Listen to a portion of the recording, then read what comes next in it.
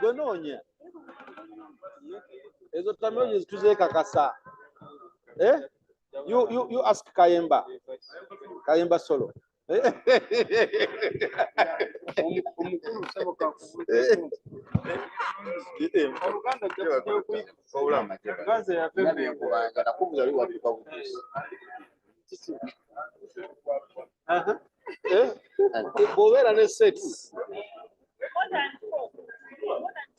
More than two.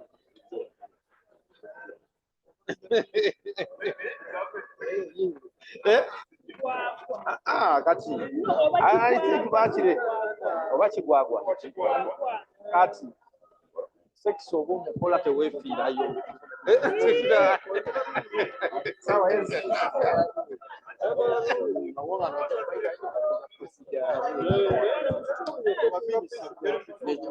And the minister.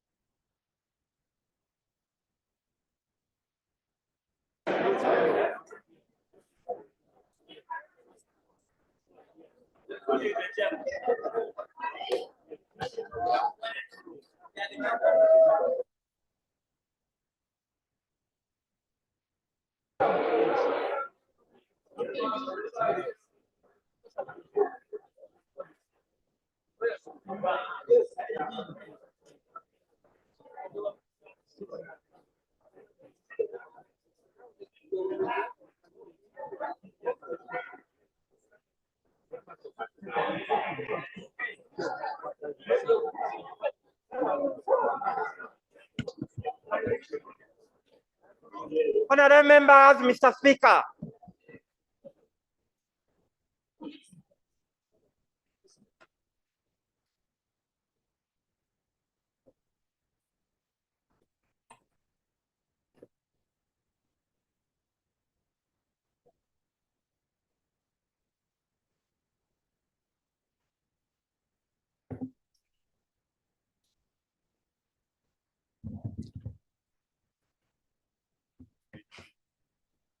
Prayers, Almighty God, when if this is a prudential God and supporters of leaders and parliaments for the society adjustment of humanity, we beseech you to look upon with the abundance of these your servants, whom have been pleased to perform such important trust in this land.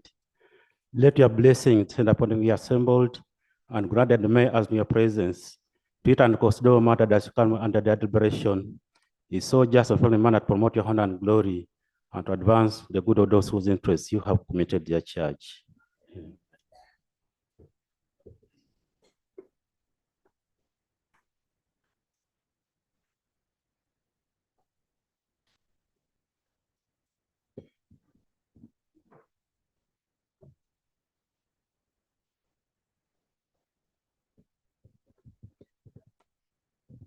Item number 2 on the order paper, communication from the chair. Thank you, honorable colleagues. I welcome you to today's sitting. Matters of national importance. Honorable Agnes Apea. Thank you, Right Honorable Speaker. I rise on the issue of supply of illegal fishing gear to the fishers of this country. Whereas we appreciate effort and fish protection units protect lives, fish, and security on the water bodies of this country, their efforts are greatly being frustrated, compromised, and blackmailed by the supply of illegal fishing gears. The traders who thrive on this trade legally, some of them are even given incentives as investors. Right, Honorable Speaker, over the years, I've brought and my colleagues in the fishing community to this house a lot of issues of torture, killing, extortion, and gross abuse of the human rights of the fishers of this country. But usually we focus on the enforcers of the law, who are the men in uniform, as these other traders continue to thrive.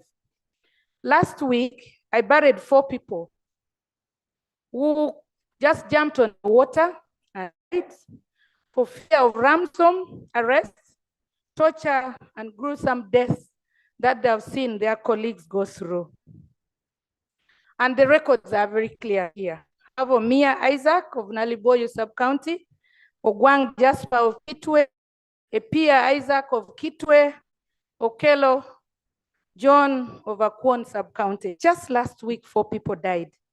Previously, I laid on table very gruesome murder of Omara from Opale by men in uniform. I also brought to this house a rape case of 30-year-old girl who was raped by a man on uniform, broad daylight, and this girl is disabled from Abeja Sub-County. To date, we've not received any action, neither any report from the concerned bodies. I have engaged with UPDF and I applaud the effort that Honorable General Muhoozi has done over the past by engaging this fishing community. But nothing substantial has come. Right, Honorable Speaker, we've also Prayer, submitted. Honorable, prayer. Thank you. Now, in this respect, Right Honorable Speaker, I bring this so that we focus on the supply side, but not on the demand side. And my prayers are as follows. 1, investigate, arrest, parade, and prosecute these illegal net traders as you do to the fishers of this country. 2, I propose that we disband the Fish Protection Unit and follow the Fish and Aquaculture Act 2023 that we passed in this house. And thirdly, support the fishers with legal nets, boats, engines, as you do with the goats Karamboja people, the cows for milk in Western Uganda, the coffee seedlings in Central, and to the rest of the country. The fishers of this country have never been paid attention to. What they receive is death day in and day out. Honorable Kayo, I know you're from the fishing community. Yes. Thank you very Let me much, Right do Honorable quickly, Speaker. quick. I want to concur with what my colleague has stated, that actually these fishermen do not manufacture these nets. The nets brought into this country by people who import the nets, they pay the taxes, and then the end user suffers, Right Honorable Speaker. It is our prayer, community of the fishing community throughout the country, that actually look at the plight of the fishermen. Thank you. They are abused, and Now, we need something. Minister for Trade, these nets should be passing the standards.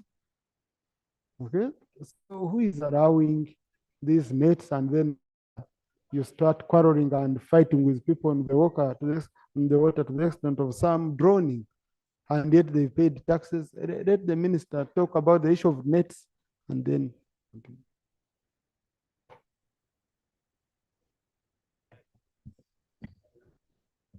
Thank you, Mr. Speaker and colleagues, for raising these important issues. It is true that we should have every product in the country of the good standard and quality standard, and that's our aim.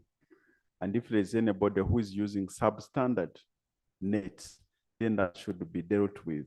So I'm asking Mr. Speaker that we are going to look into this matter of substandard nets. First of all, to stop them at the point of entry. And secondly, if there are those that are already in the field, working with the enforcement officers, UPDF, which help with them from the field for 1 week's time, and then I report back the progress to this house. Honorable Minister, do you think it would be helpful if, for example, your good self, the UN-based team, and maybe someone in charge of agriculture who is in charge of monitoring, you meet and you meet the fishing community members of Parliament? Okay, you look into these issues, so that you discuss and they ask the hard questions to those people. You think it would be more helpful than coming and bringing a statement here where you don't go deep? That's one step we can do, and I can convene that meeting Tuesday next week. Thank you. Yeah, No, we he's shall the have- Minister for Trade Where and UNBS. and nets are a trade issue because they are buying nets. Standards are a trade issue, but we work as a whole government because we have Ministry of Fisheries and we have URA. So I can convene a meeting on Thursday with all the fishing members of Parliament from the fishing community, and then we work out a roadmap on how we can resolve this issue. Thank you. Honorable Kayondo, then Honorable Wanika, Jonam, and just we do quickly. Just Thank you very much, Mr. Speaker. Mr. Speaker, this House passed a law. But Mr. Speaker, at every end of the month, these people with the shops of illegal nets, they make returns to URA. And these returns have the illegal nets which are being sold. That means the government is illegally collecting taxes from the illegal nets. So they cannot hide their heads under the soil here that they don't, they know. Because if they wanted to fold it up, Honorable Speaker, they would have folded because these people submit returns. Honorable Speaker, I wish in that meeting, even the UPDF is included, the chairman, the Minister for Defense and Security. Because these people are arrogantly operating on the lakes. And when I talk to them, the best they refer to me, the UPDF on the water, the best they refer to me that, Honorable, I read the Constitution very well. No, the Commander-in-Chief is the Kayondo, President of the... Let us separate issues. We are having an issue of illegal nets, okay? Which we should be controlling because they are not manufactured from here. We are saying, how are they entering the country and why are they continuing? The moment, and now, if you mix that, you bring UPDF issues on how they are behaving, you mix it with the nets issue, you will end out of meeting without even much. So that's why I was suggesting, and I beg for your indulgence, that we take that approach. We first handle the issue of illegal nets, how they are coming into the country, why, okay, and we stop that. Thank you very much, Mr. Speaker. Thank you.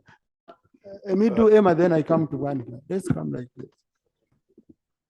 Jonam. Thank you so much, Right Honorable Speaker. I am from Pakwach, which is on the Nile. And the issue of the fish nets is making it difficult for other people to accept what is being done. And yet, ordinarily, our people had already embraced the recommended net sizes. But when they see these illegal nets coming, it's very difficult to convince these ones who are using the right nets. That's why it is important that it is dealt with this time so that even as for leaders, we can explain to our people. But I know we are dealing with fish nets, but Right Honorable Speaker, allow me say this. We are on the Nile, which is different from the lakes. And the standards being operated for the boats, it's like the boat sizes for the lakes are supposed to be also the boat sizes for the rivers, which to me and to us is not correct. Even in the act which we have, the size for the boats in the lakes is different from the size of the boats in the waters. And unfortunately, our colleagues who are carrying out operations, they are not respecting that. So we also request, as we deal with the issue of the nets, let's also deal with issues of the boat sizes, particularly for those that are on the lakes. Thank you, Mr. Speaker. Thank you, Honorable Dr. Wanika. Right Honorable Then Speaker. we'll conclude with Honorable Kuka. Right Honorable Speaker, we cannot detach enforcement on the lakes from the issues of the size of the nets. The Bureau of Standards sets the standards, but there must be a unit that enforces. And since we passed the law, there are no regulations. That's the reason why even UPDF cannot exist us. I pray that you charge the Minister of Agriculture to come with the regulations so that the new law is operational. No regulations and it cannot be operational. Yeah, because I just want to know whether indeed, because not every law comes with regulations. So I want to know whether this one specifically needed regulations. Okay, I need to cross-check. I need to be sure. But if it does, then the minister should bring the regulations. I'm going to ensure that government side. Right, we have just been with the Minister of Justice talking about the same thing in the conference room. Okay. And we have agreed that they need to bring these regulations as fast as possible. So we need regulations. Then now why are you bringing it here when you just finished with the because it Honorable Cooper, you were informing me and the house. Very good. No, we are going for a yeah, like you said, one. Thank you so much. Right Honorable Speaker. Right Honorable Speaker, I come from a lake area. My constituency is in the peninsula. The last Lake Kyoga. I was in Syria, I didn't say any. Kasira, I was in Kasira. You know, I visited you. I didn't say anything. You ask Honorable Jim Wezi. He knows the place very well. Because that's why, Right Honorable Speaker, you have had me always fighting for the ferry from Bukungu to Kagwara, and then from Buyende to Kagwara, from Kaberimaido to Kasilo. That is how it is. So, Right Honorable Speaker, the people of Kasilo have suffered the wrath to enforce us on the lake. From just the middle of last year, 6 people have been killed. One of which the one was left orphans, 12 orphans. You know how those people by lake shores produce. I don't want to hear that. So, Right Honorable Speaker, I think there is a need for, even if you are guilty, even if you are found with the net, the way they handle these people, they be treated with dignity. When they arrest them, they even bring them all the way from there to be imprisoned in CPS. That's where the Uganda road here. That's why they bring them. And the families must follow them. And I think for a reason, it even takes time, 2-3 days to reach CPS, because they expect the families to be calling them in order to get bribes such that they can be released before they reach here. Why would you arrest someone from Kasilo and bring CPS Buganda Road? So, Right Honorable Speaker, I would request that on top of the prayers my colleague Dr. Pe has put, that the Committee of Agriculture visit these areas where these killings have taken place and bring a report and hear from the communities their wrath they have gone through. Then from there, we should be able to make the recommendations that are necessary for us to be able to help these people. Otherwise, these people have suffered so much, Right Honorable Speaker. We need government to come up and help us. These are our voters. These are the people we treat. When it comes to the issue of the nets, Right Honorable Speaker, they made from out, but there is also the threads which are imported, and the people make the nets locally. They have learned the art of making these nets. So not only the nets should be banned, but also those threads, the material that the people use for making the net. So right, it's a big problem and which needs to be sorted out. We don't want to politicize this matter, but the security officers responsible in the lake, Right Honorable Speaker, the officers responsible in the lake should be human enough when they arrest these people. Right Honorable Speaker, if you don't mind, my neighbor from Buyende is asking me to give information. With your permission. Thank you, Honorable Okupa. Right Honorable Speaker, in addition to my colleague, I come from Buyende, Nakata Mary Aneti. From Bukung, I'm basing on Bukung landing site and the Ingo landing site. Right Honorable Speaker, on Sunday, I visited the Bukung landing site. And I think we need to get a permanent action for the people living on the lakes. There is the issue of licensing, but it is like zoning of the sugar cane. And the people were really rebelliant. They say when you are from Bukungu landing site, you are gazetted to fishing around. And on top of that, the issue of drowning is very serious. Of Bukungu, like we have a BKK being constructed on the side of Kagwara and Bukungu. I would think that if this ferry is really completed on time, maybe we would relieve the pressure from the lake by people getting employment. And then too, if we can also empower these people on agricultural committee, we encourage them to do fish ponding, perhaps for their survival, because 70% of the people in Biende are always committed in fishing. Thank you. Thank you. No, Honorable Cooper, time is up. Honorable Kibedi. Thank you, Right Honorable Speaker.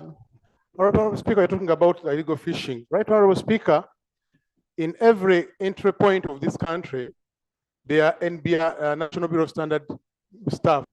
What are they doing? Because each and every item which enters this country, the National Bureau of Standards, they check it. So where do those illegal nets pass? And even the threats Honorable Rayo was talking about. We need to, these people, the National Bureau of Standards, they should put up their socks and do their work. Otherwise, they're not doing their work. Thank you. Honorable colleagues, I think let's agree. Honorable Bahat, whom I know is standing in for Chief Whip today. I'm sure 1 month for regulations, for us to have these regulations ready is enough. Let's give, don't leave it open-ended, okay? And then the law is implemented. For on the prayer of Honorable Okupa, I would suggest Honorable colleagues that let us first have this meeting. And the minister, we've assigned Honorable Bahati, he will report back here, and then it will guide us on a very clear way forward before I just send the committee to the field. That's okay, because this is about controlling the importation of the nets and the materials. But on the aspect of the mistreatment meted on our people on the lake, that one is the Minister of Fishery, Agriculture and Fisheries and Defense to help us. Honorable Speaker, it's painful because if you hear the stories how these people are killed, they are not by bullet, but they're suffocated. This is what they call, the Americans call waterboarding. You are got in the lake and dipped and pressed on the water, you die on the water. We have done post-mortem. So these people, there are people who were killed in Kagwara, they were killed in Madosh, in Bugondo sub-county, they were killed in Kadungulu sub-county. That's how they were killed. Now, so that's why we want the Committee of Agriculture to visit and hear the testimonies of these people. It's very painful, Right Honorable Speaker. And if possible, a compensation to these families. I've told you one family has been left behind with 12 children. Yes, but the best way is not just rushing to send the committee on the ground. The best way is to first ask the minister here. Then once the minister gives an answer and we feel it's not satisfactory, then the committee goes basing on the information the minister has given, the information members have given, and we guide very well. No, Minister of Defense, because we've had this issue all the time. I don't know how we can conclude this so that we stop getting these complaints. Honorable Speaker and honorable members, even when Honorable Cooper was talking like this, I was feeling completely devastated. Let's say some. Why I can't imagine, and I don't think a UPDF soldier trained to protect the citizens of Uganda can can do such a thing. But if, let me get this, information from Honorable Cooper. We are going to investigate it. And I will come back here even tomorrow. Even tomorrow. All incidents can be investigated. And the only institution in Uganda that investigates, punishes its members is UPDF. We don't condone these types of behavior in the Honourable UPDF. Minister, thank you. Now, Honourable colleagues, you've heard the minister. The minister is saying, don't send me on a wild goose chase. Give me that information you're talking about. I go, I act on it. The moment he says that, of course, he has also put us to task because we are making very serious statements. So I request honorable colleagues, no, I will not put you on the floor, each one to give information. Please, just write it down here, drop it to the clerk. We are going to give it to the minister, okay? We are going to ensure the minister gets it, and honorable minister day, because I don't want to give you an ambition just one day.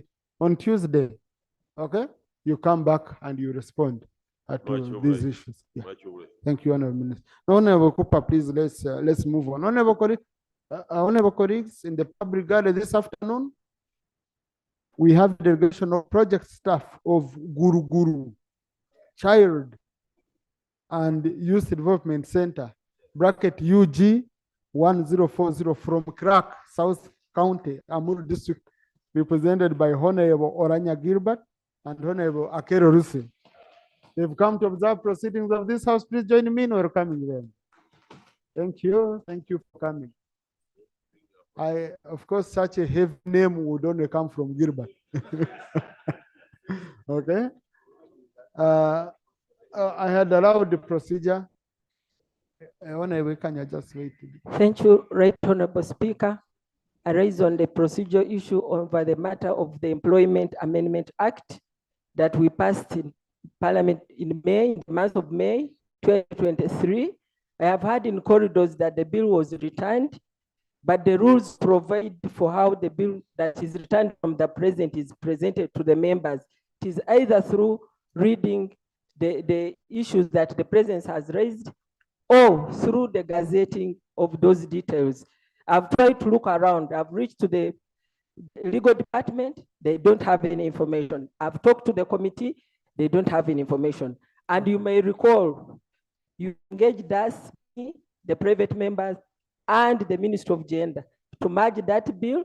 And I think I'm a key stakeholder. I would like to know how we are progressing, and I'm appealing to you to get us the details to know how far we have moved.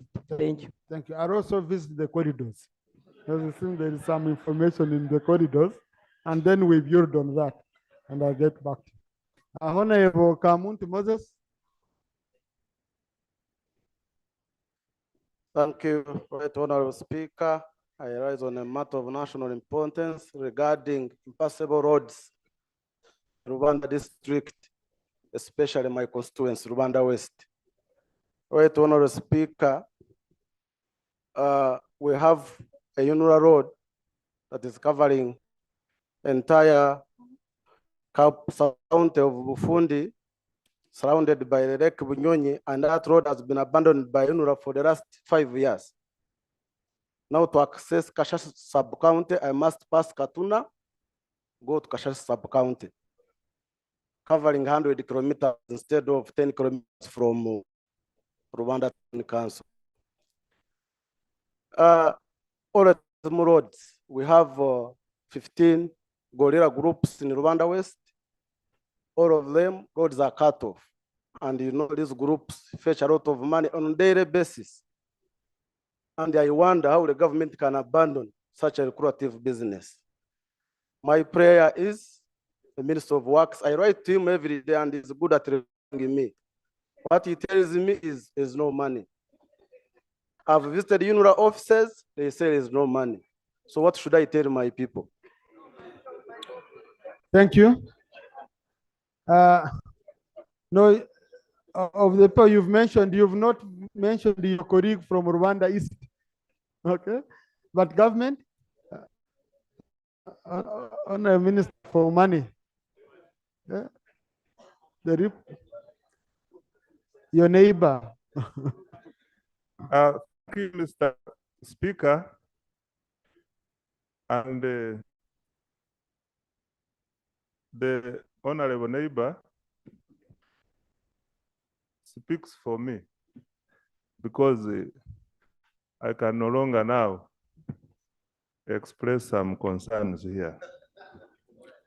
However, Mr. Speaker, what is happening in Rwanda is the same situation happening across the country, and it is occasioned by nothing else but the constraints in the cash flows. Mr. Speaker, this notwithstanding, we have, as much as practicable, tried to manage the emergencies wherever they occur. That road of Katunamuko, it is true, it has not been maintained for some time. I was not yet notified. It has gone to an extent of being cut off. I am going to check if that is true. The money for handling that emergency can be found immediately. Thank you. Thank you, Honorable. Mr. Speaker, lastly, I also wish to inform my brother, Honorable Musa, and the people, our people in Rwanda, together with Katuna, where Bahati comes from, that road is one of the roads we have provided funding for tarmacking. And the process, clarification from my friend, the Shadow Minister of Finance. Thank you, Mr. Speaker, and I want to thank the Honorable Musasi for giving way. The clarification I am seeking, if the Honorable Bat can allow you to listen. You have said if there's an emergency, money can be released immediately. So now all risky emergencies in our constituency, because you have said if there's an emergency, that money can be found immediately. That's the clarification I wanted. No, but Honorable Minister, please, this is my time. It was just a minute response. This Mr. should be the Speaker, last one. It's a good, actually, the front bench. Once it accepts our clarifications, the House moves on very well with your guidance, Mr. Speaker. I think that is indirectly taking over. No, with your guidance, Please, Mr. Speaker, just sir. you're the final one. Mr. Speaker, the issue of saying that they have managed emergencies is unprecedented. And I would pray that the minister says that at least they have tried. In Kalungu, we have a road from Gomba through Chamuriwa, where Katonga broke, and the people are using boats to cross a river. And the best evidence is the Honourable Minister next to you on your right. He can tell you because that was his constituency. Also, he crosses using a boat with these vehicles and the lead cars. So, if you talk about trying emergencies, these members of Parliament, Mr. Speaker, have always raised matters of national importance, and the results are not well, they are not yielding. So I would pray, Mr. Minister, sir, that maybe you say you are trying, but in actual sense, you are not trying. Thank you, Mr. Speaker. Mr. Speaker, we are trying, and we have provided 570 billion to handle the emergency at Katonga. And the work is going on. Mr. Speaker, my last point was the Katuna Muko road is one of the roads which we have provided funding for tarmacking. And I want to thank this House for passing. Thank you, Honorable Minister. Colleagues in the plenary this afternoon, we have students of Kitumba Child Development Center, Bukori County Central, Bujiri District, represented by Honorable Serani Solomon, Commissioner of Parliament, and Honorable Taka Agnes. They've come to observe proceedings of this House. Please join me in welcoming them. Thank you. Thank you. Honorable Kwizera Wagahungu. After Honorable Eddie. Okay. I am not talking about tourism or right, Honorable Speaker. No, I'm saying I'm talking to Kibadi. I am raising an issue of national Honorable importance about the tea sector. Sometime it directed that the tea sector be looked into, and the Minister of Finance came here and undertook and promised that people would be paid. And even those who had the seedlings were allowed to supply with the view that they will be paid in the preceding year, which is this financial year. And secondly, they promised that there would be a tea policy to regulate the tea sector because there is no tea policy. But because of those inconsistencies, right, Honorable Speaker and colleagues, now the tea sector is faced with a challenge because people are not paid, they have lost properties, and those who have factories, the cost of power and maintaining the factories is so high that they are now shutting down the factories. And even those people who had planted tea, they are threatening to cut it down. So my prayer is that can't we have a tea policy in place? Two, can the minister expedite payment of these unpaid bills because they are affecting the economy?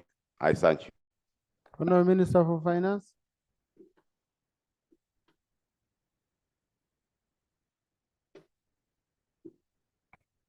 Mr. Speaker,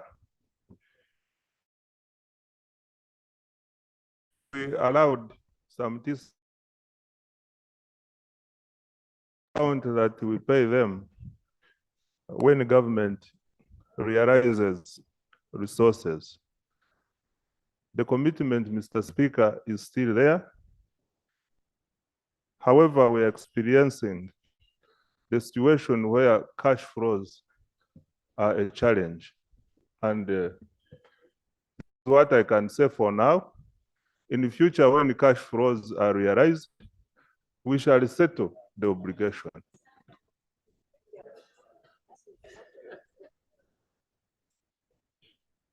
Honorable colleagues, we are going into budgeting.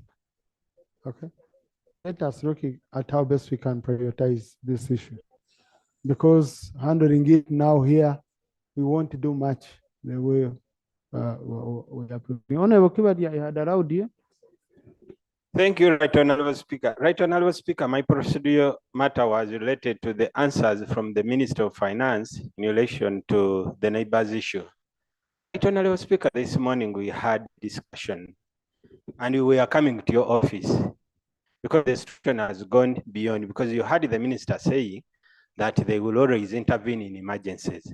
But that can only be true those who are his neighbors and those who can access him. There are several issues. All these MPs you see here, Right Honorable Speaker, they are suffering with the poor state of roads in their areas.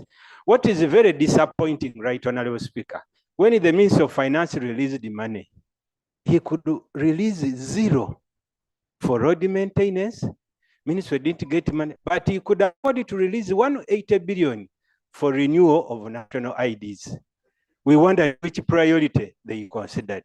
So we wanted to come to your office, Right Honorable Speaker, to request to intervene directly in this issue.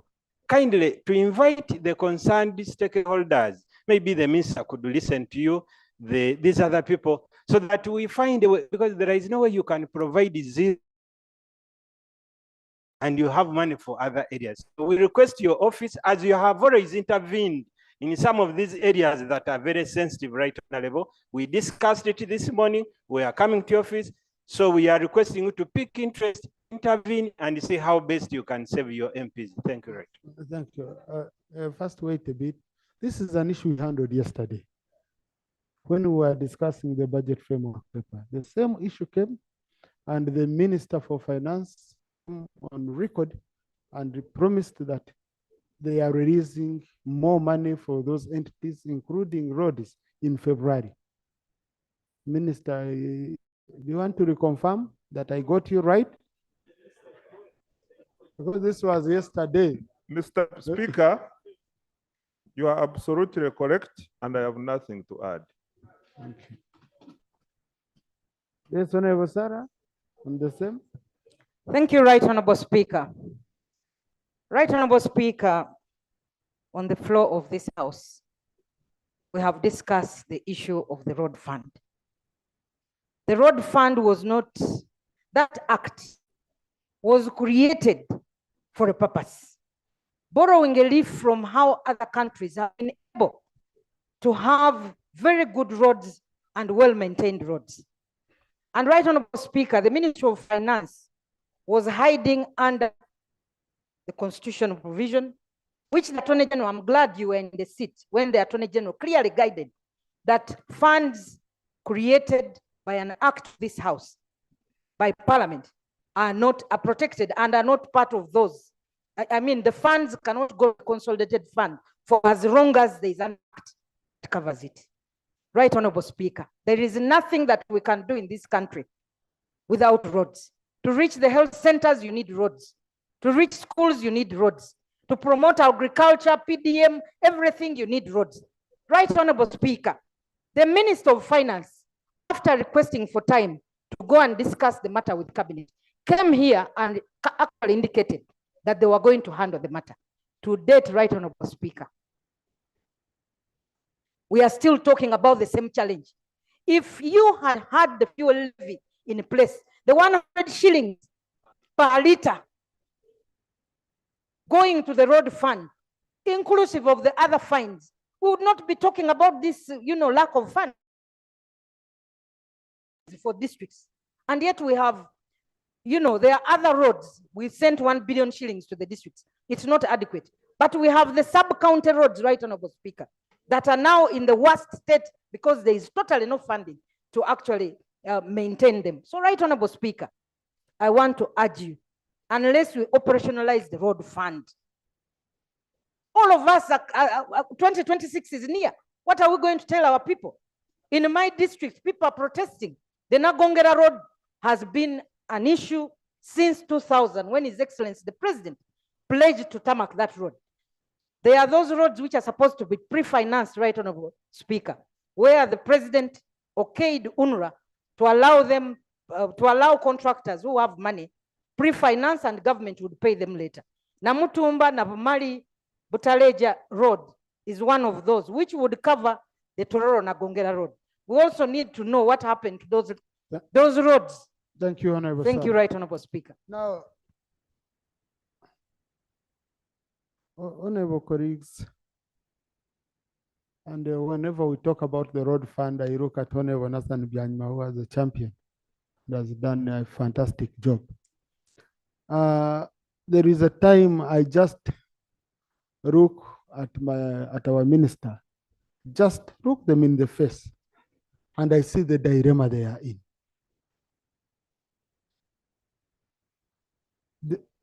I see, and you find the minister really is stuck, because he sat down and he said one day, if all these funds which were passed are operationalized, what will remain in the consolidated fund? That's what came to my mind. I said, sometimes we come here, we squeeze a minister, we say operationalize, but if we are to be honest, okay, though we, and then I ask myself again, but these were proposals even from government. So when you are proposing these funds, and we made a proposal here, if you have failed to operationalize these funds, why don't you come, we amend the law so that we don't continue breaking the law? Because now if the Attorney General gives an opinion says, the law says A, B, C, D. Okay? And then we don't follow the Attorney General's guidance and opinion. What are we doing? So what we are going to do on this matter, honorable colleagues, I will beg your indulgence. Let me assign the committee on budget, committee on, I think, we had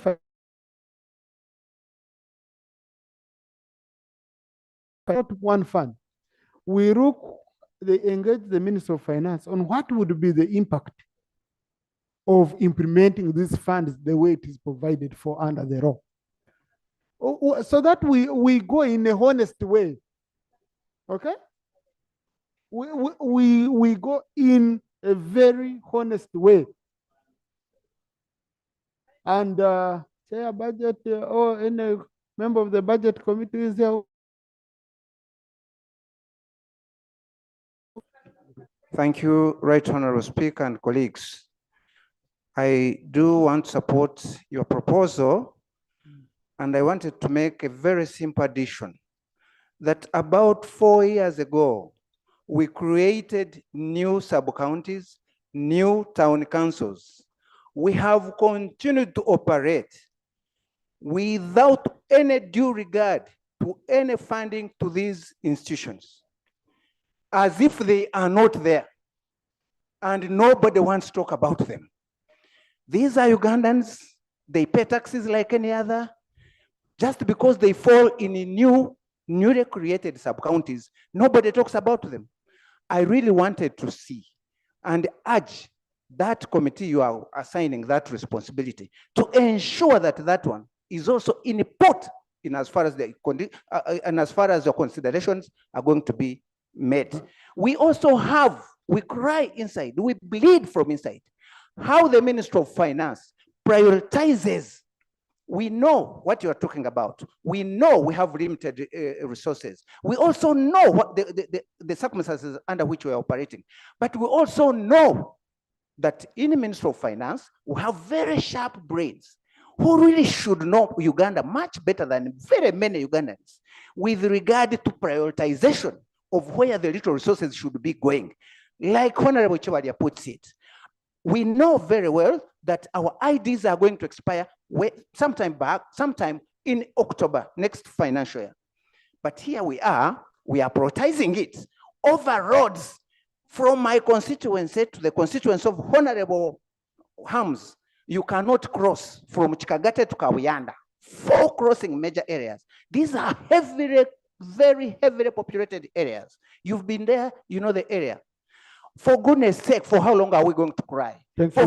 I wanted to urge that committee considers, one, the sub-counties and town councils that are newly created, that have suffered for the last 4 years, and also consider looking at districts that are 3 times bigger than the normal districts for further and more funding. I thank you. No, honorable colleagues, I would want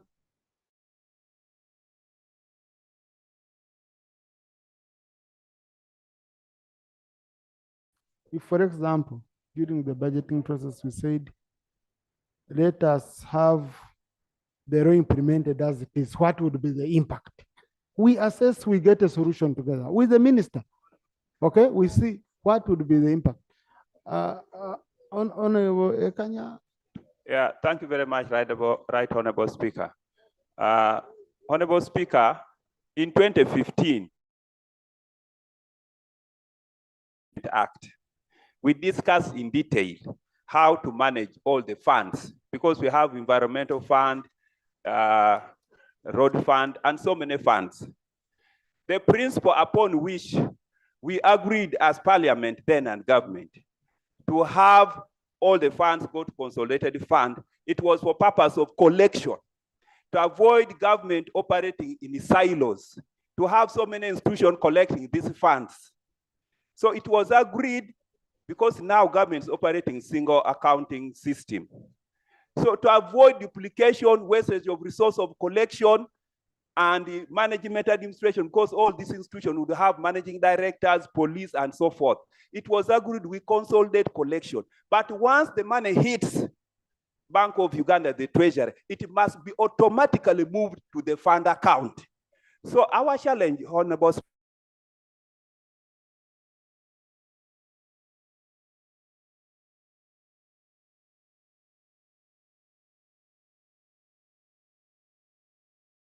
funds are under ministry, under committee of finance. That's the, it should be the relevant committee to handle this issue. I gave committee of finance 2 weeks to report back on this matter. Honorable, Honorable, procedure, what's your procedure, matter? Any single matter?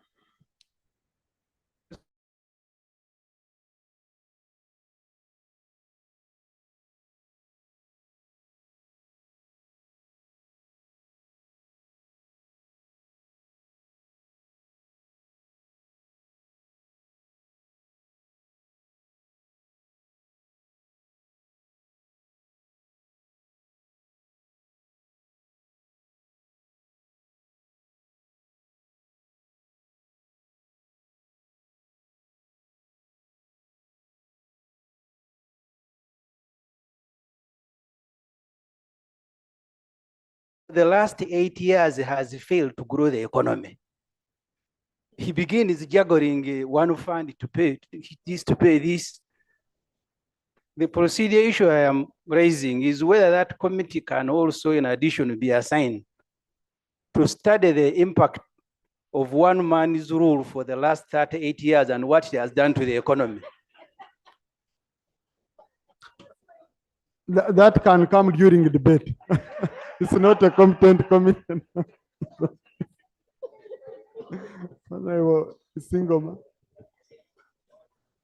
Thank you very much, Right Honorable Speaker. Right Honorable Speaker, I want to raise up under Rule 220. And under the rule, I would like to request that can the Ministry of Public Service give us a report as to when they intend to lift the ban on the recruitment.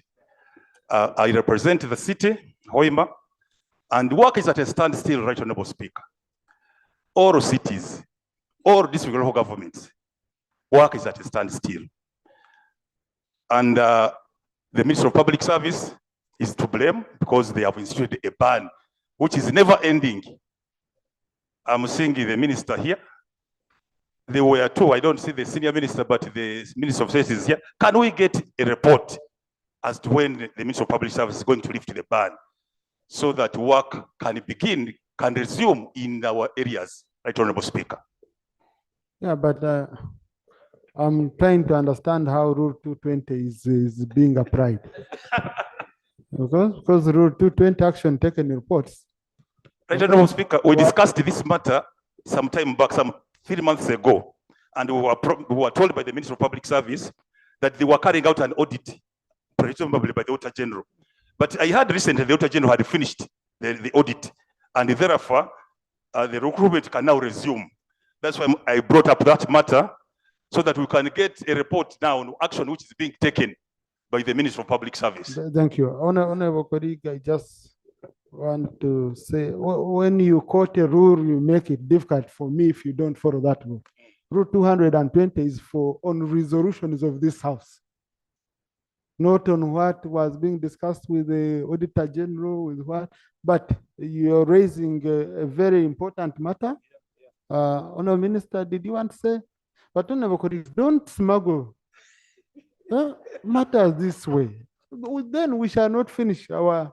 It will be difficult for us to complete our order paper if we keep smuggling this way. Thank you very much, Right Honorable Speaker. And I want to thank the member for raising this very important issue because it is being raised by many people. And I remember we agreed that after the production of the report, we are going to discuss it, then come up with resolutions. But at the moment, even it was tabled in Parliament, I doubt if Parliament has already discussed it, the audit report on validation of staff. And indeed, this report is not yet discussed by the top management of the ministry. We are about to discuss it, then we will let you know when the recruitment hold will be lifted. But at the moment, it is not yet. Any timeline is there? Do you see? Because And I think it will be. you can consult and you report. I'm going back. to, let me consult. Consult and you report. Yes, back. thank you. Thank you. Honorable Isaac Timgill. I've just stood up. Order on what? Just. Point of order. On me. Thank you, Right Honorable Speaker. Right Honorable Speaker, last week on Thursday, you emphasized the point of ministers respecting their appointments. And you said the front benches must be respected. Even yesterday, you echoed the same. Right Honorable Speaker, is it in order for the Shadow Minister of Finance to continue sitting in the same position he was sitting in before he was appointed? And abusing the appointing authority, that maybe the position they gave him was not right. Is he in order to continue sitting? Maybe he's not yet sworn in. He's just to be sworn in, and then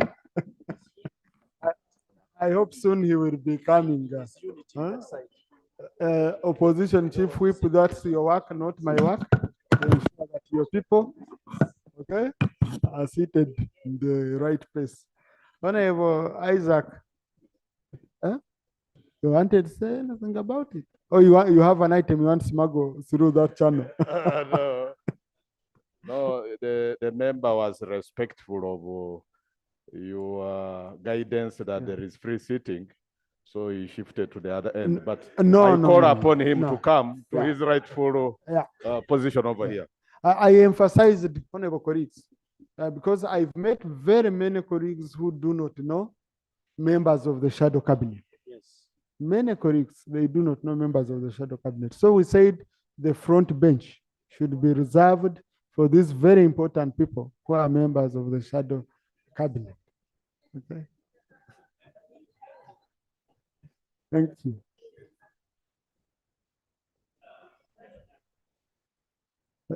Thank you. Honorable Timothy. Thank you. Thank you, Right Honorable Speaker.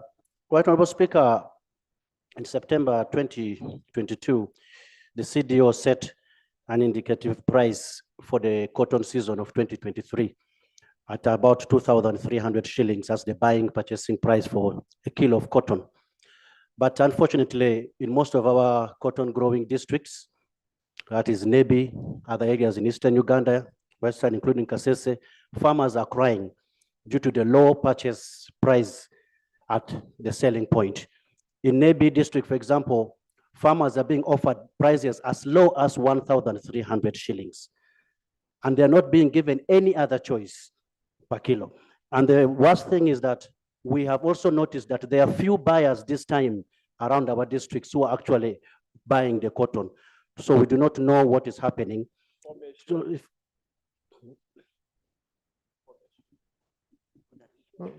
colleagues, you know, the general principle when I'm chairing the house, I say no matters of national importance, it's not information. Yeah. So continue, but we shall allow Dr. Boka. Thank you. I will allow. Just so, as an exception. Right Honorable Speaker, the farmers are really putting this blame on us, the leaders and the government, that we are not listening to their cry, that we actually lied to them and made them plant cotton, and now we are offering them very low prices. And this is the cry we wanted actually the ministry to talk about. My prayer is that the minister sets out white, comes out openly, and tells the House why they have allowed our farmers to be exploited by some of these people offering them very low prices, which is different from the price that CDO actually set. And then secondly, if there is a problem with in the cotton market internationally, can the Minister of Agriculture update the House as to why the problem is like that, so that we can take the same information to our farmers who are blaming us for not standing up with them in terms of the price being offered. Thank you. I'll take the information. Dr. Boka, you wanted to add on something? Yeah, thank you, Right Honorable Speaker. I want to thank Isaac, Honorable, for raising that issue. Madisa region in Western Nile is one of the cotton growing regions in the 50s, 60s, up to the 70s. The issue is raising has affected the districts in Madisa region as well, where cotton has been grown while expecting a higher price. Lower prices were offered, as low as 1,500, 1,700. But beyond that, Right Honorable Speaker, the cotton is being bought on credit. And some of the cotton farmers have not yet been paid at a time when children are going back to school. Right Honorable Speaker, the cotton sector is a sector that His Excellency holds dear. Promoting cotton should be something else that honorable members of parliament should hold dear, because we are saying we shouldn't be bringing second-hand clothing into the country. Produce our own cotton, process our own cotton, make our own textile, export our own textile. We pray that government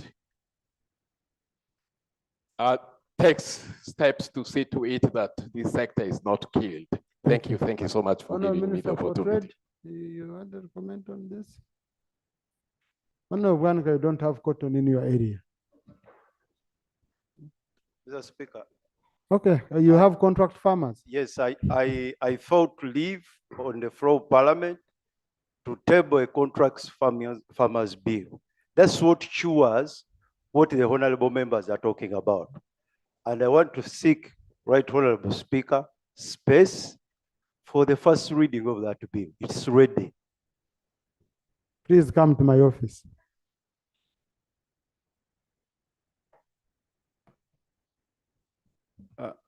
Mr. Speaker and honorable colleagues, we are having a challenge, not only with cotton, but also with sugar and tea and maize. But let me talk about those that are being affected by the global pricing: sugar, tea, and cotton. When the prices of these items come down, the people that are buying also reduce the prices. That's a challenge that we are facing now. And we are operating in the context of the free market economy. But for sugar, I had a meeting with the mayor of Masin this morning, and we are going down to have a meeting with the manufacturers there and the farmers to see how to resolve it. I know that there's a minimum intervention by government on the side of cotton. There's a way we support this sector, and we know the importance of these sectors. So, Mr. Speaker, the best that we can do now is to again have some engagements, dialogue with those that are buying and those that are selling, and see whether there can be some agreed position. But it's a very difficult situation unless government can commit, which I know it's not going to be possible to have subsidies. It will be a little bit difficult to set a price for a certain commodity. Thank you. Now, Honorable Minister and Honorable colleagues, you see, when you meet these people, the problem, the moment they get frustrated, some people come and uproot, and yet government has put in a lot to support them out of frustration. Then you find in a year or two, the prices have gone up, the same people are even regretting. So sometimes how we manage information, how we engage these farmers to give them hope. But also, I think it's high time we started looking at maybe stabilization funds. A very good example, you stabilize the foreign currency. You have a special way you stabilize the foreign currency. Through the warehouse receipt system, you can see a way of buying this, and then once the prices go up, but this is something you should be looking at as a government in terms of strategy to help these farmers. That's the wrong term. It's not immediate.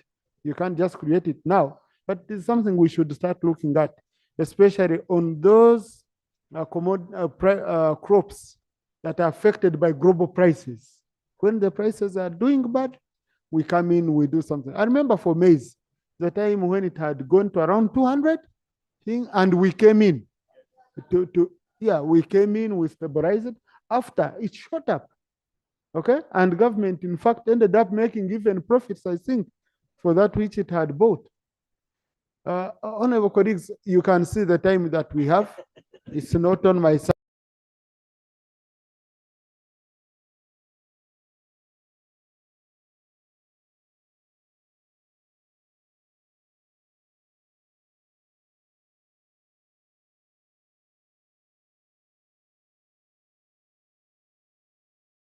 Per day. That's the 4th division. Per day is one of the district, the 5th division. But there is one of the districts that has enjoyed the benefits of having UPDF division. We have schools and health centers that are benefiting our children. Are you provoking Honorable Semuju to ask for a battalion also? I'm only saying that I think we should give credit where it's due, Right Honorable Speaker. Right Honorable Speaker, history tends to repeat itself. In 1988, Northern Uganda, especially Acholi sub-region, saw the birth of the LRA insurgents that claimed thousands of lives in Acholi sub-region. Right Honorable Speaker, currently in my district, we have juvenile delinquencies popping up every day. And these children are as a result of the insurgency that occurred in Northern Uganda.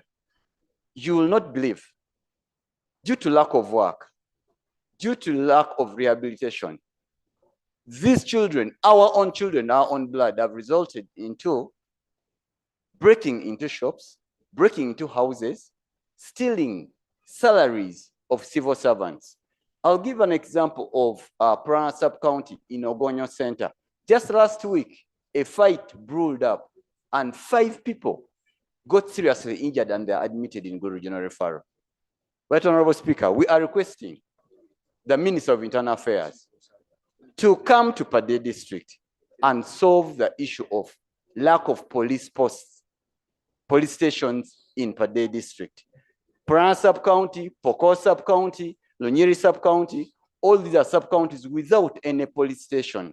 And these juvenile delinquents are taking advantage of that. Secondly, Right Honorable Speaker, I would also want to implore the Minister of Gender. We have heard of Juakali projects coming up. Such projects don't come to Pade District. There are very many projects coming up. There's a presidential initiative on skilling youth. We are benefiting, but the numbers are less. Can the minister come to Pade District and also handle that issue? Thank you. Thank you so much, Right Honorable Speaker. Just let me call Minister for Northern Uganda, Honorable Pinchwin.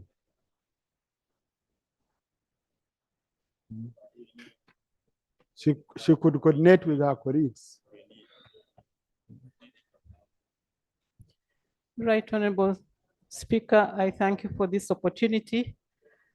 I have heard what the Honorable Member of Pader has said, and I want to confirm that there are such youth coming up among the communities and among the cities.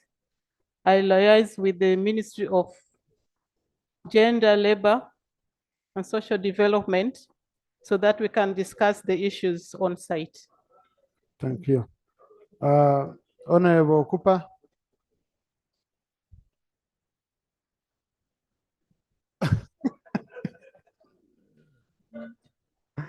Yeah, no, you threatened her, she took off. She failed. Yeah, thank you.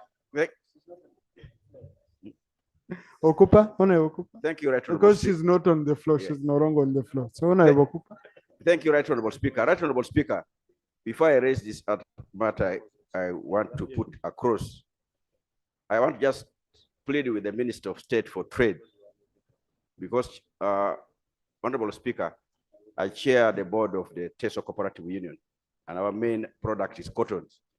I think you need to ask the minister responsible to come and make a serious statement on this matter, because the information you are giving here, I'm a bit uncomfortable with it. Because I know CDO, by the time they announced the indicative price, has consulted and done research with the international market before they announce the price. So by the time they announce the price, they have done the consultation, they have known the market prices. So the matter raised by colleagues from West Nile of these masqueraders who are now coming to buy the prices at a lower price is something that the ministry must come and explain to this house.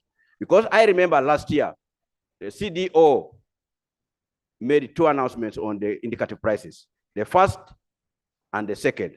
The second was revising the first one because they had realized the price they announced was lower than what is pertaining in the world market. So, Right Honorable Speaker, I think the minister responsible for cooperatives should come and make a statement on this matter in this house.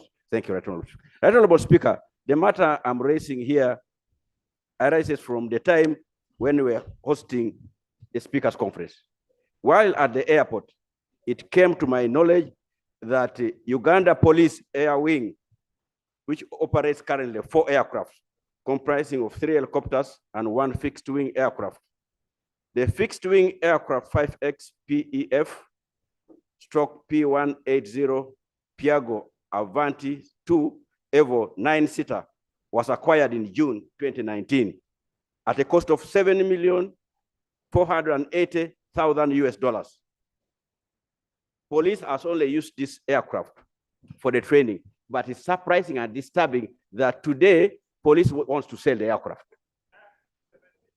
When they have only used it for training for a few hours, less than 100 hours. And how much are they selling this aircraft now? They want to sell it at a price of $4 million US, barely 5 months. They now want to sell it at $4 million US. Why? $4 million US. This is an aircraft which has been operational.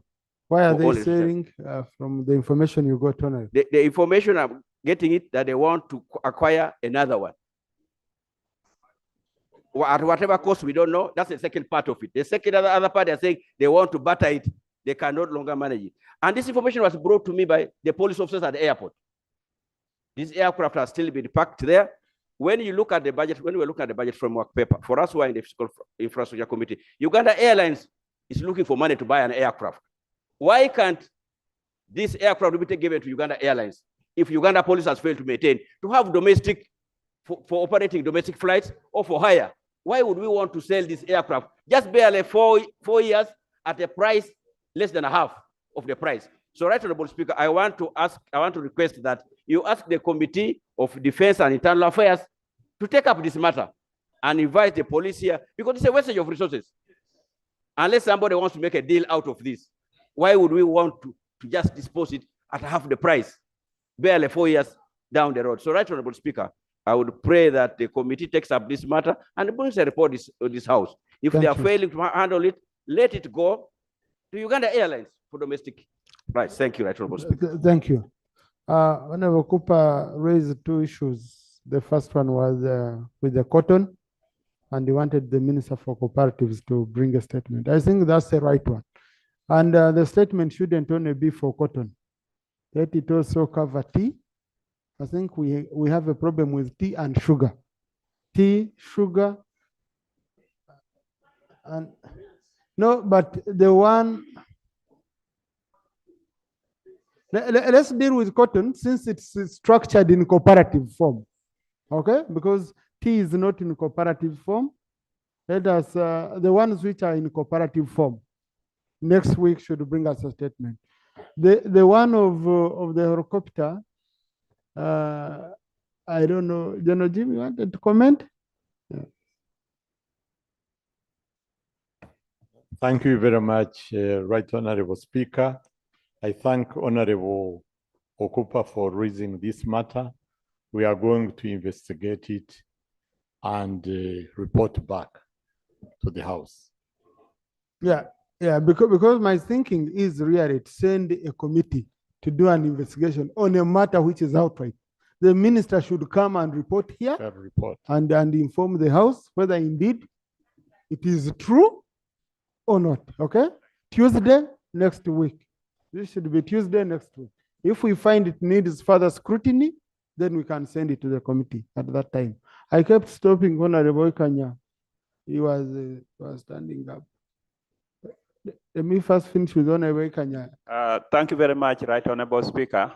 Right Honorable Speaker and colleagues, I want to take this opportunity on behalf of Forum for Democratic Change to thank the Right Honorable Speaker of Parliament, you Right Honorable Speaker, and all colleagues, members of Parliament, ministers and the government for the overwhelming support you accorded during the send-off of our member, Honorable Cecilia Atim Ogwal.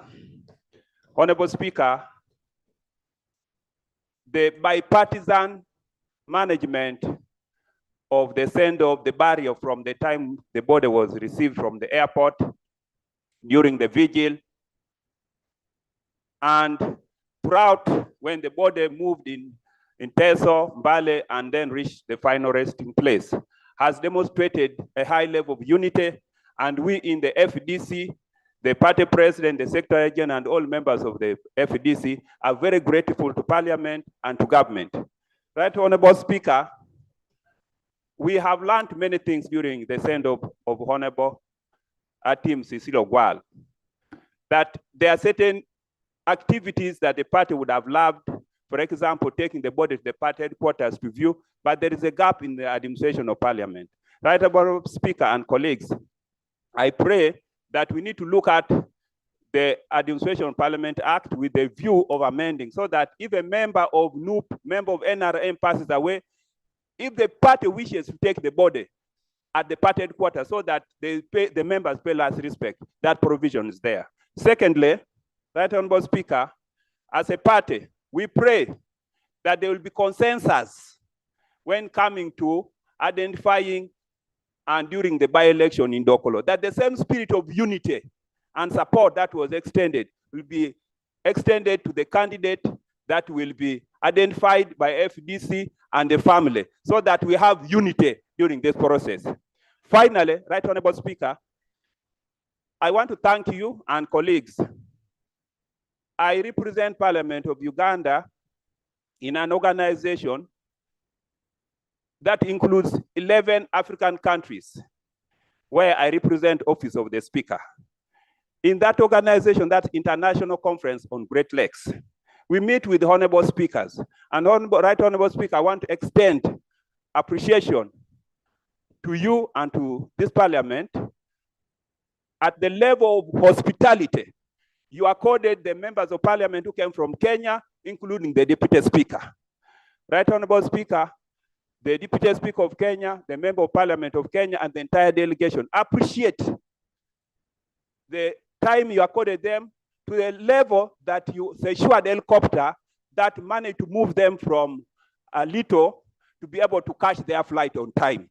And as FDC, we are very grateful, and the members of Parliament of Kenya are very grateful. We want to thank you. Thank you very much.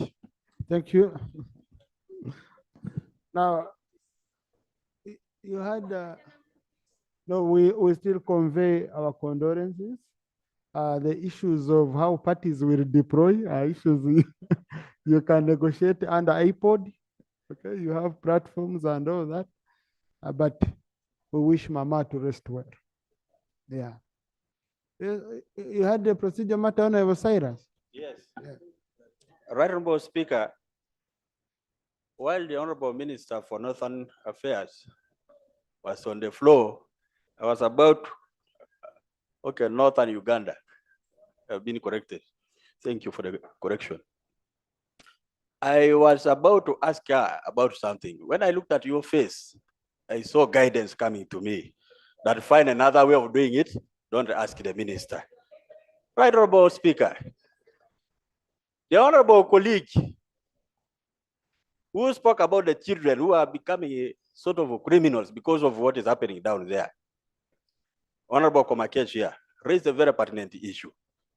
And these issues come as a result of the past injustices meted on the population in Uganda, more so in the greater north. If you come to Teso, go to Acholi, Lango, West Nile, and several parts of the country. We have people, children born of war.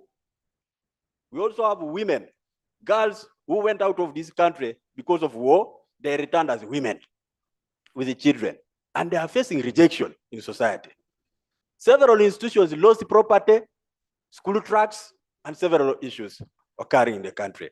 But Right Honorable Speaker, His Excellency the President one time in Kololo said among the bills that we are going to bring to this house is the Transitional Justice Bill to solve these kind of problems. And that is the bill, that is the law that we need to sort out the mess that we're talking about. I would love to find out from government, specifically the Ministry of Justice and Constitutional Affairs, 2, Ministry of Internal Affairs, 3, Ministry of Defense, because that is where all these things have been confined. When is this particular bill coming to Parliament?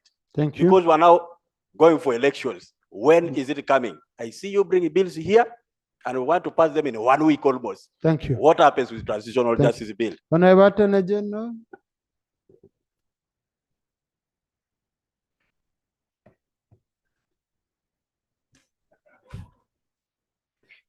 Thank you very much, Right Honorable Speaker. I appreciate my colleagues' concern.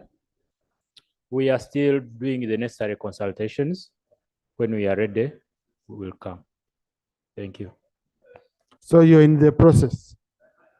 I can tell you that we are in the process. Okay. But we are doing the right consultations. I would request him to give a timeline. Honorable Speaker. Honorable Milton Muma, Vice Chairperson of the Forum on Children Affairs, him and Margaret and other members, including Obiga Rose, and they've been doing a very great job on issues to do with our children. Honorable Milton. Thank you very much, Right Honourable Speaker. Mr. Speaker, I vividly recall when the government was presenting its legislative agenda, Minister of Internal Affairs did highlight this as one of the priority bills they were planning to bring on the floor of Parliament. When I hear my big brother, the Attorney General, say that they're still consulting, yet in 2015, they were trying to abolish the amnesty law, which is an alternative to this one. I feel we're missing a point. So I would feel and appeal to government, fast track this instead of saying we are consulting. We need a timeline as far as this bill is concerned. I thank you. Thank you. But honorable colleagues, it's not good legislative practice for a house to say, we give you this deadline, bring the law. That's not good legislative practice, apart from those which are statutory. But what we can do is to urge the government side that indeed you said this is a critical law. Please expedite it for us, we are ready. Okay? Attorney General, did you want to add? Right Honourable Speaker, I appreciate your guidance, and that is the right way to do it. But if I might add, for purposes of clarity, the bill you are talking about is intended to cure a certain mischief. And you cannot cure that mischief without doing the requisite research and the necessary consultation, so that you bring a bill that will meet the needs for which you have brought it. So my request to Parliament, Right Honourable Speaker, is that you give us a little more time. We conclude our consultations. We shall report to the House. Okay, thank you. This is one of the issues we are going to follow upon, our honorable colleagues. Next item. Item number 3 on the order paper, laying of papers 3.1, the Electricity Royalties Regulations 2022. Honorable Minister for Energy.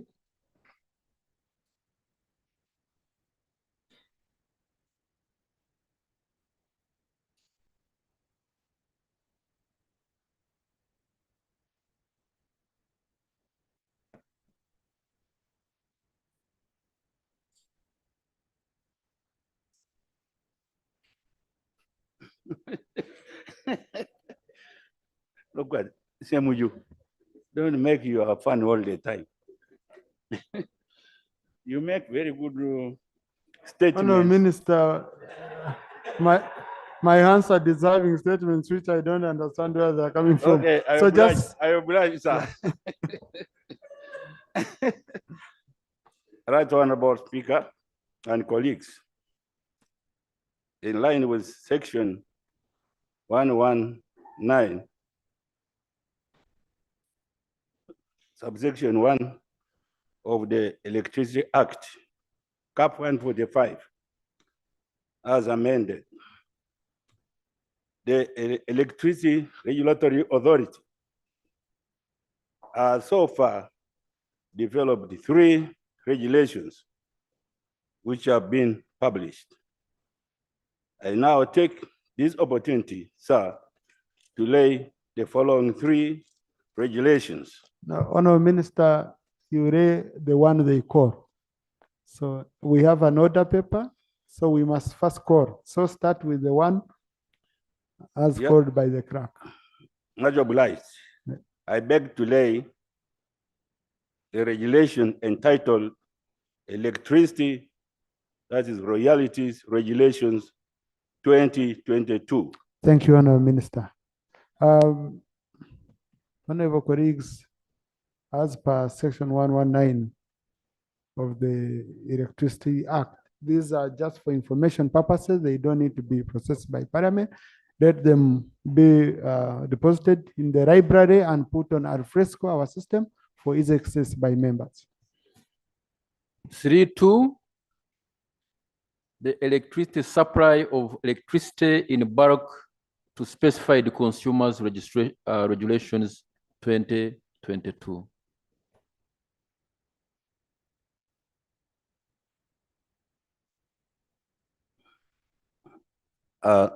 Right Honorable Speaker, following the same act I've already specified, this is number B. This regulation is called, which I beg to It's lay. Roman number 2 on our order paper. Just to Yes. read. The electricity supply of electricity in bulk Yeah. to specified consumers. Regulations 2022. Beg to lay. Thank you, Honourable Minister. The same is for information purposes. It will be put in our library.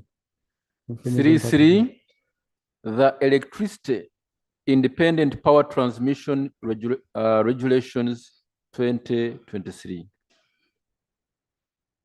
Honourable Minister. Right Honorable Speaker, the third in line is the one I have now, which I beg to lay. This is the electricity independent power transmission regulation 2023. I beg to lay. Thank you. Well done, Honourable Minister. The same is for information purposes. Thank you. Well done, Honourable Minister. Next item. 3.4, regulation of interception of communications regulations 2023. Honourable Minister, I know you briefed me, but I think you can go on record so that we can give you time. Thank you very much, Right Honorable Speaker. As I consulted with you, would like to withdraw this until we have made further consultation and we return here. Thank you. It is to do with issues of gazettement. So I told the minister to go and regazette so that once they are ready, they bring it here. We follow the career laws. Thank you. Next item. Item number 4 on the order paper, motion for the adoption of the report of the Committee on Gender, Labor and Social Development on a petition by Erivanson Nabatanzi against Prime Linkages Limited. Committee Chair for Gender. 15 minutes, enough for the report. Thank you, Right Honorable Speaker. Right Honorable Speaker, I beg to lay the minutes of the Committee of Gender, Labor and Social Development on the petition of Elvanson Nabatanzi against Prime Linkage Limited. I beg to lay. Procedure. Thank you, Right Honorable Speaker.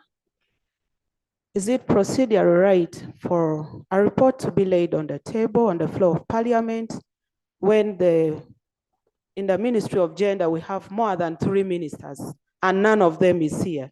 Is it procedural right? Well,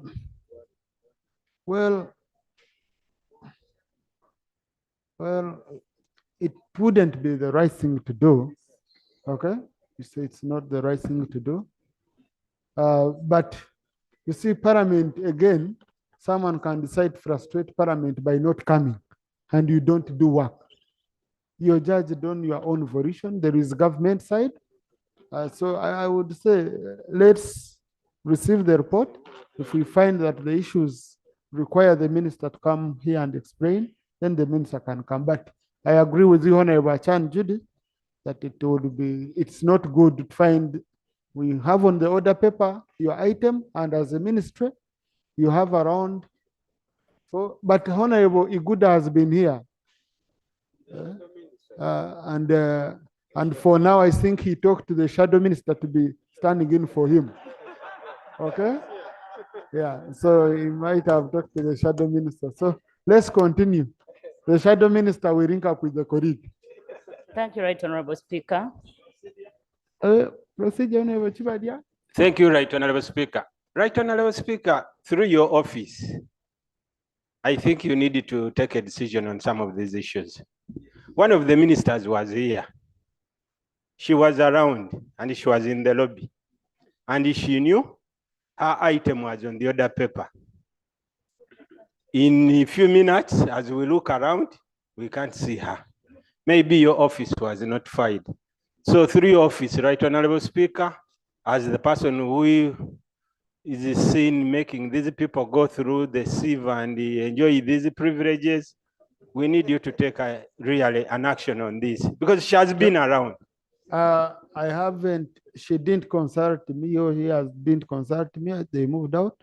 But now I assign you, since you had seen her, please bring her for me so that the House can proceed. Okay? So, Honorable Chibadi, I give you 5 minutes to bring me the minister. Chair, proceed. Thank you, Right Honorable Speaker. Right Honorable Speaker, I beg to lay the committee.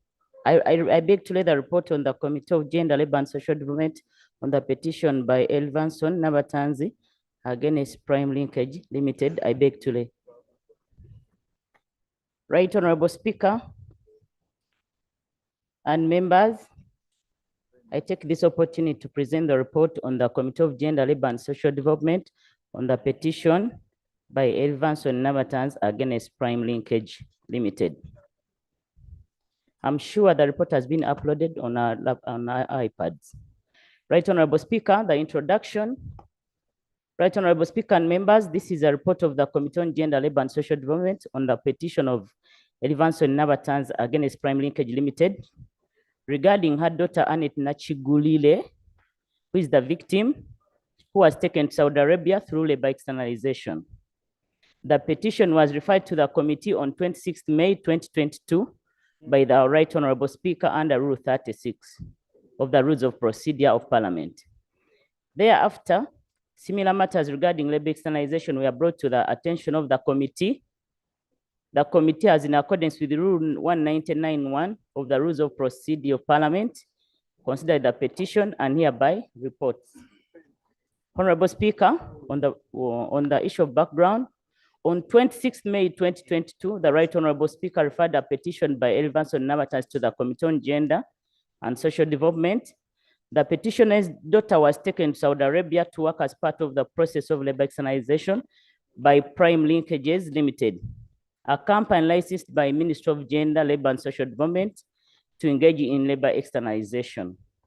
While in Saudi Arabia, it was alleged that she fought her employer and on the way to police also assaulted a police officer and caused damage to a police car.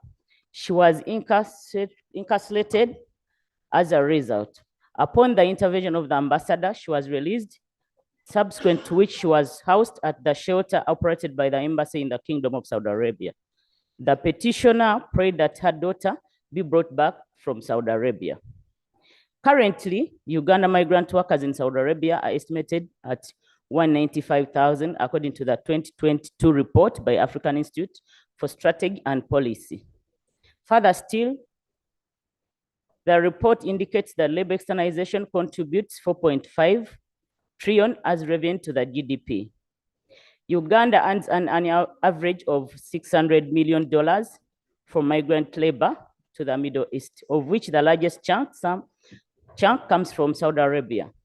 This was confirmed by the Minister of Finance, Planning and Economic Development budget speech, financial 22-23 on personal remittances from around the world, which have been a significant part of the economy.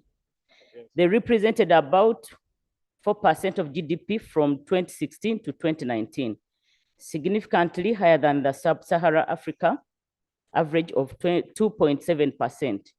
This was due to the global COVID-19 pandemic economic impact, which affected the country's personal remittances inflow that fell to 0.8% of GDP in 2022. 2.1, labor migration. The migration is an integral part of global labor and international development and has been part of the human experience of centuries. The International Labor Operations Organization estimates that international migrant workers number 169 million, with 90 million of them being men and 70 million being women, although international migrant workers constitute nearly 5% of the global workforce. The centrality of international migrant workers to the global economy continues to grow as part of the globalization and the increasing interconnectedness of the world. It is worth of note that whereas labor migration is mostly viewed in the context of south to north, there is significant labor migration taking place in the opposite direction. According to the African Commission, there were an estimate of 14.4 million migrant workers in Africa, 2.2, an increasing population. Part of the reason for the high rates of labor migration out of Uganda is due to an increased population that is also predominantly young. According to Uganda Bureau of Statistics, Uganda's population is approximately 42.9 million, 55% of which is aged below 18 years. The population growth rate is 3.1%, referred to the Household Survey Report 2020-2021. The World Bank notes that the following about Uganda's population. Can you go to the issues you found? Okay, let me summarize. Okay. The big report is uploaded on the iPad, I'm sure. The whole report will be captured on the answered by the clerk. So I go to the no. You got No, page I 14. want to. There are issues I want to present to this House, Honorable Speaker. I'm going to pick out. This is a summary, but I'm going to pick out the most important issues that we can discuss about. It's good that you have the report. 2.4 on page 6, labor migration and human rights. Despite the huge benefits noted above, there are numerous problems associated with labor migration. These range from human trafficking to fraud, human rights violation, and the less talked about destruction of family cohesions. The International Organization for Migration notes that while remittances are largely used to improve the lives of dependent families in their home country, this often comes at a risk to the welfare of migrant workers, many of whom experience exploitative working and living conditions that may amount to human trafficking and forced labor. A report of the Ministry of Internal Affairs notes that irregular and unguided labor migration was the most contributing factor for trafficking of Ugandans to foreign countries, and majority of the victims were recruited in the trafficking trap through deceptive means, some of whom were aided with the use of fraudulent travel documents. Then the methodology used, the committee held a meeting with the individuals listed on page 10 and page 11 of the main report. You can visit the report. We also received the memorandum from the Minister of Foreign Affairs and Minister of Health. We also received the report from the Human Rights Commission. We visited Saudi Arabia. The members of the committee visited Saudi Arabia. We also visited Republic of Kenya. Our terms of references, that one we can refer to the main report. Since then our findings, observation, and recommendations. Terms of reference number 1, establish the circumstances under which the petitioner traveled to Saudi Arabia and her present circumstances. The committee established that the victim was externalized and left Uganda under Prime Linkage Limited, a private liability company. The company is licensed to undertake labor externalization by the Ministry of Gender, Labor and Social Development under license number E2012-911 issued on 18th December 2022. She was externalized under Altmal Afraquil Recruitment Office, a recruitment agency in Saudi Arabia. On 29th March, the respondent wrote to Gulf Skills Development Center, one of the training centers approved by Ministry of Gender, to conduct pre-departure training, requesting the victim and 24 other ladies to be trained in fulfillment of the requirements enshrined in Regulation 29 of the Employment Regulation 2021. On 17th, 2021, Gulf Skills Training Center communicated to the PS, Ministry of Gender, Labor and Social Development, indicating that the victim and 8 other ladies had completed their pre-departure training from 30th March to 6th April 2021 and were passed out on 6th April. A copy of the letter is here attached on the Annex A. On 5th May, the PS notified the respondent that the latter's request had been evaluated and found to meet the requirements of the regulations and guidelines, and that the 100 employment opportunities by Atmal Al-Quraq Recruitment Office had been posted and advertised on the ministry website. On 7th September 2022, the PS Ministry of Gender read to the respondents company indicating that 7 ladies, including the victim, had been vetted and cleared subject to the respondent's possession of a valid Interpol certificate, which is a requirement under Regulation 23(1)A of the 2021 regulations. She signed her standard employment contract on 29th July 2021, where she was entitled to a monthly payment of 900 Saudi Riyal. The victim signed her contract on 17th October before departing for Saudi Arabia. A copy of the contract is hereby attached Annex B. The petitioner informed the committee that the victim paid 50,000 being registration fees. The visa and air ticket were paid for by her employer as provided for under clause 10 of the bilateral agreement with the Kingdom of Saudi Arabia. According to Ministry of Gender and the respondents, the victim alleged assaulted her employer with a knife, breaking her employer's car, and physically assaulted a police officer. She was subsequently arrested and taken to prison in Najran, Saudi Arabia. This was reported to Ugandan embassy in Riyadh on 21st April. According to Uganda's ambassador to Saudi Arabia, the embassy contacted police and other government agencies to ensure her release and appealed to the employer and police officer to pardon her, which was achieved. The victim was released and sent to Riyadh, a distance of 1,200 kilometers by bus, where she was released and sent to Riyadh, a distance of 120 kilometers by bus, where she was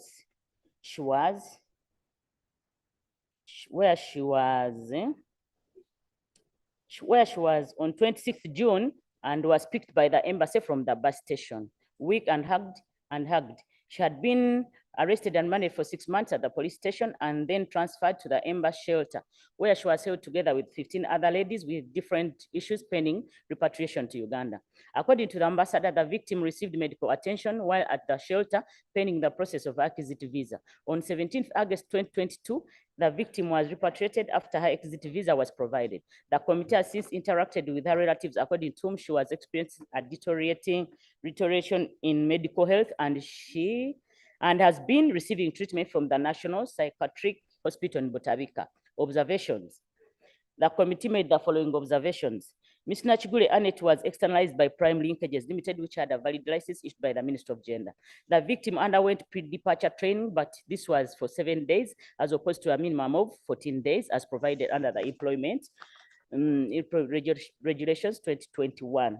which regulations were enforced when the victim was externalized. This constituted a breach of the regulations, but was not red flagged by the Minister of Gender. The respondent company charged the victim 50,000 as registration fees, whereas the regulation 26.1 of the Employment Recruitment Migration Workers Regulations 2021 caps the fees that a recruitment agents may charge an administrative cost of 20,000. The victim was repatriated from the Kingdom of Saudi Arabia by the respondent as provided under the bilateral agreement. The health of the victim deteriorated following her return from Saudi Arabia. However, there is no mechanism for the provision of health and psychosocial support to her on any other returning migrant workers or any other migrant return workers.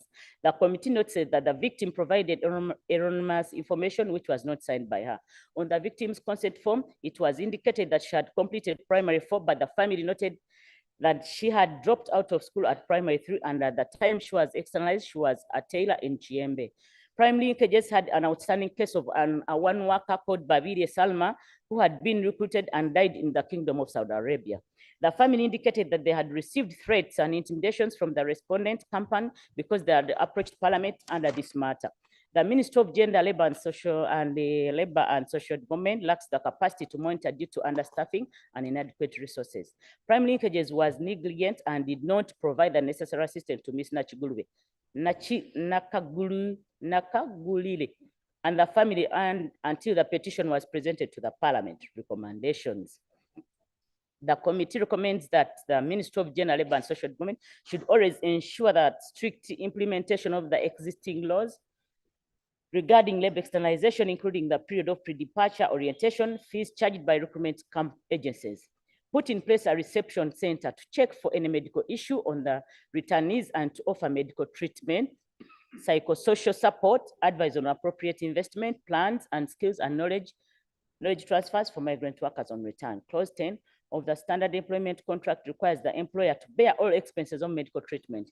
Thus, primary linkage should cater for Ms. Nakagulile's welfare and medical expenses. Term of reference number 2, examine the process of labor export in Uganda and the labor externalization industry. The process of labor export can be categorized in two broad categories, where the destination of migrant workers is a country with which Uganda has an existing bilateral labor agreement. For example, with the Kingdom of Saudi Arabia, and where a bilateral labor agreement is non-existent. Who has switched off? No. Honorable member, kindly try to conclude this. Let me try to conclude. Let me go.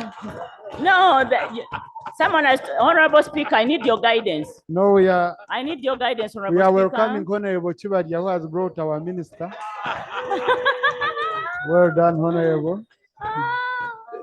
So you can see you are complaining when you're the one who knew where she was.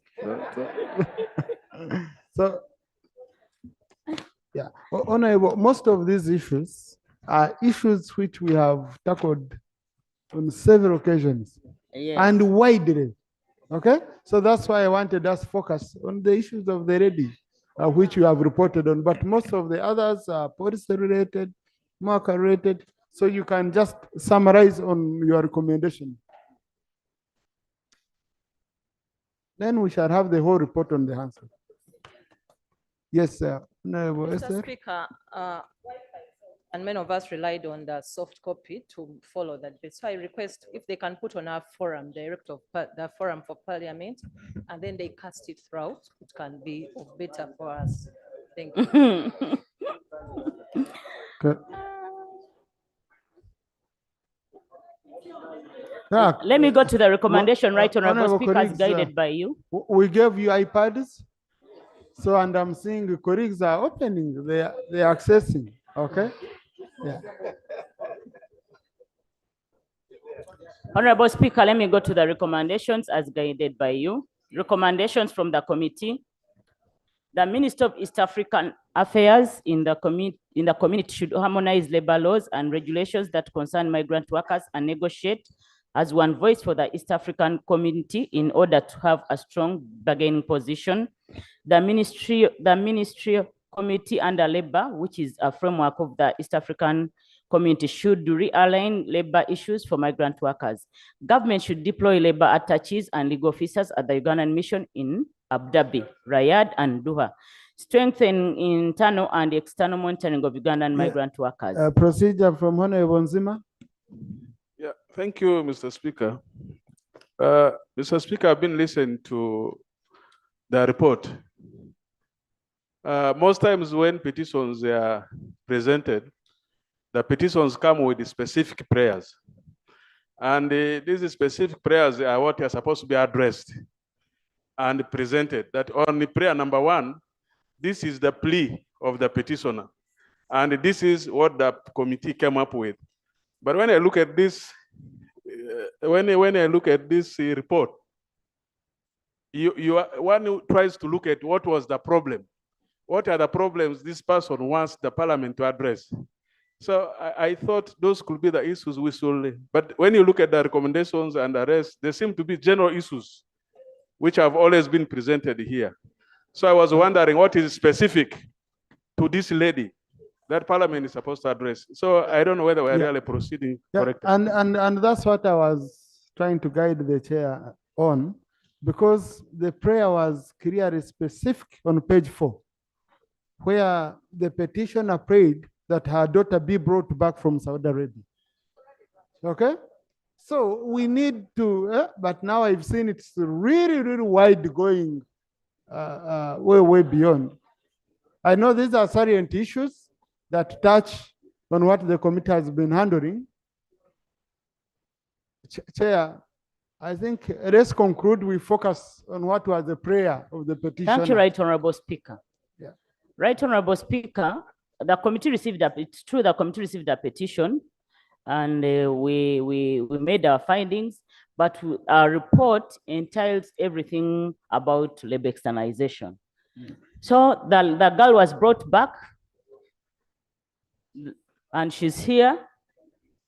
Thank you so much. I beg that the House adopts the report. Thank you so much, Right Honorable Speaker. Yeah. Now, honorable colleagues, when you read the issues in the report, they are very general but salient issues. I think the committee could say of packaging them so that we handle them. They're not under this petition, okay, but through their sector committee reports and all that, okay?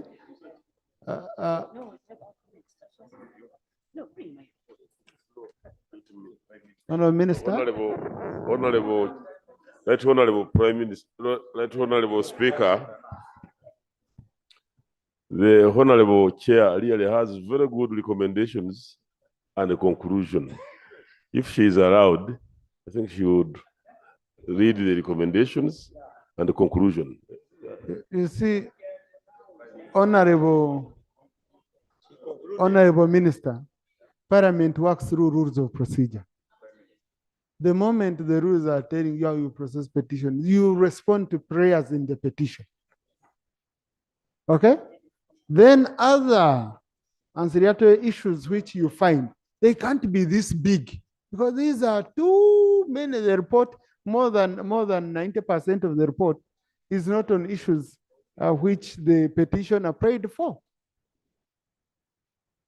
So meaning you had another assignment, you added it on. Honorable Samuju?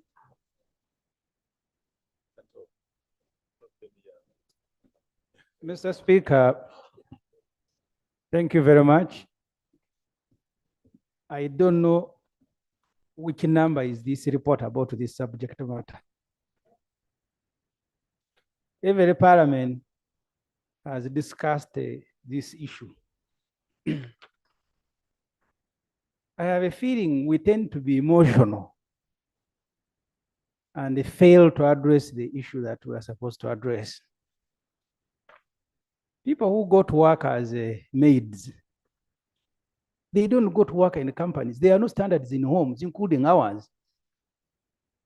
You are treated according to the temper, the temperament, or the conduct of a particular home where you have gone. I think Parliament is devoting too much time discussing emotionally about this issue. Until we have stopped the vulnerabilities, forcing girls to go and work as maids, there cannot be standards, including the recruitment agents. You are just blaming them for no reason. Each home treats people differently. There are those who are going to abuse them. There are those who are going to beat them. I want to make the same argument I made when we were complaining that South Sudan was chasing borders. The last time we had the parliamentary games in South Sudan, we interacted with the Ugandan embassy. The embassy told us there is more than 1 million Ugandans in South Sudan that has just emerged out of war. More than 1 million. Until we've dealt with the real issues that forcing people to go and work as maids, what they go through are not issues that you can solve as a parliament. Maybe the preliminary issues, Mr. Speaker, that we can deal with. And I'm now speaking in general terms. Can we have the attention of the minister? The preliminary issues that we can deal with is the quick evacuation. And I want to propose, Mr. Speaker, because you remember when the Honorable Janet Mukwaya brought a report here about the same subject matter. She told us that year when government put a ban, and MPs were emotional here, and government put a ban. When there was a ban, 40,000 girls arrived in Oman. When there was a ban, 40,000 girls arrived in Oman. So the proposal I want to make, Mr. Speaker, let us be present in these areas where they are. We have no embassy, not even a consulate in Oman. Saudi Arabia is such a vast country. Girls who are abused in Riyadh, in Jeddah, it will take them 12 hours on a bus to go to Riyadh. Now that the amount of money we are receiving from these girls is as the figures given in this report by the Committee on Gender. Because this money, if you look at the economy, it is more than the money we get from all the crops exported, including coffee. Let's put, instead of quarreling with the recruitment agencies, let's put a fund for quick evacuation, and let's put some small offices in all these big cities where they go and work, and then deal with the problems as they emerge. But I can tell you can be as emotional as the 9th Parliament. What it did was to say, ban, no going. When there was a ban, 40,000 arrived in Oman. In Ethiopia, there was even a demonstration. The government put a ban, and the girls went on the street, we want to go, because there are no jobs. So we should stop dealing with this matter in an emotional way. Let's try to help whoever gets into trouble, because the report says you have nearly 200,000 girls in Saudi Arabia. So if 1 or 20 of them were abused, you deal with the abuses. Otherwise, just imagine a day when Saudi Arabia says 200 girls go back to Uganda. Oman says that's this thing. Dubai, you're going to be in a crisis. Thank you. Honorable Chair, you wanted to conclude with something? Thank you, Right Honorable Speaker. And thank you, Right Honorable Semuju. Right Honorable. Horse. Thank you, Honorable Semuju. Honorable Speaker, we have good recommendations here. I request that I read them out. There are few. Please do, but. Thank you so much. Just in a few minutes. Listen, let me guide you. You are allowed to be guided. Okay? Parliament works through rules. Petitions, you limit yourself to the prayers of the petitioner. You don't go on a wild goose chase to look for issues that affect the whole sector. And you say it's our chance to report, and you bring the issues. But if you feel as chair that these are very pertinent and quick recommendations, please read them so that we move quickly. The recommendation, let's allow her to present this recommendation. Because she has put in a lot of effort Also, a colleague feels bad. Yeah? Putting in a lot of effort and you. Thank you, Right Honorable Speaker. Our recommendations as the committee, the Ministry of Trade and Cooperatives and the Ministry of Gender, Labor and Social Development should set up a cottage industry to skill and absorb the young people that would be migrated. Government should set up the curriculum and institutionalize domestic worker and its training under the Directorate of Industrial Training with short courses and domestic workers appropriate to their job. The 5 provinces of Saudi Arabia should have 5 coordinators, each following up the workers in a given province. The delegation noted that it was more cost-effective for Uganda to have an attaché than to recruit local workers who cannot be supervised. The Welfare Department of Ministry of Gender should ensure that the children of the workers remain in safe custody before the worker is allowed to migrate. A social impact assessment on children dependents and the family spouses of that work should be carried out. Saudi Arabia should allow Ugandans to be qualified to offer translators in Saudi Arabia. The Ugandan mission in Saudi Arabia should have a passport collection center. NILA should facilitate immigration services at the Uganda mission in Riyadh like it does in other countries.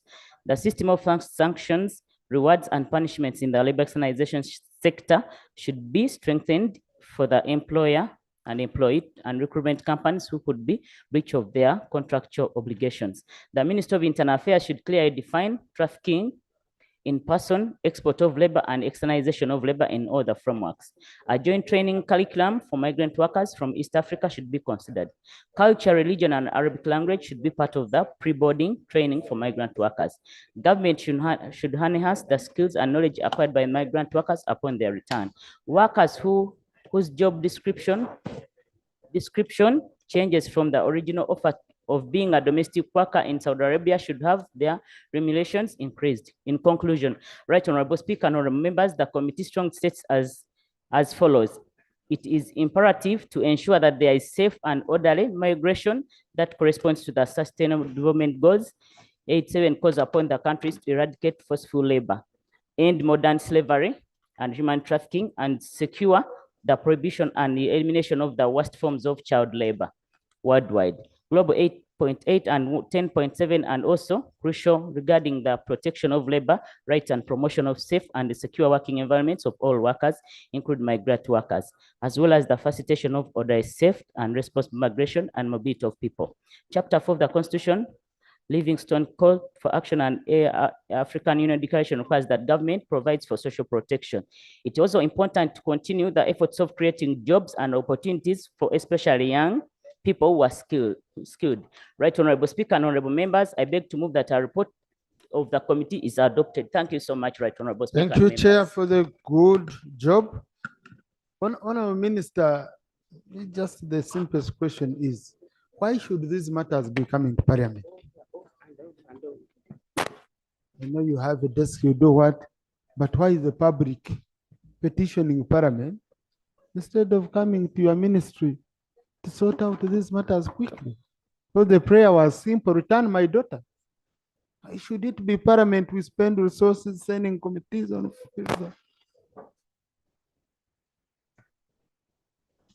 Thank you, Right Honorable Speaker.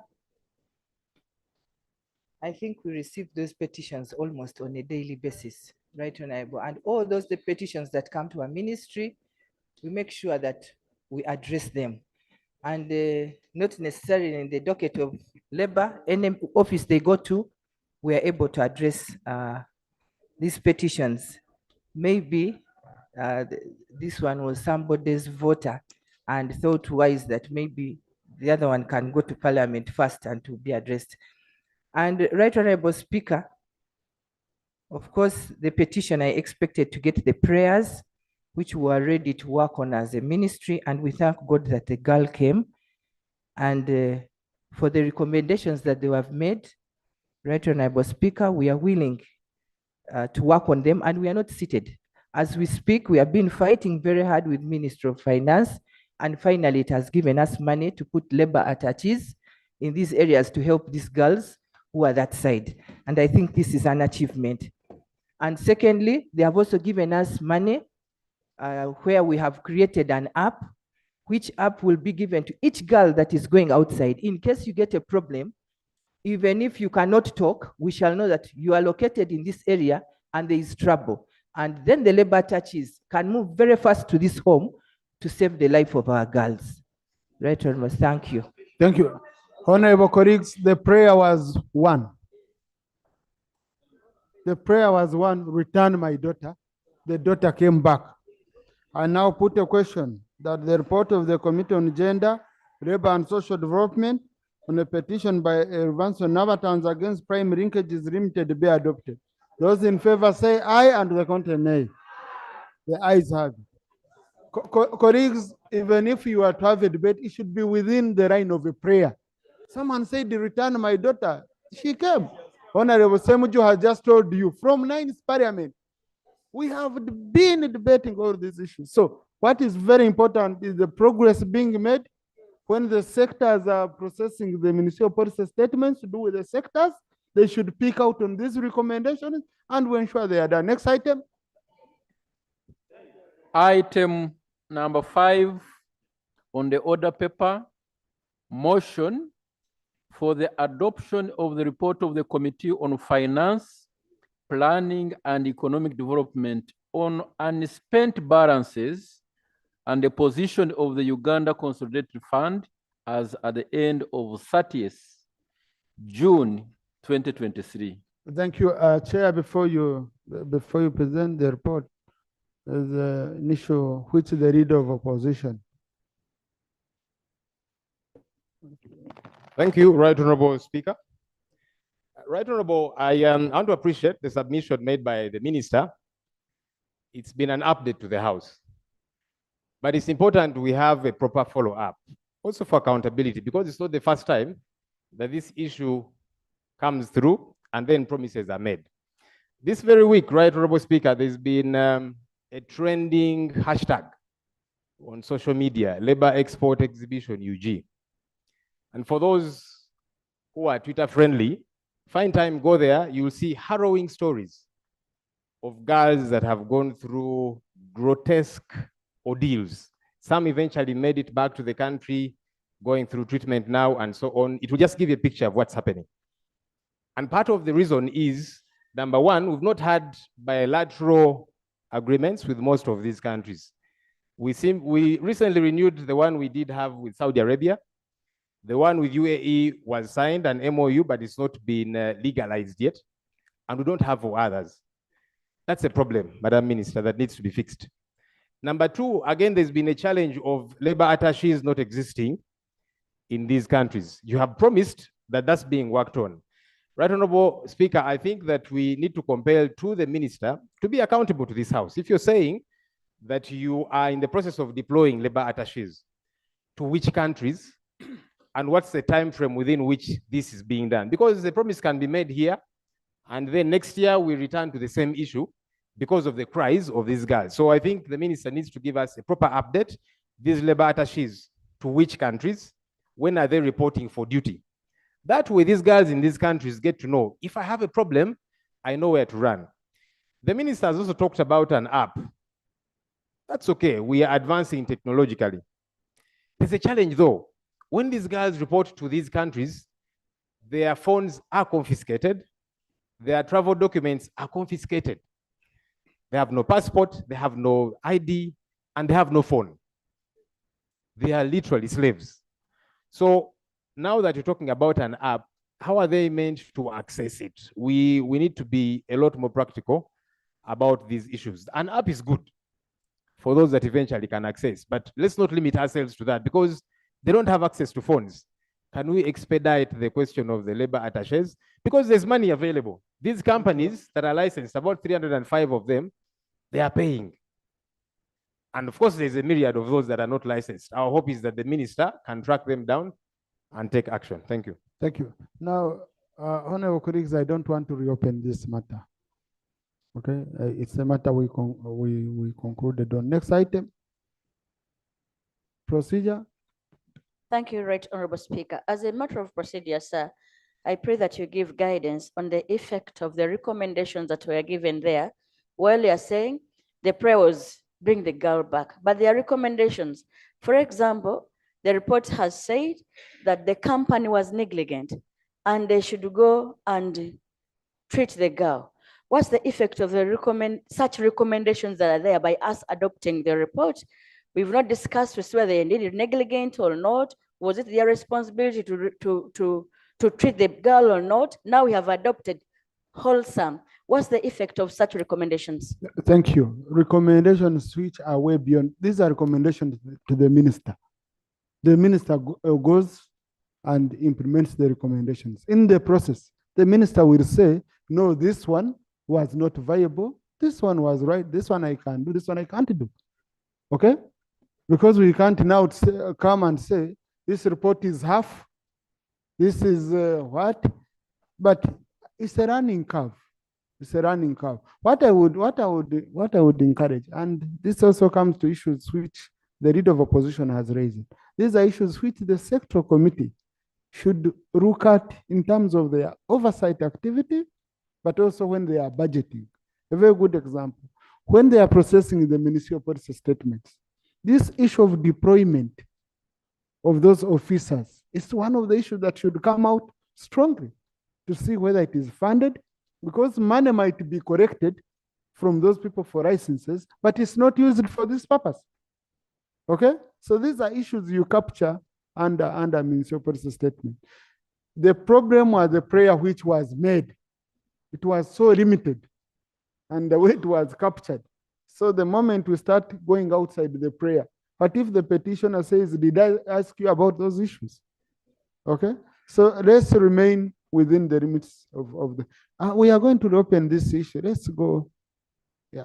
Let's chair finance, the item they had called. Thank you, Right Honorable Speaker. The report is ready, and I hereby lay the original report, the minutes of the meetings with the committee, and the tenants' communications with the interactions the committee had. I hereby lay. Right Honorable Speaker, allow me to read the report of the Committee on Finance, Planning and Economic Development on unspent balances and the position of the Uganda Consolidated Fund as at the end of year 30th June 2023. Right Honorable Speaker and colleagues, during the plenary sitting of the Thursday, 20th July 2023, the Right Honorable Speaker in her communications raised concerns pertaining to unspent balances by the end of the financial year 2022-23. And subsequently, the Committee on Finance, Planning and Economic Development was directed to undertake an inquiry into the unspent balances and the position of the Consolidated Fund as at 30th June 2023. And the committee undertook the assignment as required and hereby reports. In terms of reference, the committee established the following terms of reference for the assignment. One, to study the budget cycle, budget execution process. B, to establish the treatment of unspent cash balances, warrants issued to spending agencies, and how warrants related to actual spending. And study the position of the Consolidated Fund as of 30th June 2023, and also study the treatment of certificates of completed works and invoices when they are not honored by the Treasury at the end of the financial year in question. The methodology was as below. And Right Honorable Speaker, allow me to summarize in this short time. The committee further reviewed the following literature: the Constitution of the Republic of Uganda, the Public Finance Management Act 2023, and the National Development Plan 3, and the Government of Uganda Assets Accounting Policy and Guidelines 2023. Key stakeholders and their responsibilities in the treatment of unspent balances on the consolidated annual accounts of government. Right Honorable Speaker, the key stakeholders in the treatment of unspent balances at the time of the expiry of the Appropriation Act include the following: ministries, departments, and agencies, and section 17(1) and 2, subsection 1 and 2 of the PFMA 2015 is to the effect that every appropriation of the Parliament shall expire and cease to have any effect at the closure of the financial year for which it is made. And further, that the vote which does not spend money that was appropriated to it shall, at the closure of the financial year, repay or refund the money to a consolidated fund. In section 17, subsection 3, further states that a vote that repays money under subsection 2 shall revise its annual work plan, procurement plan, recruitment plan to undertake into account, to take into account the unspended money, and the minister responsible for the vote shall submit as part of the budget for the preceding year and revise the work plan, procurement plan, and recruitment plan to the minister. The Accountant General, according to section 46 of the PFMA, provides for responsibility of the Accountant General, among which is the compilation and management of the accounts of votes and the custody and safety of public money, and as well as the resource of government.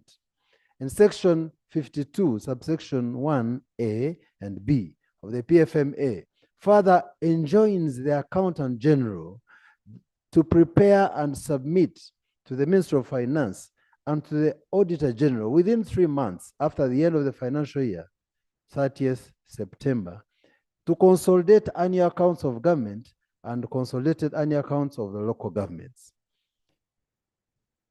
The Auditor General, according to Article 163 of the Constitution, establishes the Auditor General and enjoins him or her to audit and report on the public accounts of Uganda and all the public offices. The Auditor General, therefore, audits and reports on the consolidated annual accounts in accordance with Article 163 of the Constitution of Uganda, sections 52, subsection 1A and B of the Public Finance Management Act 2015. Observations and recommendations of the committee. As earlier said, Right Honorable Speaker and colleagues, we generated the 4 terms of reference, and I hereby report on the first one, which is to study the budget execution process and the treatment of the warrants issued to spending agencies and how warrants relate to actual spending. Right Honorable Speaker, the national budget, an annual plan of government on planned revenue and expenditures, is derived from the 5-year National Development Plan, NDP3. The NDP3 articulates clearly the planned strategic interventions of all sectors of the economy. The committee observed that the budget cycle commences in September of each year and ends with the submission of the government's consolidated accounts by the Accountant General to the Minister of Finance and the Auditor General by 30th September of the subsequent year. And the figure below reflects the budget cycle. Right Honorable Speaker and colleagues, the budget approval and appropriation is another activity. Following the budget formulation by the executive through a rigorous consultative process involving key stakeholders such as the cabinet, ministers, departments and agencies, and the local governments, Parliament undertakes its approval and appropriation. The final legal outcome of the approval process is the enactment of the Appropriation Act by Parliament in May of each year. Loading of approved budgets on the Integrated Financial Management System, INFMIS. Following the enactment of the Appropriation Act, the Minister of Finance, Planning and Environment loads onto the INFMIS with appropriated resources for each ministry and department, agencies and local governments with strict adherence to the Act.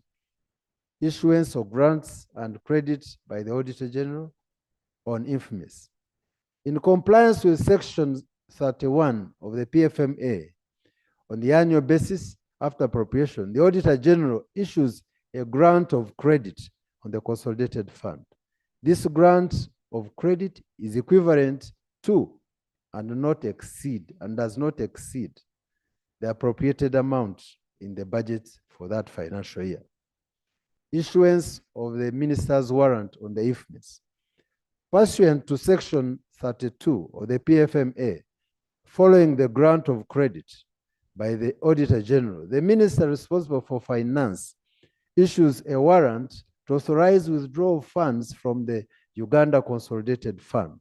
And the minister's credit is equivalent to and not exceeding the grant of credit issued by the Auditor General. Permission to withdraw funds from the Consolidated Fund. The government's account, which is the Consolidated Fund, is managed by Bank of Uganda. In accordance with Section 32, subsection 1 of the PFMA, any withdrawals from the Consolidated Fund are by issuance of warrant to the Accountant General by the Minister of Finance, Planning and Economic Development.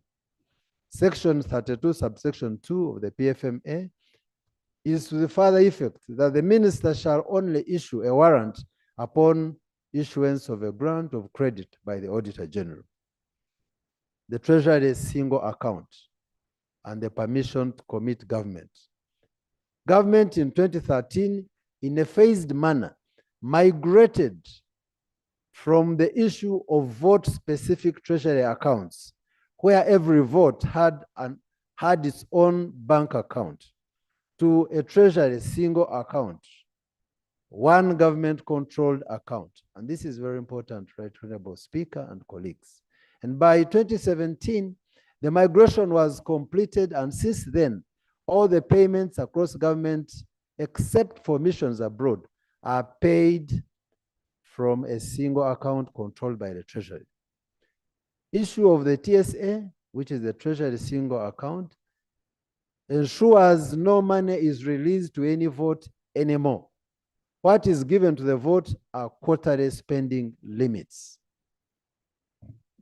Right Honorable Speaker, under the TSA, government cash balances are aggregated into a set of linked accounts.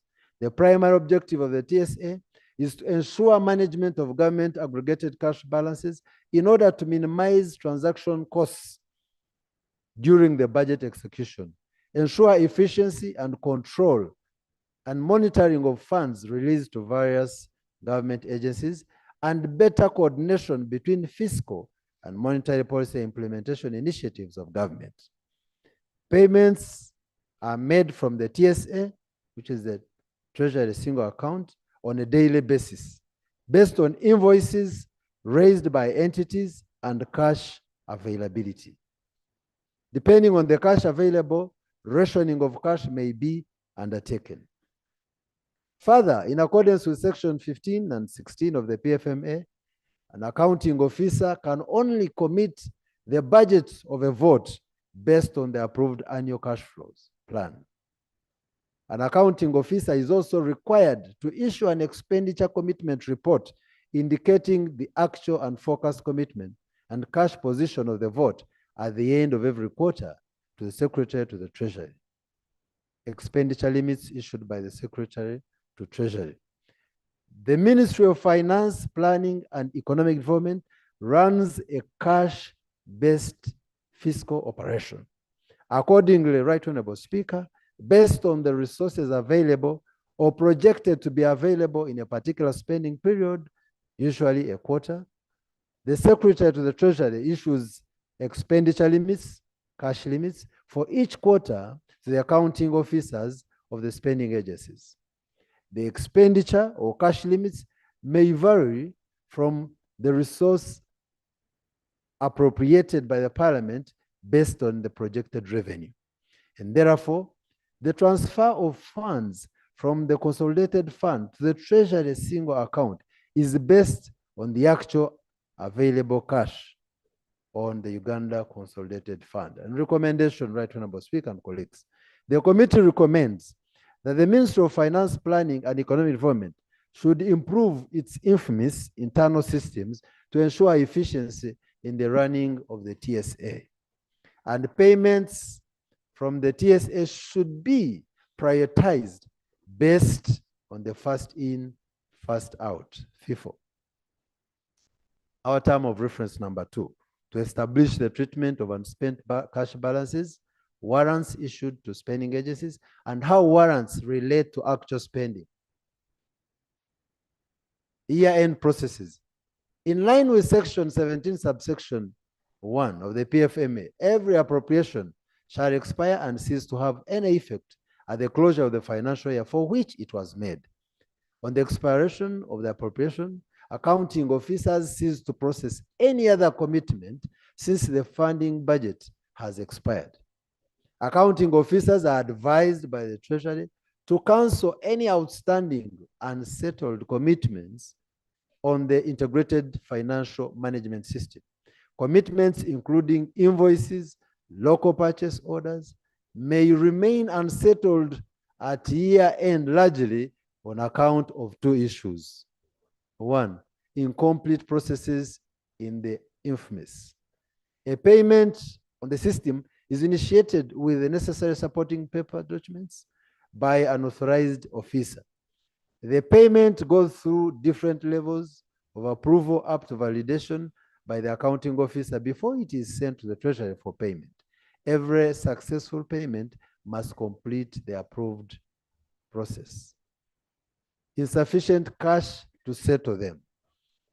This arises if at the point of completion of the approved process, the item on which to deduct the funds for payment is found to have insufficient balance to clear the commitment. Treasury ensures, Honorable Speaker and colleagues, that all payments in transit by year end are cleared by Bank of Uganda. Payments in transit comprise only validated invoices cleared by accounting officers of approvals, I beg your pardon, by accounting officers for payment. This may not include invoices still undergoing various levels of approvals within the spending agency. The Treasury communicates to the votes about any unsuccessful payments for redeeming the cause of failure. Finally, the Treasury reconciles all Treasury single accounts to verify the final bank balance, which are swept to the Uganda Consolidated Fund. And these are the treatments of the different categories. All other unspent funds on the TSA, if after reconciliation there are any balances on the TSA, these funds are returned to the Consolidated Fund. Unspent Forex on the Forex Treasury single account. If after reconciliation there are any other balances on the Treasury, the Forex Treasury single account, these funds are returned to the Consolidated Fund. Unspent funds on the donor-funded projects accounts, these are maintained on the respective projects accounts for appropriation and utilization in the subsequent financial year. And local government revenue collections are utilized. Local governments must reconcile and certify with the Treasury balances unspent. A cash limit of certified amounts is issued to the local government in the subsequent year for allocation by their councils. Unspent cash balances. The committee established that there are no unspent cash balances for all MDALGs, except for missions abroad. Rather, there are unspent or unutilized warrants, the authority to spend funds if, when available. Unspent cash balances. Right, Honorable Speaker, I want to request that I emphasize this issue about unspent balances. The committee established that there are no unspent cash balances for all MDALGs, except for missions abroad. Rather, there are unspent, unutilized warrants, the authority to spend funds if and when available. Unspent cash balances used to exist before implementation of the TSA, as earlier explained. At that time, cash releases were made to accounts controlled by accounting officers. Payments were made directly by accounting officers of their respective Treasury General accounts held at the Bank of Uganda. There was no role by the Treasury in determining the invoices to be paid on a particular day.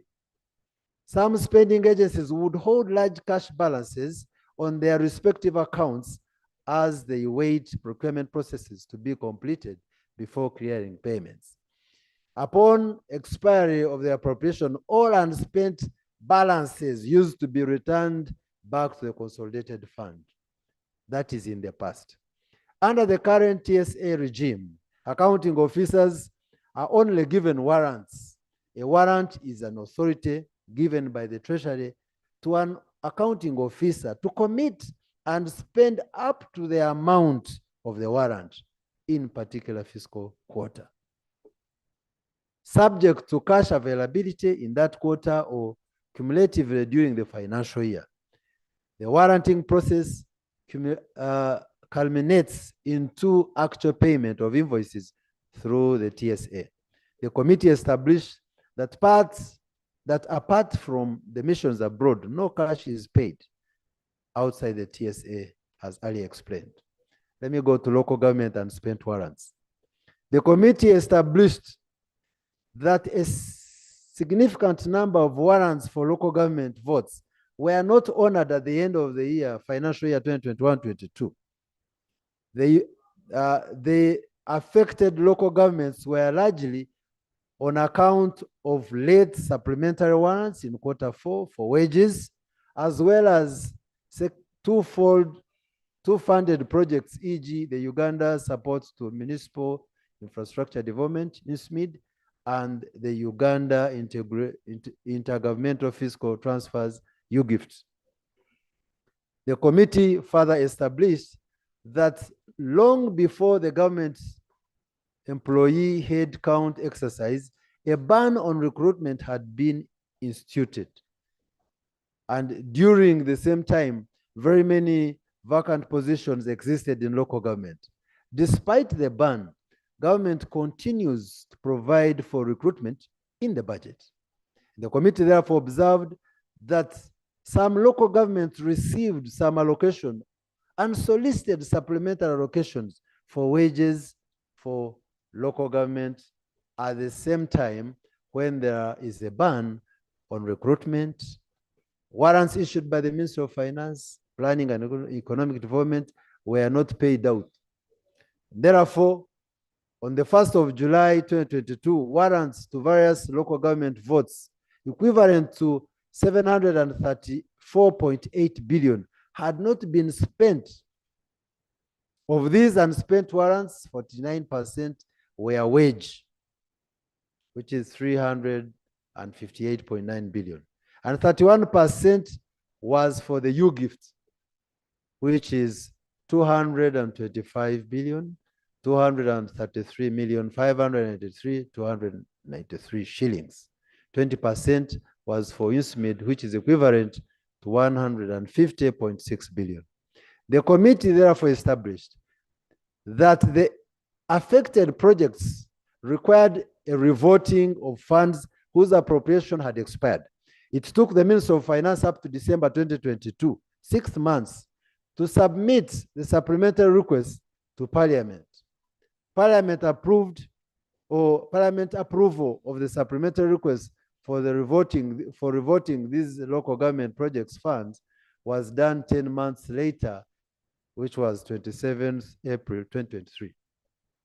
And on the 5th of May 2023, the Minister of Finance, Planning and Economic Development communicated to local governments about the supplementary Schedule 1 financial year 2022-23 as approved by Parliament, as subsequently communicated the additional quarter 4 expenditure limit for the wage and development 2022-23 on May 22nd, 2023, requiring local governments to urgently submit accounting warrants on the integrated financial management system and to ensure that the salaries were fully paid and development activities executed in time. Funds were eventually disbursed in June, nearly a year after these funds had been swept back. The committee observed that procurements under UGIFT and USMID involved lotting of contracts whereby one contractor takes on more than one site for construction works. This practice often makes it difficult for timely completion of works in the contract time due to capacity challenges. And Right Honorable Speaker and colleagues, below is the table that reflects the amounts that I was talking about, the wages, USMID, and I hope this was uploaded, USMID and UGIFT.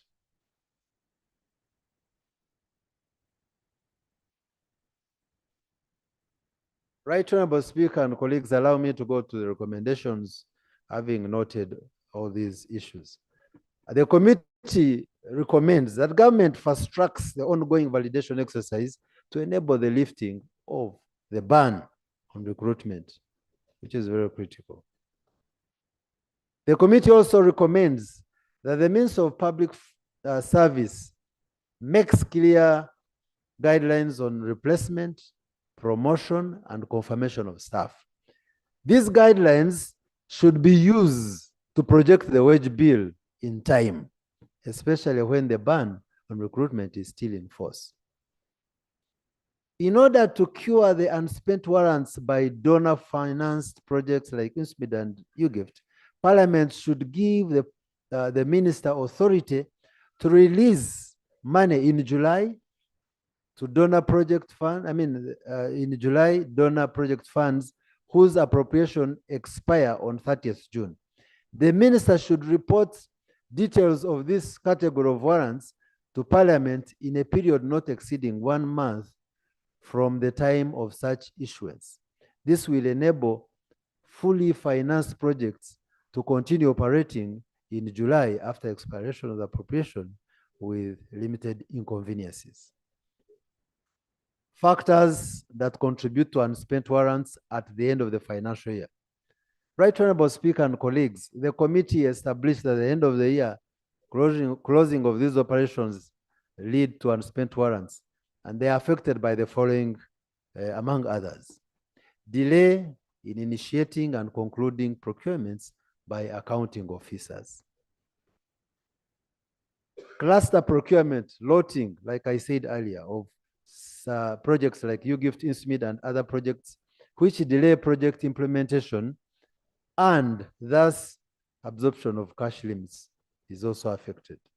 3, late approval of expenditure leading to late release of funds, as the case was with the supplementary Schedule 1 of the financial year 2022-23.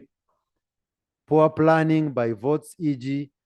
budgeting on wrong items, causing failure to spend until the required budget adjustments are passed by Parliament through supplementary. 4, delays in warranting funds by some votes which affect all other payment processes. 5, change of accounting officers towards the end of the financial year, causing disruptions in the budget execution, resulting in the affected votes failing to complete some of the transactions within the financial year. 6, capacity of system users in votes. Despite continuous training on systems, users are reported to still have capacity gaps, which affect timely transaction processing. And 7, the culture of last-minute rush to execute activities towards the closure of a financial year. This overloads the payment system and slows down the processing speed, hence failure by some entities to complete their transactions. Right Honorable Speaker and colleagues, the committee therefore recommends that accounting officers should stick to the guidelines issued by the PSST to the effect that once the budget is approved, the procurement process should commence. And 2, future projects similar to UGIFT and USMID should be decentralized. And 3, the PPDA should develop guidelines in accordance with the sections 55 and 97 of the PPDA Act 2003 to provide for lotting, including thresholds for each contractor. Right Honorable Speaker, term of reference number 3, the position of the Consolidated Fund on and after 30th June 2023. The committee observed as at 30th June 2023, the Uganda Consolidated Fund had a closing positive balance of 500 billion.766. This is the unreconciled back balance, which was affected by transactions in transit, many of which were later paid in July. According to an extraction from the IFMIS supplied by the Minister of Finance, also confirmed by the Auditor General, the committee further observed that the unpaid invoices, I beg your pardon, in the system as at 30th June 2023 totaled to 430.42 billion were actually cleared, paid during July, leaving a balance of 70.33 billion. This position will be cleared after the Auditor General's report. Honorable colleagues, you remember this report was prepared even earlier, around June. That's why you see this kind of narration. The committee used the Consolidated Fund statement in the Auditor General's report for the period ended 30th June to make the following observations. That at the 1st of July 2021, and this is an extraction, honorable colleagues, that we picked to illustrate our explanation. It had an opening balance of 327.4 million and only the closing balance of 27.7 billion. When you look at this, I want to refer you, if it is on the screen, that when you look at the 29.4 below, which we are talking about, it becomes an opening balance in the next financial year. And our statement and the table is in the report.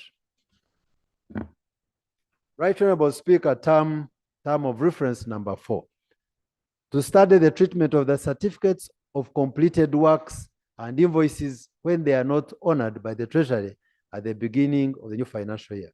The committee observed, Right Honorable Speaker, that according to the accounting policy, outstanding commitments where goods had been delivered or services provided should be included in the statement of the financial position as payables and disclosed in the statement of outstanding commitments, including operating and capital commitments arising from non-cancelable contractual or statutory obligations, which is detrimental to private sector development.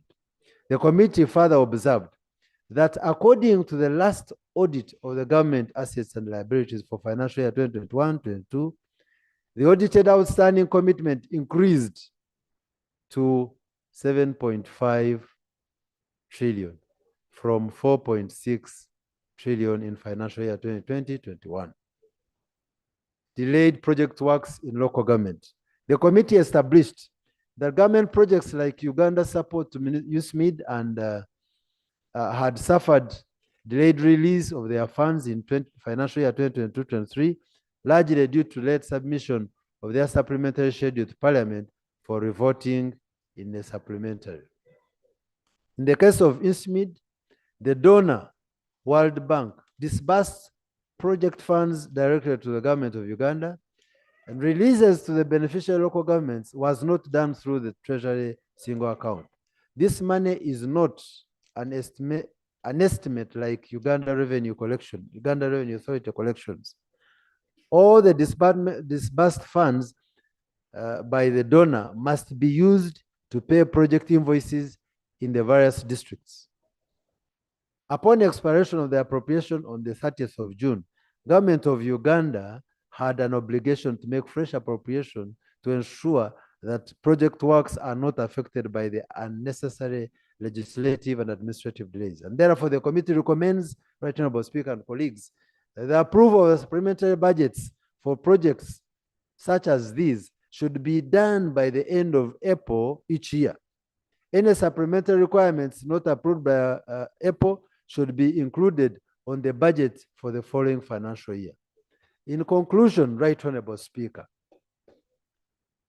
with the introduction of the Treasury single account at the MDA level, in which no money leaves the Treasury to spending agencies except for missions abroad, has phased out and spent balances at MDA level. Operating a TSA based on a cash budget means that only invoices and commitments backed up by availability of cash can be cashed out. Unspent warrants have succeeded unspent balances, as was the case before the TSA.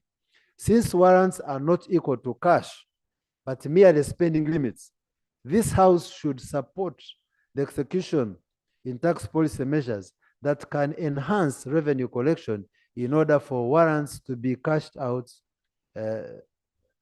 because of course there will be availability of cash. This House, therefore, should also commit to revoting local government project funds as early as to 90 days after expiration of the appropriation. I beg to submit, Right Honorable Speaker and colleagues. Thank you. Thank you, Honorable Chair, and your team for the good job. This is an issue which had also been puzzling me for long. At the time I had the opportunity to have all the ministers and Honorable Msasizi. We had to grapple with Honorable Kasaija and, and that's when I came to understand that government accounts are always in negatives. That's what I was told, ever in negative. So when money goes, when I got that answer, I said that sounds more technical. But just Chair for understanding and the minister helping us. You see, when we are making recommendations, like the recommendation Roman 3 on page 9, where you say in order to show the unspent warrants by donor finance projects like USMID and we give, Parliament should give the minister authority to release in July. But we are now under 3%. Okay?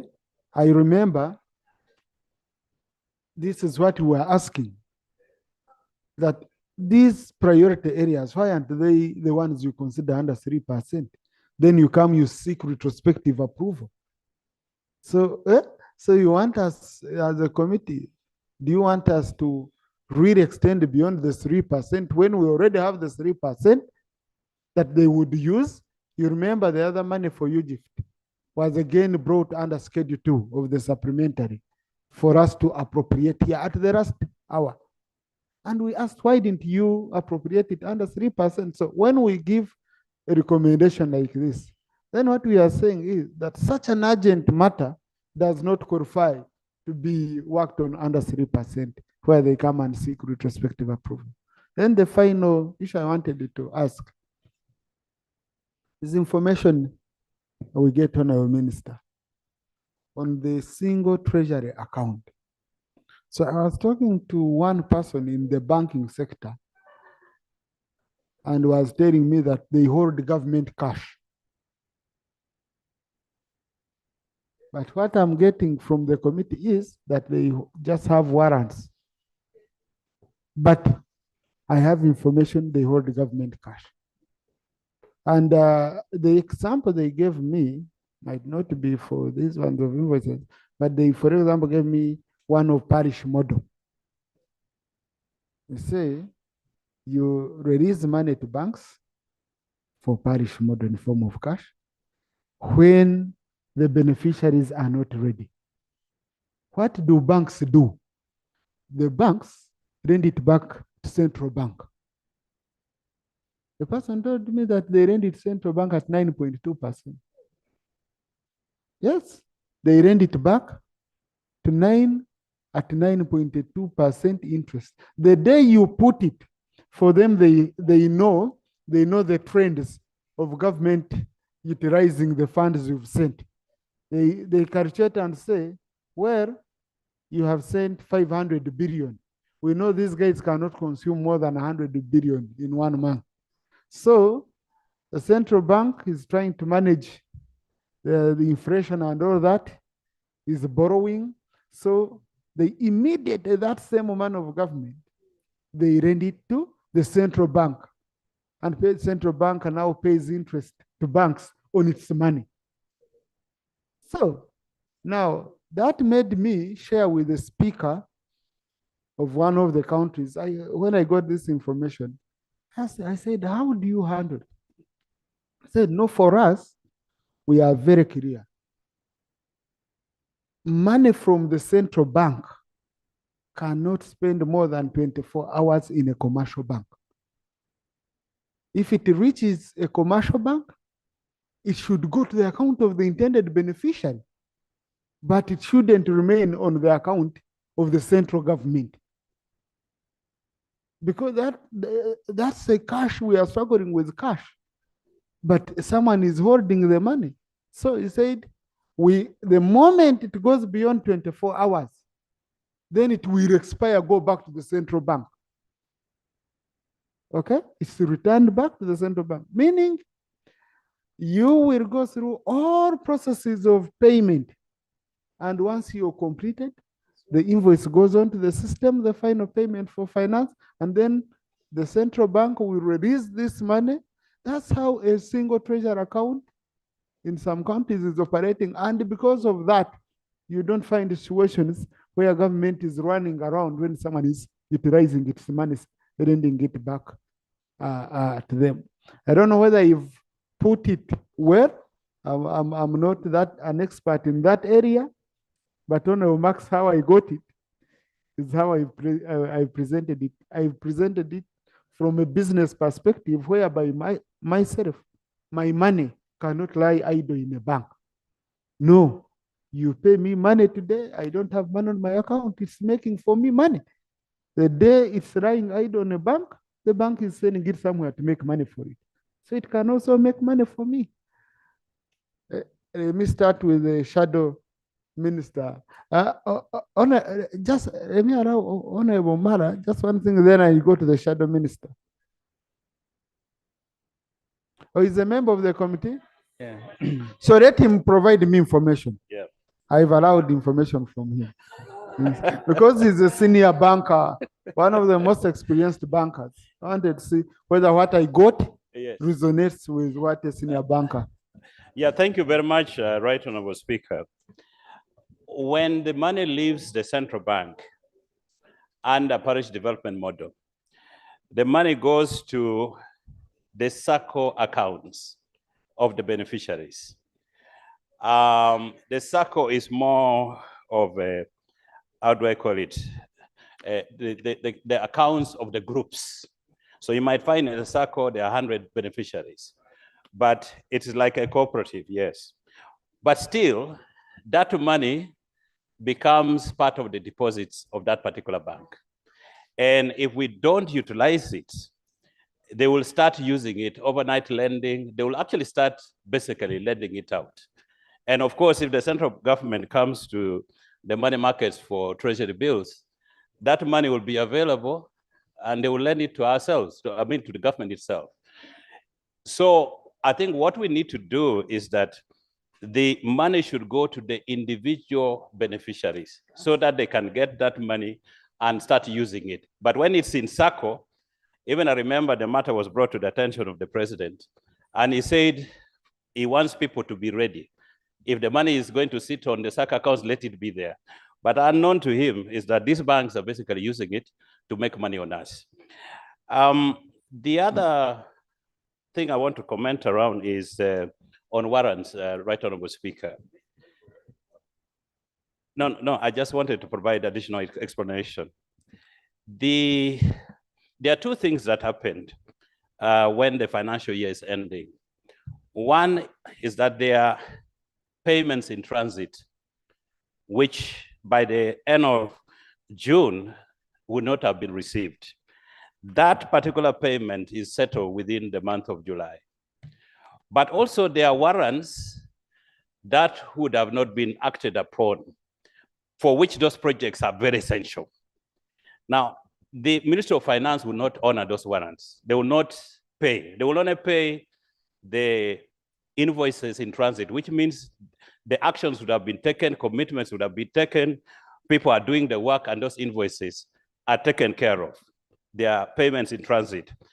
But some of the warrants for very important projects are not considered. And that is why we are saying that the recommendation from the committee is saying we need to recommit immediately in the month of July through a supplementary appropriation bill so that those projects can continue until we amend the Finance Management Act. We amend it because automatically these people need to consider, Right Honorable Speaker, you're correct, but when they are coming up with the supplementary appropriation bill, they come with their own things. Some of these items are not considered, are not rolled over automatically. So you want Parliament to pay for their industry? Maybe Parliament now needs to scrutinize and see what is in the supplementary appropriation bill.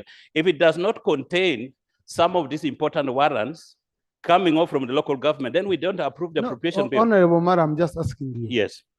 Out of a budget of 52 trillion. Yes. We allow government to pay, okay? Yes. To spend yeah. around 1.6 trillion, 1.5 trillion. Yes. Under 3% and report to Parliament within yes. 4 months. Now, this money for Egypt was around how much? Was around 400 billion? Around 400 something. Around 200 something billion. Yes. Okay? They refuse to consider it. They refuse to consider that. And then you here, you're recommending as a committee that we authorize government. We already authorized it under the law. Right Honorable Speaker. Maybe if I didn't. Right Honorable Speaker, the challenge we have is that the warrants which is issued out, until because it comes through the system, until the Ministry of Finance allows you, even if you are seated on the other side of local government, you will not be able to make payments. They are the ones who will determine which particular warrant has to be paid. I think your recommendation should have urged finance to make them a priority under 3%. The House can make that decision, Chair. And I need the shadow minister. Mr. Speaker, thank you very much. The motion is to adopt the report of the committee on unspent balances and the position of the consolidated fund. I am happy this matter has come. I would have been happier actually if it became before this Parliament adopted the budget framework paper. It speaks to many of the issues that we're addressing in the minority report. Mr. Speaker, 2021-2022 financial year, this Parliament approved a budget of 48 trillion. And I invite members to be attentive. We approved a budget of 48 trillion.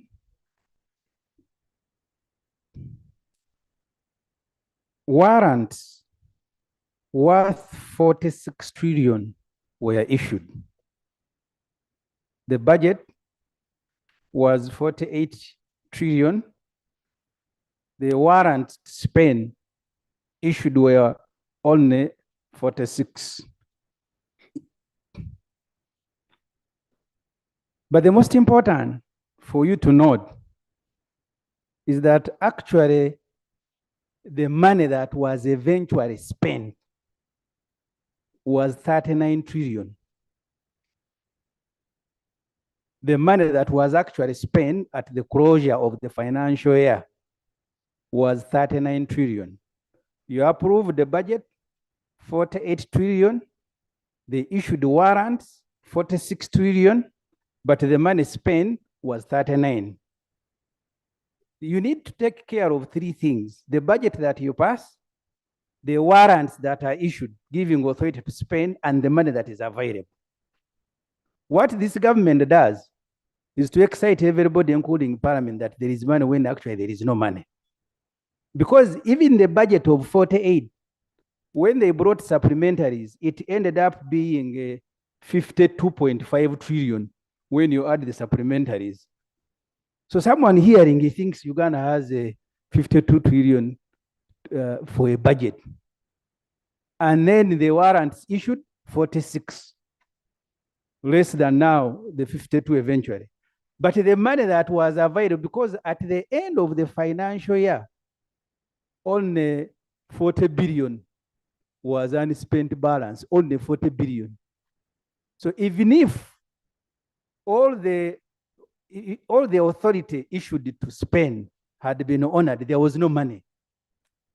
And you can see, let me give you a micro example. You hear, I'm going to use ourselves here, that finance, they even issue press statements, finance has released 49 trillion for the quarter. What actually they are releasing is air. 4.9 trillion. What they are releasing is air. So as a result, the Auditor General gives the authority and then the minister a warrant to spend. When the actual spending begins, there is no money to spend. So you send the invoices and everything to finance to spend, there is no money, they stay there. The system has collapsed, now there is no electricity, now there is no this. And that's why I have told you at the end of financial year of a budget approved of 48 trillion, only 39 was the actual money that was spent. So that's the point that the Honorable Professor Mushemeza was addressing here yesterday, a realistic budget. Please stop exciting Parliament. Stop exciting the public that you have money that you don't have. And Parliament, I want to caution you, colleagues, please stop approving air. There is no, because you can imagine the differences between 52 trillion and the actual money spent of 39. How much trillion is that? But you approved, go and spend. And Musasizi and his technical people, my friend here, knows that actually this money is not there. But they will come here and road everything. You are excited. They have included my road at the end of the financial year. That's a debate you have had this evening. Emergency here, there is no money. Then Musasizi says, Honorable, I don't worry, for emergency, there is money. The money is not there. They come and deceive Parliament, deceive the public. And that's why for me, I thought the most, because these statements that I am reading, this is the report of the Auditor General, page 30, page 7, page 6 of this report that we have here. So the Auditor General is looking at the budget approved, warrants issued, and then the money that is spent. So therefore, Mr. Speaker, before we quarrel that these warrants were in transit, there was no money. Even if all of them had been honored, there would be no money. And that's why the domestic areas now, domestic areas have moved to 5.7 trillion according to the Auditor General. Because the warrant has been issued, you can spend, and actually you issue invoices, services are delivered, and finance, and the Honorable Musasizi knows that actually there is no money there to pay. At the end of the day, the domestic areas are growing. So therefore, Mr. Speaker, I think maybe for the first time, it's good that this information has come. When we are looking at the budget, let's approve on a realistic budget and stop approving broad figures just to excite people that Uganda has money when we don't have it. Otherwise,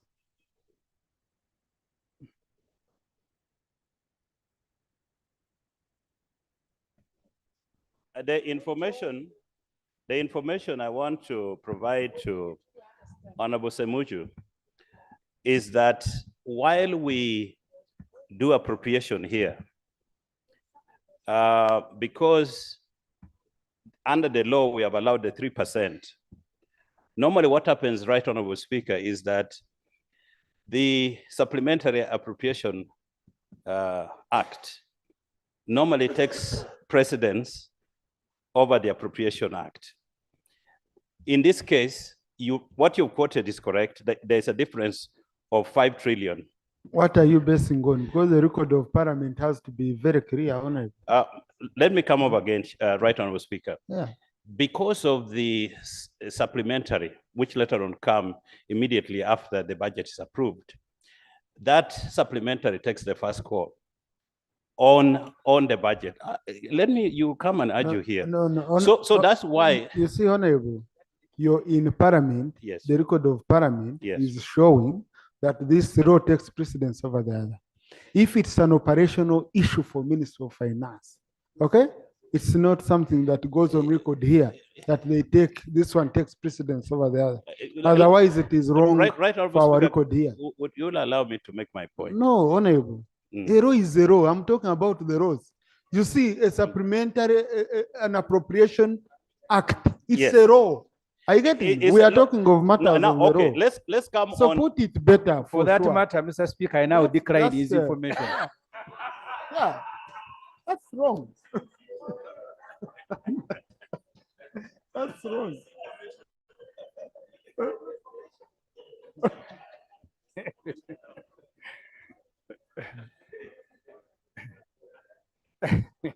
Mr. Speaker, let me conclude.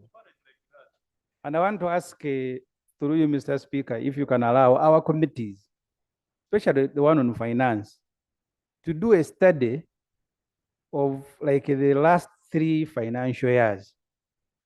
Tell us how much money was approved, the warrants that were issued, which means simply authority to spend, and actually the actual money available that was spent and balance. Because if you have balance of 40 billion, but the difference between the budget and the warrant issued and the actual money is in trillions, it actually means that you are just exciting us for no reason. Such that when they return with the budget and later the appropriation bill, this parliament is able to say, please don't do to us what you did last year.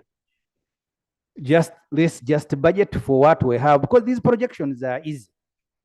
If for the last 3 financial years, you have not had money to spend, but you approve money, and the difference is 10 trillion, please, you just have to remove 10 trillion from your budget.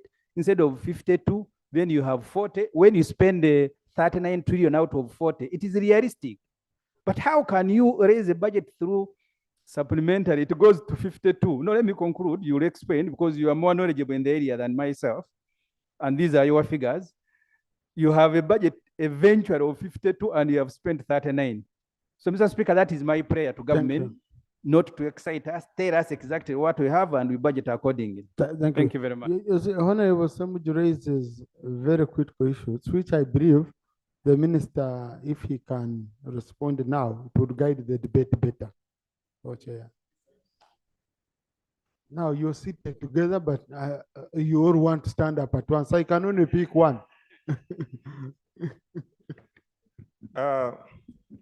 Thank you, Mr. Speaker.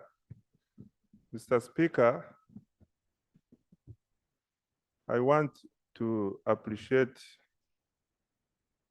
Honorable Semuju for his concerns. However, Mr. Speaker, the budget we do is realistic budgeting based on assumptions which we have studied over time. Mr. Speaker, treasury management works completely different from budgeting and planning. What we are discussing here is now the relationship between the two. There is nothing irregular at the point of budgeting with coming out with our 52 or 48 or whatever resource envelope we come up with. When we come to the execution, we execute according to the cash flows. That is where we become exact. But even then, we are telling you, let's do a release. Once we release for you, a release is a cash limit. Once we release for you, ask us for the authority, what we call warrant. And this warrant is just seeking an authority to spend.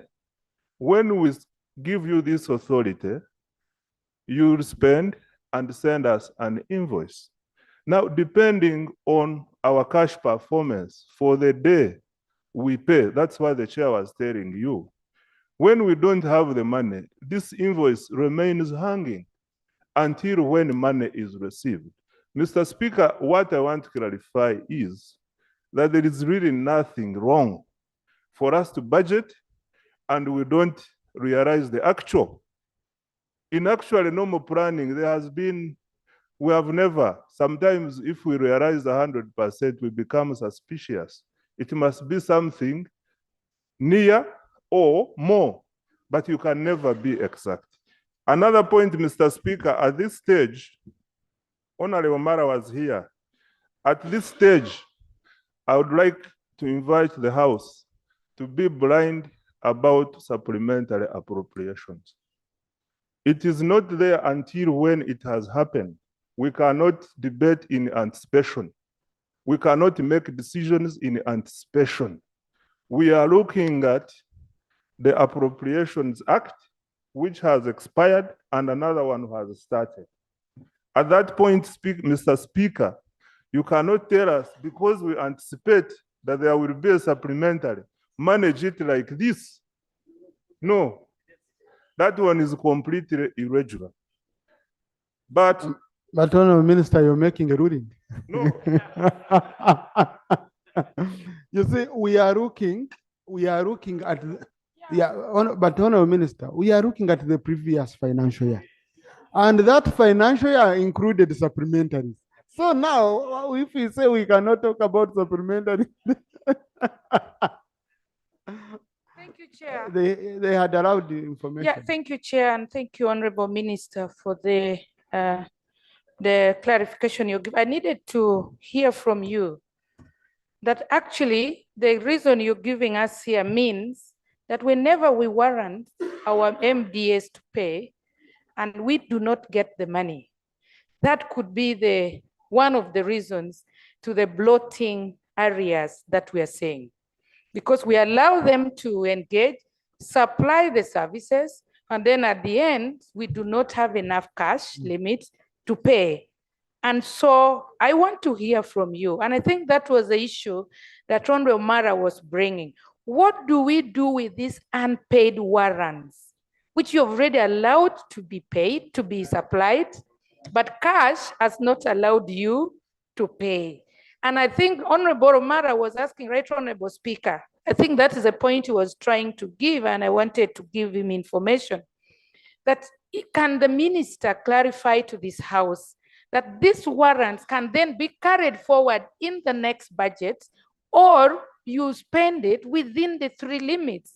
What we have seen here in this House is that the 3% limit that the law gives you, usually you leave these warrants, which services have been supplied, and you bring completely new things that this House are rejected. Can you clarify on that? Thank you. And Honorable Minister, isn't it a general principle that areas have a first call on the budget? Thank you, Mr. Speaker. Mr. Speaker, areas are in different forms. There are those which relate to what Honorable Peya is talking about, and there are those which arise as a result of other circumstances. And we handle them, we manage them case by case. However, let me say this. What can prevent areas arising from poor planning? Because the commitment control system requires accounting officers to commit government when there is a work plan. It should be changed now to say an accounting officer should not commit government when there is no money. That one can cure some of the areas. Mr. Speaker. And who will implement that? Who will do that? I thought it's you. It is not us. I undertake to look into that, Mr. Speaker. Now, point 2 is the 3% which you are referring to. The law provides that for an item to qualify for supplementary, it must be unavoidable and it must have been unforeseen at the point of budgeting.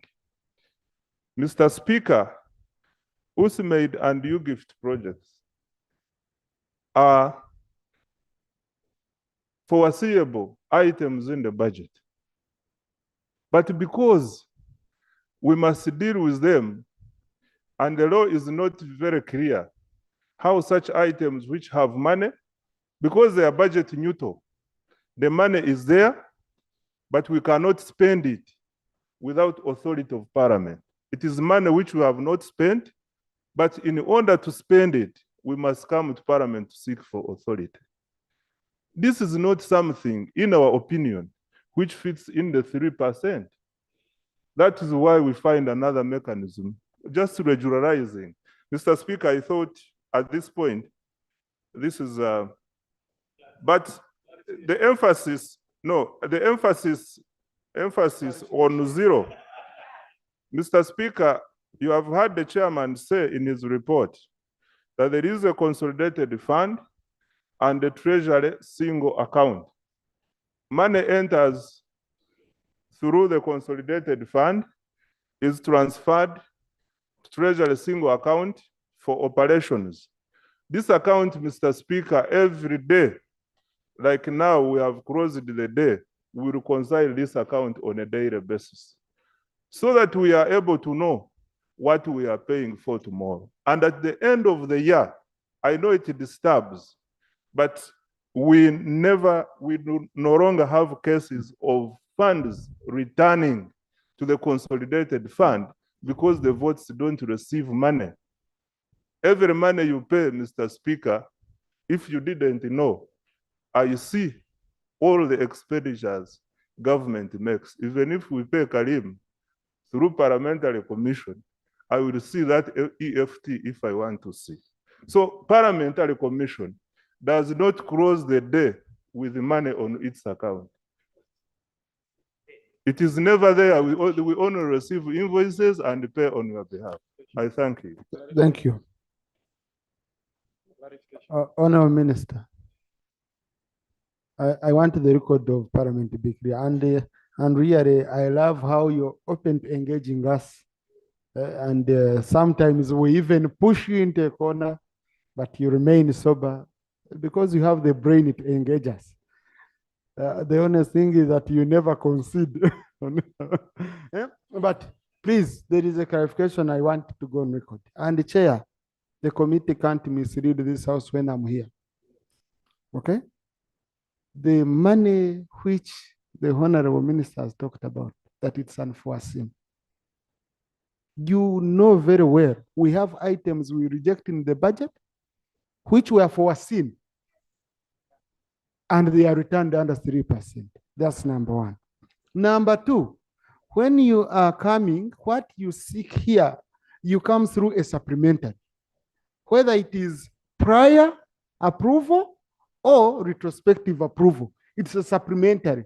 The only way, Honorable Chair, the authority, the authorization you are asking here, Parliament to give, is supplementary. You're saying we should allow them to spend this money under supplementary. We have not stopped them. There is no new authorization we can give under the law beyond supplementary, which is provided for under the PFMA. Okay? It's very clear.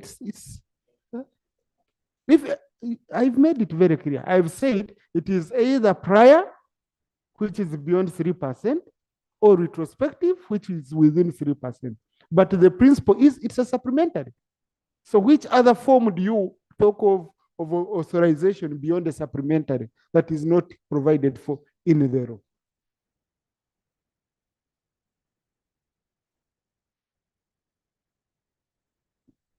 Right Honorable Speaker, I would like to reflect the wisdom of the committee when we discuss this matter. And we restricted it to donor-funded projects, UGIFT and USMID. Why? The money, the funds for these projects are not related to the Uganda Revenue Authority projected funds. They are funds that are available. So, and we think that since these funds are available and contracts have been made, monies should be released. And then the minister comes and reports so that they are not disrupted during the end of the financial year. That's it. Yes. That is 3% supplementary. It already provides for it. Tell me, Honorable Chair, what I wanted to get, under what arrangement? Tell me, because it's a law. I just want to understand, backed by what law, under what law? The only way we give money, we authorize government to spend is through the appropriation bill. We appropriate either directly through budgeting, direct budgeting, or supplementary. Which other appropriation and a form of appropriation that is there? Right Honorable Speaker, the committee is open to engagement, but I'm only telling the House and Right Honorable Speaker that the observation we made is meant not to disrupt the process of the projects for whose funds are available. And the supplementary is based on unforeseeable and unavoidable. And these projects, in our opinion, were foreseen and and running. Thank you. Now, let me make it very easy for you, Chair. Okay?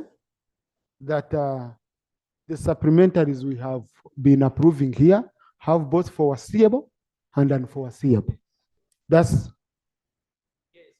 projects you saw, we didn't appropriate money for, and you give them money. Yes. Mr. Speaker, this is an interesting engagement. Mr. Speaker. In fact, Honourable Minister, what I'm saying, you already have permission. Yes. We gave you permission. That's what I'm saying. Mr. Speaker, I agree with you. Some of the monies of the items we pass here for supplementary are foreseeable, but they become unavoidable in that we could have foreseen something, but we don't have the money at that point. A case in point is NAM. When we approved NAM, we knew we wanted NAM, but we didn't have the money. And we reached a point, NAM had to take place, and we had to construct that hall you saw and other things. Therefore, it became unavoidable in the process of budget execution. It was foreseen, yes. Therefore, that test doesn't qualify, but it became unavoidable and it qualified under the 3%. Okay, to make it very easy, Honourable Minister, you will give us proposals on how you want Parliament to give you authority to spend such a money. And I will see whether you will go outside the supplementary. Yeah. The proposal should come from government because they are for spending to be in line with Article 93 of the Constitution. Mr. Speaker, Karim, are you an accountant of some sort? Okay, if you are, I give you. If you are, I give They know each other. They are friends. I know. They know each other. They are both accountants. I'm sure you are just putting his legs, so let's not try to. Thank you. Thank you very much, Mr. Chair, Right Honorable Speaker. To comfort the Honorable Minister, I'm an economist with a bachelor's in quantitative economics from Makerere University and a master's of arts in economic policy from York University in Toronto. So I believe I am fit enough to assure the minister. So to get back on the point, the clarifications that I need from the minister are two. One, he talked about limiting the accounting officers to spend the money that we have. But with certainty, I'm certain that the accounting officers only spend on the monies that they have been told to spend. The warrants that the issue. So how I need clarification from the minister, because like they released the ad of the 4.9 trillion. They have told the accounting officers, go ahead and spend this. So there is no accounting officer who will spend 20 billion when he has been given authority to spend 10 billion. So how were you suggesting us to do it? Probably you'll guide on that. Secondly, okay. Mr. Speaker, in the 4.9 trillion, we have informed accounting officers that this is the limit you have to spend in this quarter. But we have not told them, spend this. After we have issued this, we expect them to warrant, ask for authority to spend. We shall give them authority to spend based on cash, based on the cash available under the single treasure account. Thank you. So, MEP Corner. I had to, the second one. No, that's not how we operate. Clarification now, he's off the floor. So it's no longer on. I pick Honorable Bigaros, I pick Honorable Roran, Ndio Mujenyi, I pick Honorable Chivumbi Hadasmi Ari, I pick Honorable Santa, I pick Honorable Ridian, and Haji, and Honorable Pendi, and Ogwar. Then Thank you so much. I'm going to give you a chance, Honorable colleagues. This is a sensitive matter. I'll give you a chance. Yeah, thank you so much, Right Honorable. But I just wanted to make a ruling on only one issue so that we don't waste time on it. On the recommendation by the committee, okay, of us around finance, that is against Article 93 of the Constitution. That is a charge on the consolidated fund. It can't come from us. That is only for government. It is only government. When government feels it has to do that. Article 93, sub-article 2, the imposition of a charge on the consolidated fund or other public fund of Uganda, or the alteration of any such a charge otherwise than by reduction. This is only restricted to government. It cannot be from us here. So that one is, the chair, we shall have to amend that at the right time when a member proposes. So let's just thank you close so it. much, Right Honorable Speaker, for your wise guidance. Right Honorable Speaker, the committee addressed itself clearly on UGIF and USMID, but they have forgotten about Dr. Deep. It's a very huge donor funding in mostly refugee hosting districts. Actually, we are seeing a lot of light in Terego because of Dr. Deep. So each time you're talking about donor funding, kindly remind yourselves about Dr. Deep, because Terego suffered a lot of setback on the Dr. Deep funding. Most of our projects almost collapsed, but I want to thank government that we are given a window for 6 more months. I also want to thank you for the recommendations you have made, but I want to say that remember areas like the elderly SAGE. As you have funding that may be lying and you don't know where to put it, kindly know that we have elderly people who have not been taken care of, they have not been paid. Unless we think about them, most of us are now clocking that age, or we have parents who have reached that age. It's a set time bomb. Thank you so much, Right Honorable Speaker. Thank you, Honorable Rose. Honorable Roland. Thank you so much, Right Honorable Speaker. Thank you so much, Chair Finance, for the report. I would like to address 2 issues. Number one, you talked about the other projects, UGIFT and USMID, and the non-wage balance, which was 358.9 billion that was not spent at that financial year. At the end of that financial year, you didn't tell us what if you investigated further to understand, because you said it was because of staff which are not yet recruited, and therefore there was a balance of 358.9 billion. So you didn't tell us if you went further to interrogate this figure. Second, Right Honorable Speaker, in the audit report of the financial year 2021-2022, the Auditor General said there was 1 trillion which was in commercial banks from URA. URA sometimes collects, okay, most of the time collects money through commercial banks. And by end of the year, sometimes that money is not yet transferred to the consolidated fund.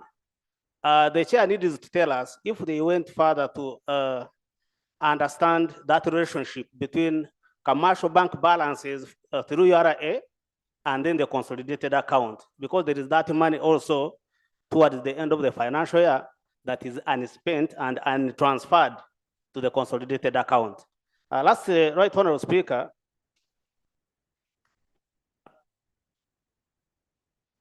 thank you.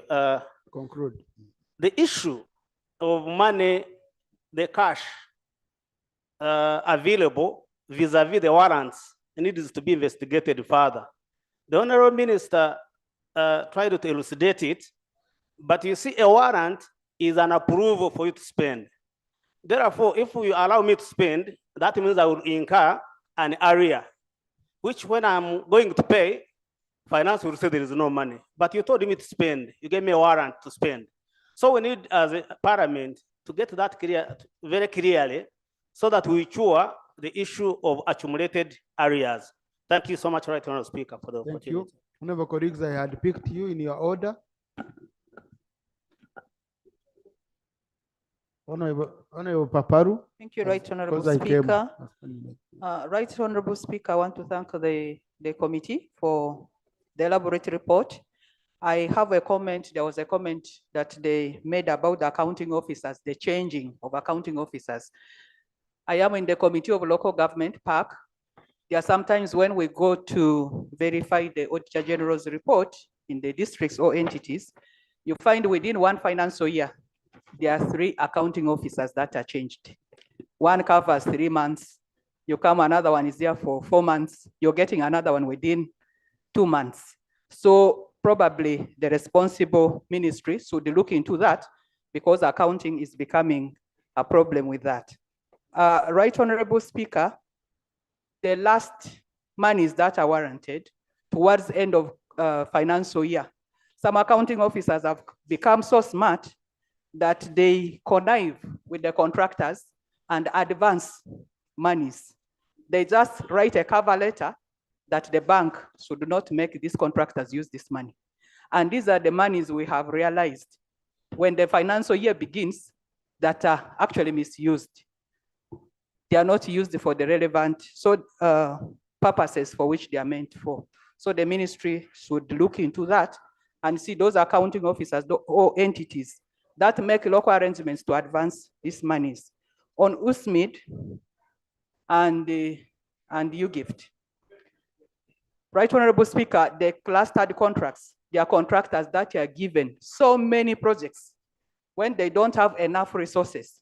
So you find the whole of West Nile, they add a Chori sub-region to it, a contractor or 2 are doing these activities.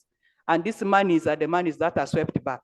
And in the next financial years, these monies come towards the end of financial year again. I think this is what we debated about.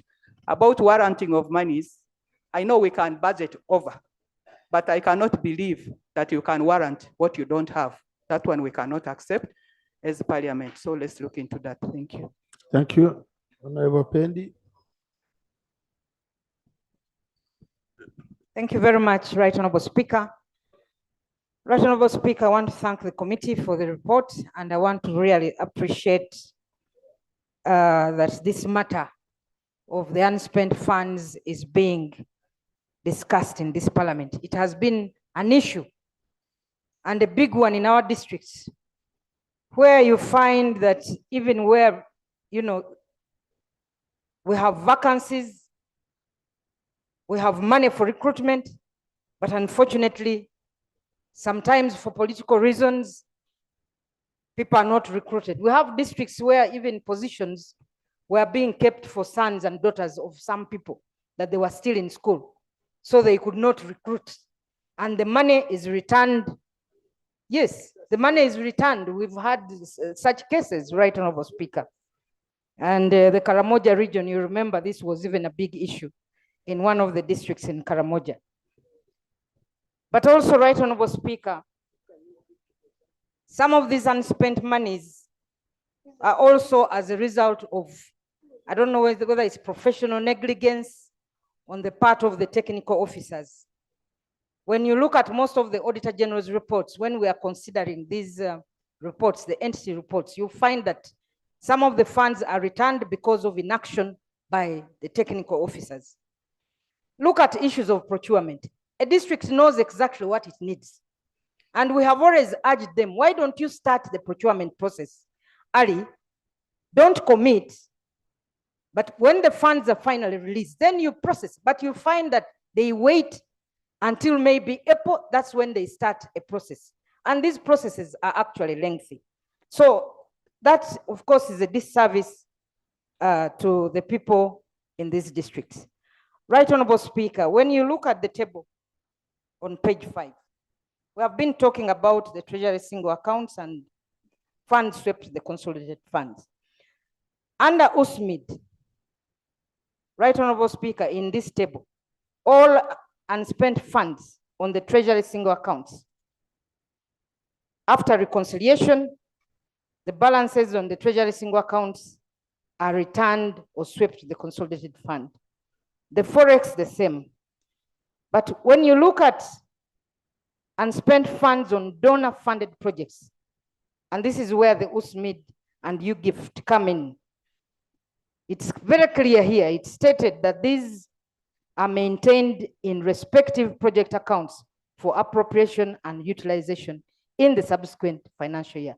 So, Right Honorable Speaker, the funds actually remain on the account. They are not swept back like the other ones for the consolidated fund. So, Right Honorable Speaker, I want to agree with the committee recommendation on page 9, which states that in order to ensure that the unspent warrants by donor finance projects like USMID and UGIFT, Parliament should give the minister authority to release the funds in July, the donor project funds whose appropriation expires on 30th June. The minister can then report to this house after 1 month. Yes, through the supplementary. And that should fall under Schedule 1. So, Right Honorable Speaker, that to me sorts out the problem. Because really, if the money is not swept back into the consolidated fund, why are we having all these problems? We've looked at some of the projects. Chair, I sit on the physical infrastructure. But Honorable Sarah, have we Yes. denied him authority? That's a question I just wanted to know. Who No, has I think denied- the minister, I think we should whip the minister to do their work. Yeah, we have not denied them any Yes. authority. Yeah, because now, if by the time this comes here, then there was an issue. So, Right Honorable Speaker, I think the ministers are not doing us. Right Honorable Speaker, I don't know if I should give the minister to give information or we allow the minister, because under the USMID falls under them. So let me conclude, and then the speaker will allow you. I have requested. I'll allow you to submit Yes. substantive. So, Right Honorable Speaker, I think there were some proposals on these unspent balances that if there are projects that were actually planned within a district, or for example, staff that have not been recruited and the district really wanted to recruit them, but even advertised and failed to get them in time. Like we have the challenge of doctors, we have the challenge of engineers. Some districts advertise, they fail to attract.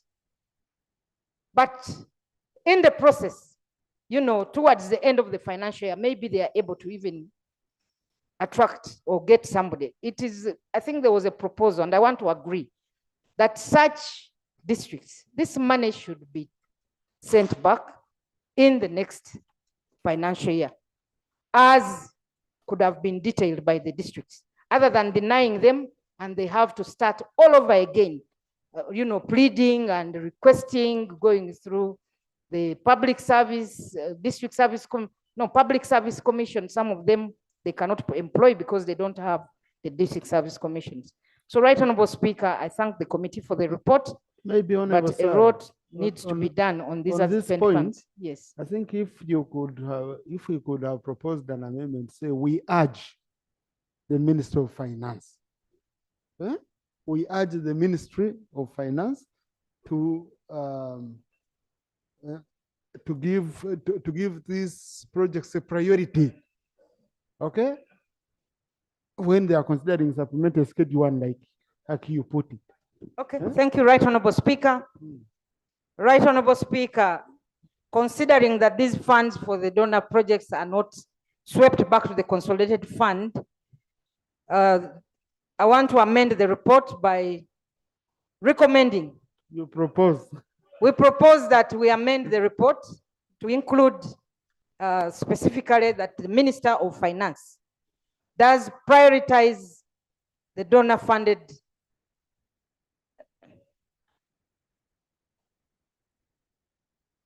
No, you can take time to look through it.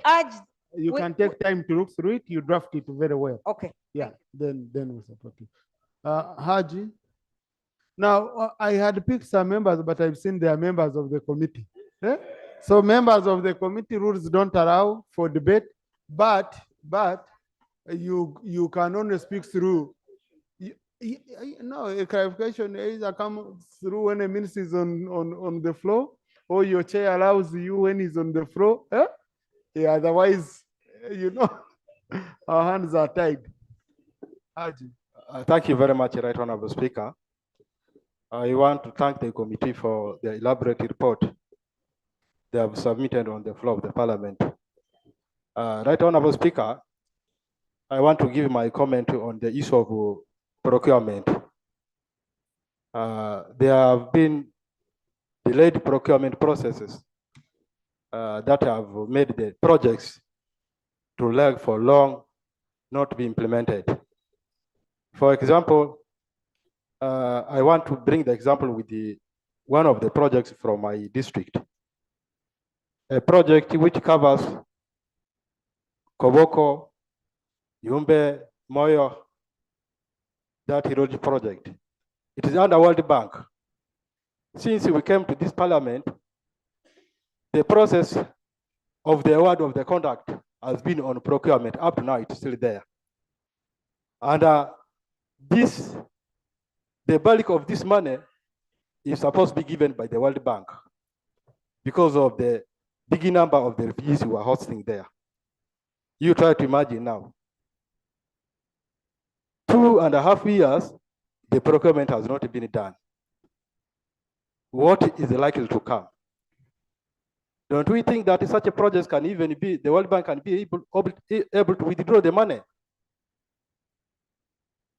because of taking long in order to give the procurement processes? So we really want to argue that our procurement process should have to expedite the needful so that the projects are done within the required time limit. Thank you. Thank you. Honourable Minister.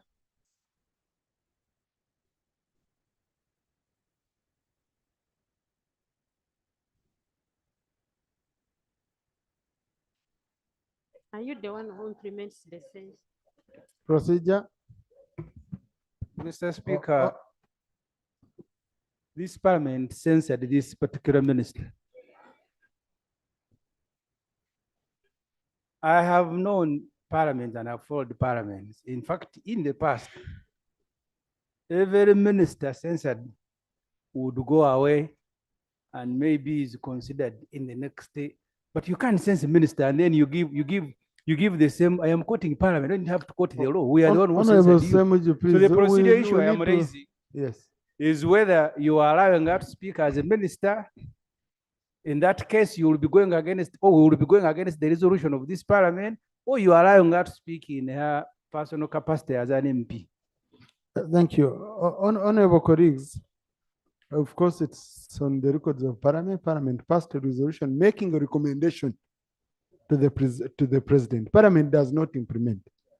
And the law we have does not give a timeline in which the president must implement the resolution of parliament. So he might be wanting to implement it tomorrow, and I start denying his minister chance.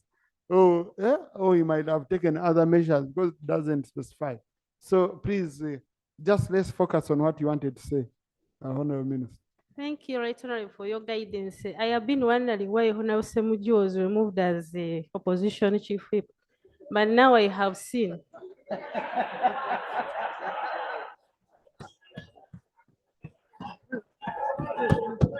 Right Honorable. Right Honorable Speaker, I want to thank you for your guidance. To my colleague, the Minister of State for Finance, because the information I wanted to give, and Honorable Sarah said you will allow me to speak, is that we have debated this issue of unspent funds, which are always swept back into the consolidated fund, and they remain there and you don't even hear about them. And again, another financial year starts. And His Excellency, the President, guided that then immediately we finish the budget, let these funds be what? Taken back. And as you guided, Right Honorable, there is no law which is stopping finance, the Minister of Finance, from spending. And I liked when you were asking him questions, who has stopped you? On the issue of Will Smith, I work in the Ministry of Lands. Will Smith money has been there. The local governments did procurements. Money was released by World Bank. World Bank has been here several times asking why have we as government refused? And we engaged the finance. The last time they came to cabinet, they said, no, this money is available. Actually, immediately after the budget, the ministry is going to have the money spent. Municipalities were given this chance of having municipal roads and what. So when you say, when you were really repeatedly asking him who has denied him the authority, he did not answer, this colleague of mine. And so, exactly. The problem is with us. Cabinet in session. As you said, the law is clear on what should come to Parliament and what shouldn't. Funds carried forward. Why do you come? And they were within the budget. I don't know now what is coming here to say, because the law is clear. So that's the information I wanted to. And I like when you guided that Honorable Sarah should move a motion. Not what did it to say? To request or what? Is arguing, instructing, because there is nothing like arguing. You know? They know their job clearly, and they have put us in a very complicated situation. Municipalities are frustrated, and World Bank is frustrated, and they are withdrawing this government, these funds, because they are tired. They have been here for several meetings. So really, my colleague, I'm sorry, but the law is clear, and it's you who is not doing your job. I beg to submit. Thank you. Honorable Minister for Finance, you've had the sentiments. No need to respond. No. Or you feel you need to? Mr. Speaker,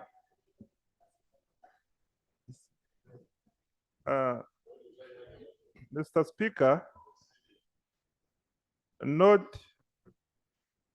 to respond per se, but to bring confidence to this House that whatever we do, in as far as managing public finances is concerned, is done in accordance with the law. There is nothing we do, Mr. Speaker. I was here when the Public Finance Management Act was enacted. I was also here before the Public Finance Management Act. Mr. Speaker, I think I've made my point that what my colleague is saying that under which law, the law that guides us in managing public finances is called the Public Finance Management Act, and everything we are doing is in compliance with that law. I submit, Mr. Speaker. Thank you. Now, I think what I got from your colleague, Honorable Minister, she didn't say you're breaking the law. You get it? She said there is no law stopping you. Yeah, there is no law stopping you, okay, from making these projects a priority. That's what she said. Yeah. So, but, okay, Honorable Minister, I think what you've picked are the sentiments is that your colleague is frustrated because meeting the World Bank every day, people are putting you on pressure. We are borrowing expensive money. These people have given you concessional money. They are saying implement these projects. So I think, Honorable Minister, I know sometimes the challenges you have, but I would urge you, you look at these projects, you give them a priority. Yeah? Let's go back. We give them a priority. UGFT, USMID, Dr. Deep, these donor-funded projects. Because money is available, we gave you a leverage under the law, so let's implement them. Honorable Kambari Ferigo, then I come to Chief Whip, I'll give you, then Honorable Santa, then Honorable Aisha. Thank you, Right Honorable Speaker. Right Honorable Speaker, I want to thank the committee for the report they have presented to us. And the Right Honorable Speaker, my observation is that the chairperson of the committee was trying to be polite because he mentioned reasons why we had huge unspent balance as per 30th June 2023. He was polite. He didn't want to sound a bit harsh. One of the reasons he gave was that during the financial year 2021-2022, we had donor funds which were unspent balance. But in the execution of the financial year 2022-2023, these funds are supposed to have been reverted. What finance did was to bring that reverting after 10 months. Therefore, by 30th June, that balance had not been spent. In other words, he was saying, Minister of Finance, you should have brought this money for reverting immediately after closure of the other financial year. He was just being polite, but he was trying to tell us, you people, be aware that your Minister of Finance is not doing his work. So on this matter, Right Honorable Speaker, we want to request the Minister of Finance. He's saying he's doing it according to Public Finance Management Act. Public Financial Management Act requires that he should do reverting, which he delayed to do. He did it after 10 months, and therefore that money could get out of those accounts. Secondly, Right Honorable Speaker, again, the chair was polite by saying the reason why we don't have unspent balance is there's delay in the procurement process. He's again sounding polite. He's telling us accounting officers are not doing their work of ensuring procurement process is executed in time. He's again telling us Minister of Finance is not doing its work. They are the people who appoint these accounting officers. How comes there's deliberate delay in the procurement and they are doing nothing? So thank you, Chair Finance. You are polite, but you are telling us our finance minister is betraying us. We're having huge unspent balances because of his delays for reporting, not taking action on accounting officers who are not doing procurement in time. For me, I'm saying, as Parliament of Uganda, please, I recommend that, although the chair was not serious, we should put it in record that Minister of Finance, you are causing us problems. That's why we have unspent balances, and improve your way of doing things. Otherwise, we shall come with a motion for censure here. The next day, we can't keep in this circus. I beg to submit. Thank you. Honorable Santa.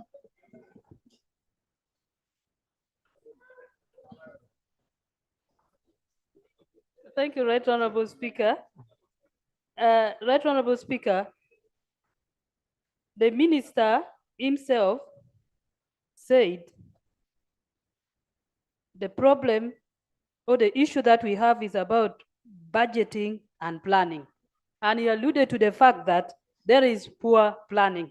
I was really very happy when you accepted that, and you are going to correct that.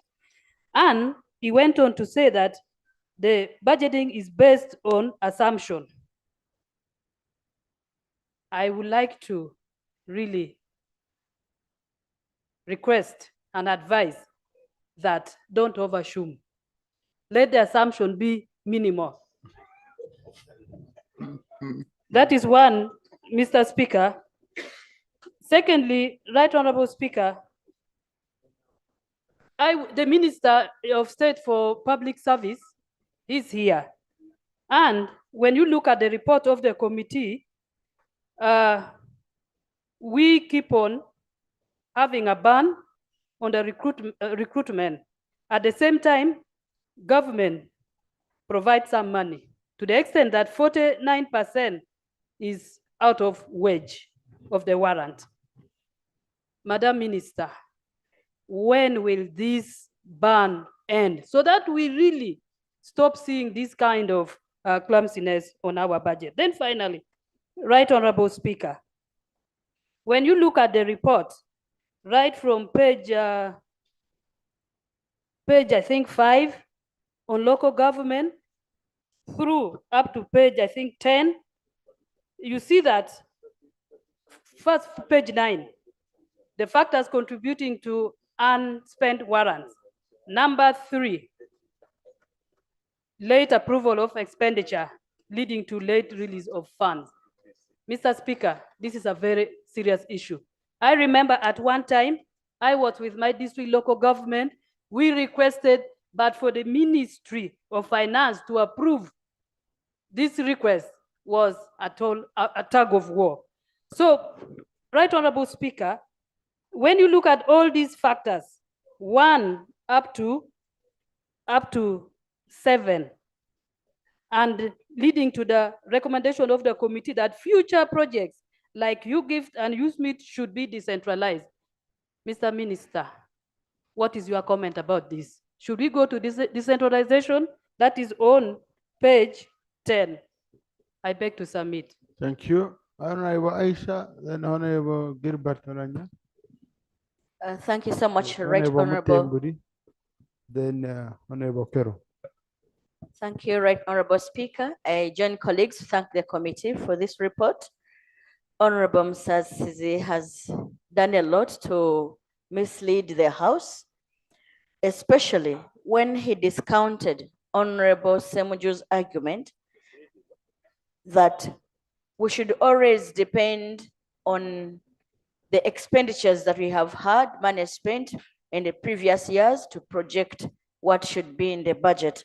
And he said we depend on realistic budgeting, as though when we make assumptions, we don't use trends.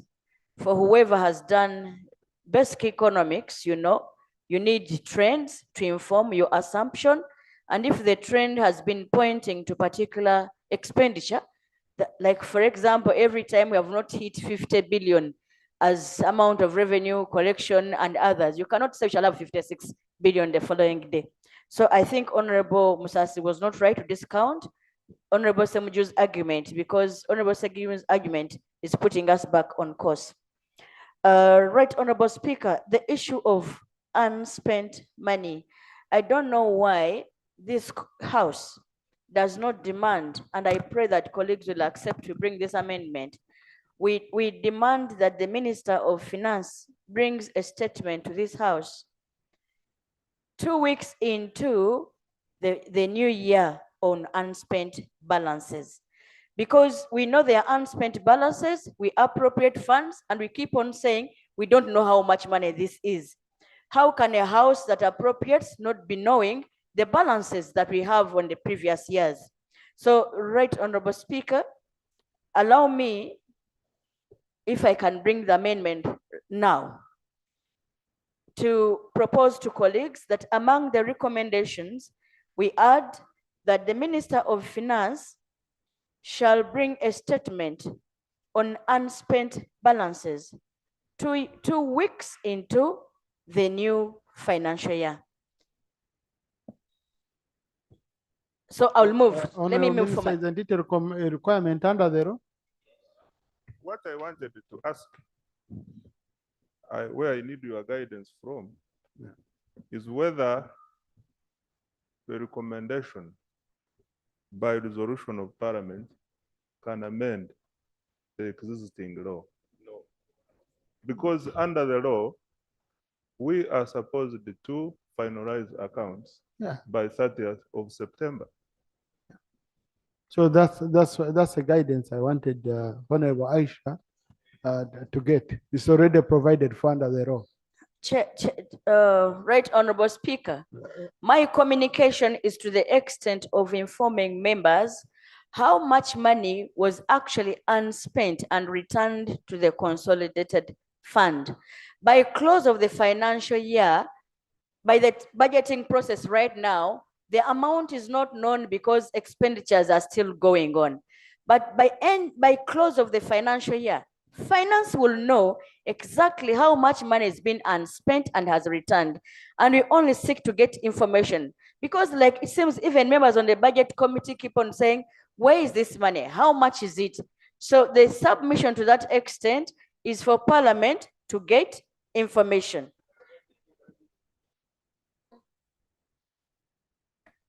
Mr. Speaker, thank you, Honorable Aisha, for giving way. We are saying the financial year closes at 30th of June. At that point, we know how much money we have closed with. But there is cash in transit. There are transactions in transit, which materialize after 30th of June. When these occur, we do a reconciliation. And on 30th of September, we issue accounts which show the closing balance and the opening balance for the new year. I would like to understand from you, Honorable Aisha, where is the problem?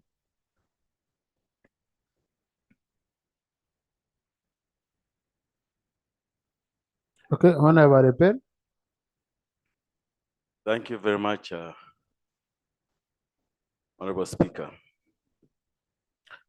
I just wanted to add on what the Honorable Minister said. Actually, government practices what is called cash accounting, as opposed to some other practices of accounting that are done. Now, in such cases, you only report on the cash you have actually spent. So that's how we report in government. For that matter, just at the cutoff period or the cutoff date of the 30th June of a particular financial year, you can determine just the way the minister said there's some cash in transit. So that's why there's a period of about 3 months that we give finance to carry on the reconciliation until at the end. However, if it was accrual accounting, we would make a cutoff exactly on the 30th June for reporting purposes, including receivables and payables. So that's the reason why we do that. So I would like to allay your fears that that's the reason why we do this. I also want to allay the fears of this house and also the citizens of this country that what is very critical in budget implementation is going beyond what you're provided for. Actually, one area that I was so critical when we're analyzing, when we're investigating this is to see whether there's any MDA that has gone beyond the warranted amounts. Fortunately, there was nothing. All of them were within the amounts that had been warranted. And that was very good enough.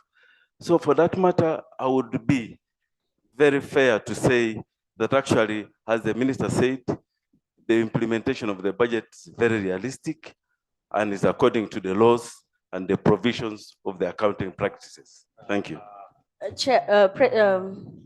Right Honorable Speaker, the information given to me by both colleagues is well taken and understood. Then the biggest question to this House is that why do we take unspent balances as such a big thing that is not understood if accounts are brought to us? Because what is taken like there is a thinking that probably this money is at the hand of Minister of Finance to spend anyhow. That's the thinking that it is. But the explanation of the minister, it is like the House is kept into know of which money has remained. Probably how it is expended is another matter that the House needs to be informed.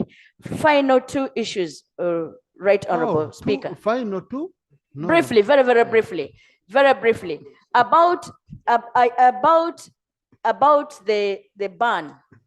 While we live in the environment of continuous retirement, people retire continuously and death goes on continuously. I just want to know whether we have not denied our people services while we put a ban, and we know actually death is a reality and retirement has been going on normally. I have failed to understand why my cow goes to the bank to authorize payment and he says I cannot authorize. This happened many times on PDM. The money is there and the cow tries severally and finance has blocked. This is something that is very unclear that finance should be able to explain why the accounting officers, even one warrant. Thank you. But Honorable Minister, I hope you allow replacements. Yeah? Did you also stop replacements on recruitment? Thank you very much. Replacement is allowed and it is ongoing. Okay, thank you. It is only the new recruitments that are not allowed at the moment. But in the meantime, as I told you earlier, we are going to sort out everything when we form an interministerial committee to discuss the audit report that was done on human resource. Thank you. So after that, everything will be done well. Thank you. Replacements are budget neutral. So, Honorable Gilbert Oranya. Thank you. I will allow you. Thank you, Right Honourable Speaker. Right Honourable Speaker, the issues of unspent balances. Parliament have been talking about this for several years. I recall in the previous Parliament, the committee would report the amount of money being swept back to the Consolidated Fund, and it ends there. That's why I am appreciating this Parliament that we are being very keen and focused. Right Honourable Speaker, I would like to thank you so much for that. Right Honourable Speaker, the factors leading to unspent balances, the committee tried to bring them out, but the major concern, one of the members raised it. As the Committee for Park Local Government, unnecessary changes of the accounting officers. Right Honourable Speaker, the accounting officer would be deployed in a particular entity, and it takes less than 3 months, is transferred to another entity. At the end, the district needs to do so many changes, changing the signatories, doing so many things, and you find bogging down the district activities. I would like to pray, Right Honourable Speaker, through the minister, at least let the accounting officer take a minimum of 2 years in the particular district. Let that accounting officer be given time to put up the activities he feels like is best for the district. But changing the accounting officer within 6 months, 1 year is not good at all, Right Honourable Speaker. Right Honourable Speaker, looking at the resources that are being swept back to the Consolidated Fund, mostly when we are carrying on our auditing, you find money meant for gratuity and pension. On average, about 40% of our districts, every financial year, they return an average of 2 billion shillings, money meant for pensions and gratuity. And when the chairperson was explaining, that there is no, the chairperson was saying there is no cash, but we have warrant. Honorable Gilbert, I think Honorable Max is one of our experts in these areas. He can give us useful information. It's if okay. you That's feel. yes. No, thank you very much, Right Honorable Speaker. May I take this opportunity to provide some information to my colleague, Honorable Gilbert Olanya, that under the Treasury single account regime, immature as it is so far in Uganda, there is no cash available that is swept back to the consolidated fund. That's what I wanted to make clear to you, so that we would not confuse people out there. I thank you. That's what I started with. I was told the story is in negatives, but now. Thank you. Right Honorable Speaker, that explanation, I really feel for some of us who are not expert in accounting, we need to be clarified the more. Because, Right Honorable Speaker, many of the accounting officers, they normally explain to the committee that one of the reasons why money is swept back, sometimes the ministry release funds when it's remaining only 2 weeks to the close of the financial year. And at the end, they are given a very short period of time to do so many activities. And when they fail to do those activities, the money is swept back. And then now, what is being swept back? Exactly. What is being swept back really?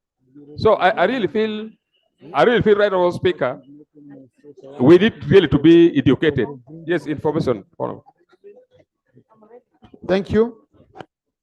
He accepted to give me information. Right Honorable Speaker, I want to concur with the position of the committee and the advice being given by my professional friends. I think what we have not internalized, even let me say as MPs, are the processes of financing in this country. When you operate a single account, no agency has got money in a cash form.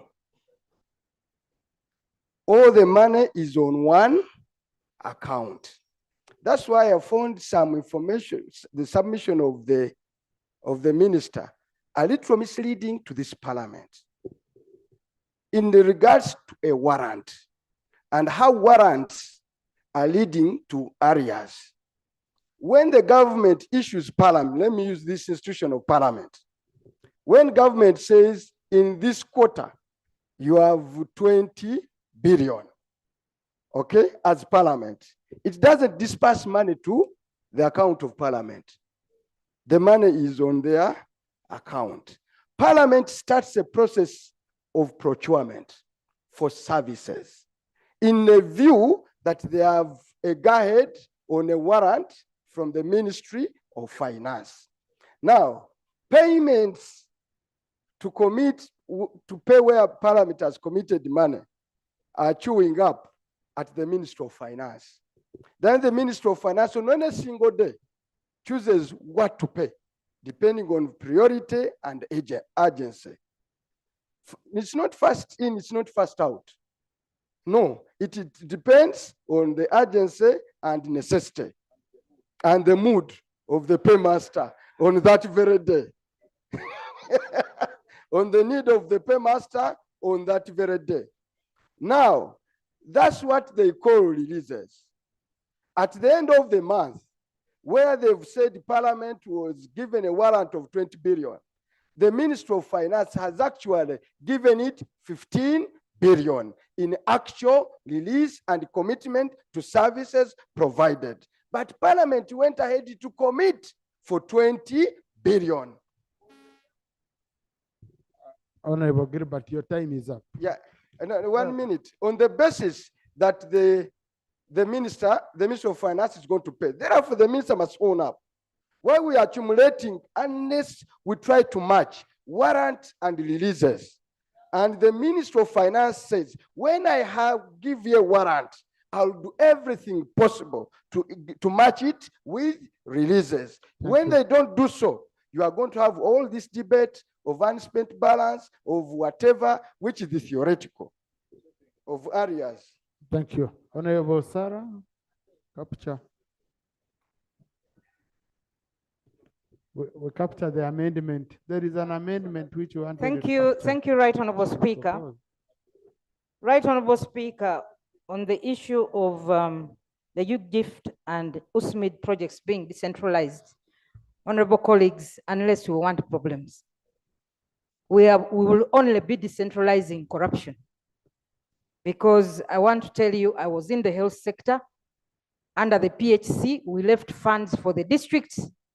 And instead of putting up health centers, theaters, according to the medical, in the medical standards, they went and just put up buildings because they are cut for everybody, right from the chairman to the CAO to the procurement, and the contractor had to fit all these and do shoddy work.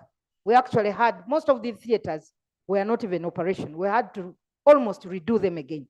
So I want to propose, Right Honorable Speaker, that under that, we should amend that recommendation instead of decentralizing and say that donor-funded projects should not be contracted out to more than, a contractor should not get more than 2 contracts, more than 2 lots. Yes. No, should not get more than 1 lot because the lots have like 5 districts. But you find a single contractor with even sometimes 2, 3, 4 lots, and some of them, as one is in the east, another one is in the west. So we should recommend that for these donor-funded projects, a single contractor should not get more than 1 lot. Secondly, Right Honorable Speaker, we had also talked about amending on page 9, and I want to read it as follows, that we recommend that works, no, sorry, I'm reading the same thing. Parliament recommends that the Minister of Finance, Planning and Economic Development should prioritize unspent warrants of donor finance projects within the 3% supplementary schedule. I think that covers it. And Right Honorable Speaker, I want to request, we are about to go back into the 3%. Right Honorable Speaker, you mentioned that there is abuse. What we reject here is what is put on the 3%. So Right Honorable Speaker, we had an amendment. We signed a motion to amend the PFMA. I don't know really whether that should not come before they stampede us here with the supplementary again. The Honorable Mwange Chivumbi submitted this amendment, and how I wish it can be prioritized and processed before we are stampeded. So Right Honorable Speaker, that's the amendment. Thank you. Thank you. Sorry. Honorable Kenya. Honorable Speaker, I've heard the justification of Honorable Sarah. Right Honorable Speaker, I don't know whether we are trying to amend the PPDA Act regarding procurement, whether our recommendation is in line with the laws or we are just doing it for record. I'm seeking clarification, Right Honorable Speaker. Yeah, because you see, when we make a recommendation, such a recommendation is advisory. So the implementing agency has to go and see if it's in line with the law. If it's not in line with the law, it's not an amendment of the law. Sometimes it's the urge. We're expressing our feeling, and you never know, it can even come with a proposal to amend the law because of the problems that we've gotten with that too much rotting. Honorable colleagues, Honorable Sarah has made a proposal to amend, it was Roman number 3, recommendation Roman number 3 on page 9. Honorable Chair of the committee, do you have a problem with the proposal? Right Honorable Speaker, I have no objection to the proposal and I hereby concede to the amendment. Thank you. So, honorable colleagues, I put a question on the amendment. That amendment no, both amendments. I'm going to capture them on the because they are in the report. They're just recommendations. Those in favor say aye to the counter nay. Aye, the ayes have it. The problem, Honorable Namganza, how you had proposed that we make it stronger, it would be in confrontation with Article 93 of the Constitution. So we have to remain within our limits where the law, and we want to recommend something implementable. What is not implementable, it's not useful for us to have it here. Let me pick on Florence Akiki here.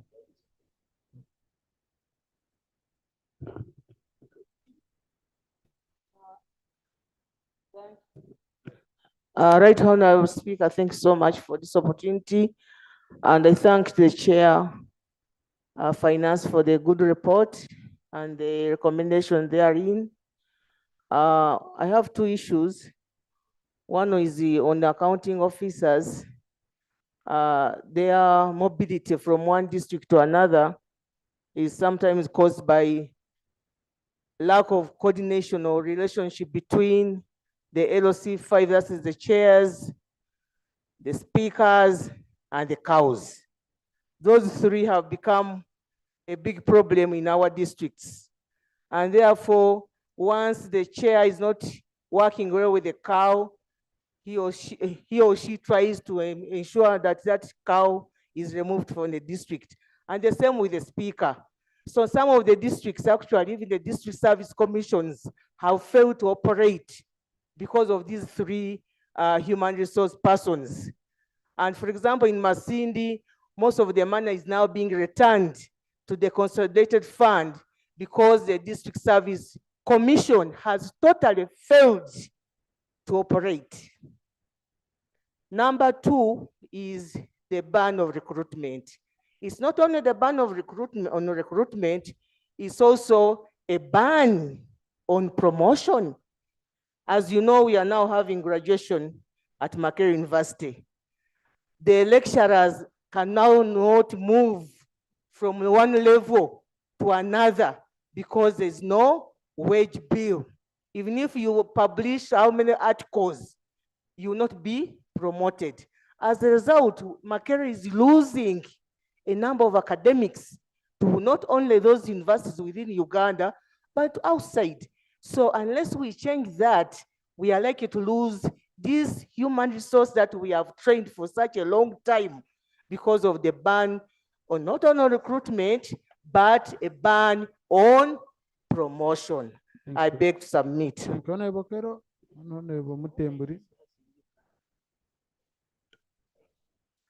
Thank you, Right Honorable Speaker.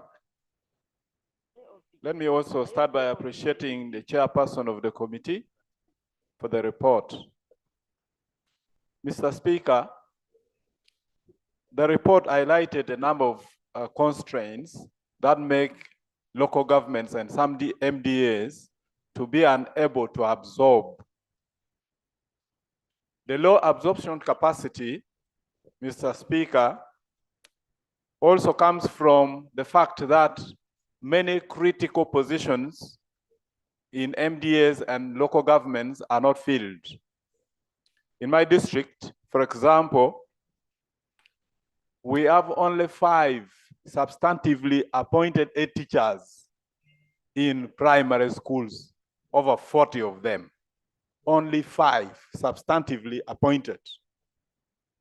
The result is that there are new innovations that government comes up with, but there is nobody to implement them. For example, registration of students, of pupils for UNEP examinations are then channeled to internet cafes for support because the substantive officers are unable to do so. Also, the education department in my district has no DEO. The sports officer is now sitting there for the last 1 year. And so It brings me to the recommendations on page 9 about the validation exercise. Mr. Speaker, this validation by government has been going on time after time.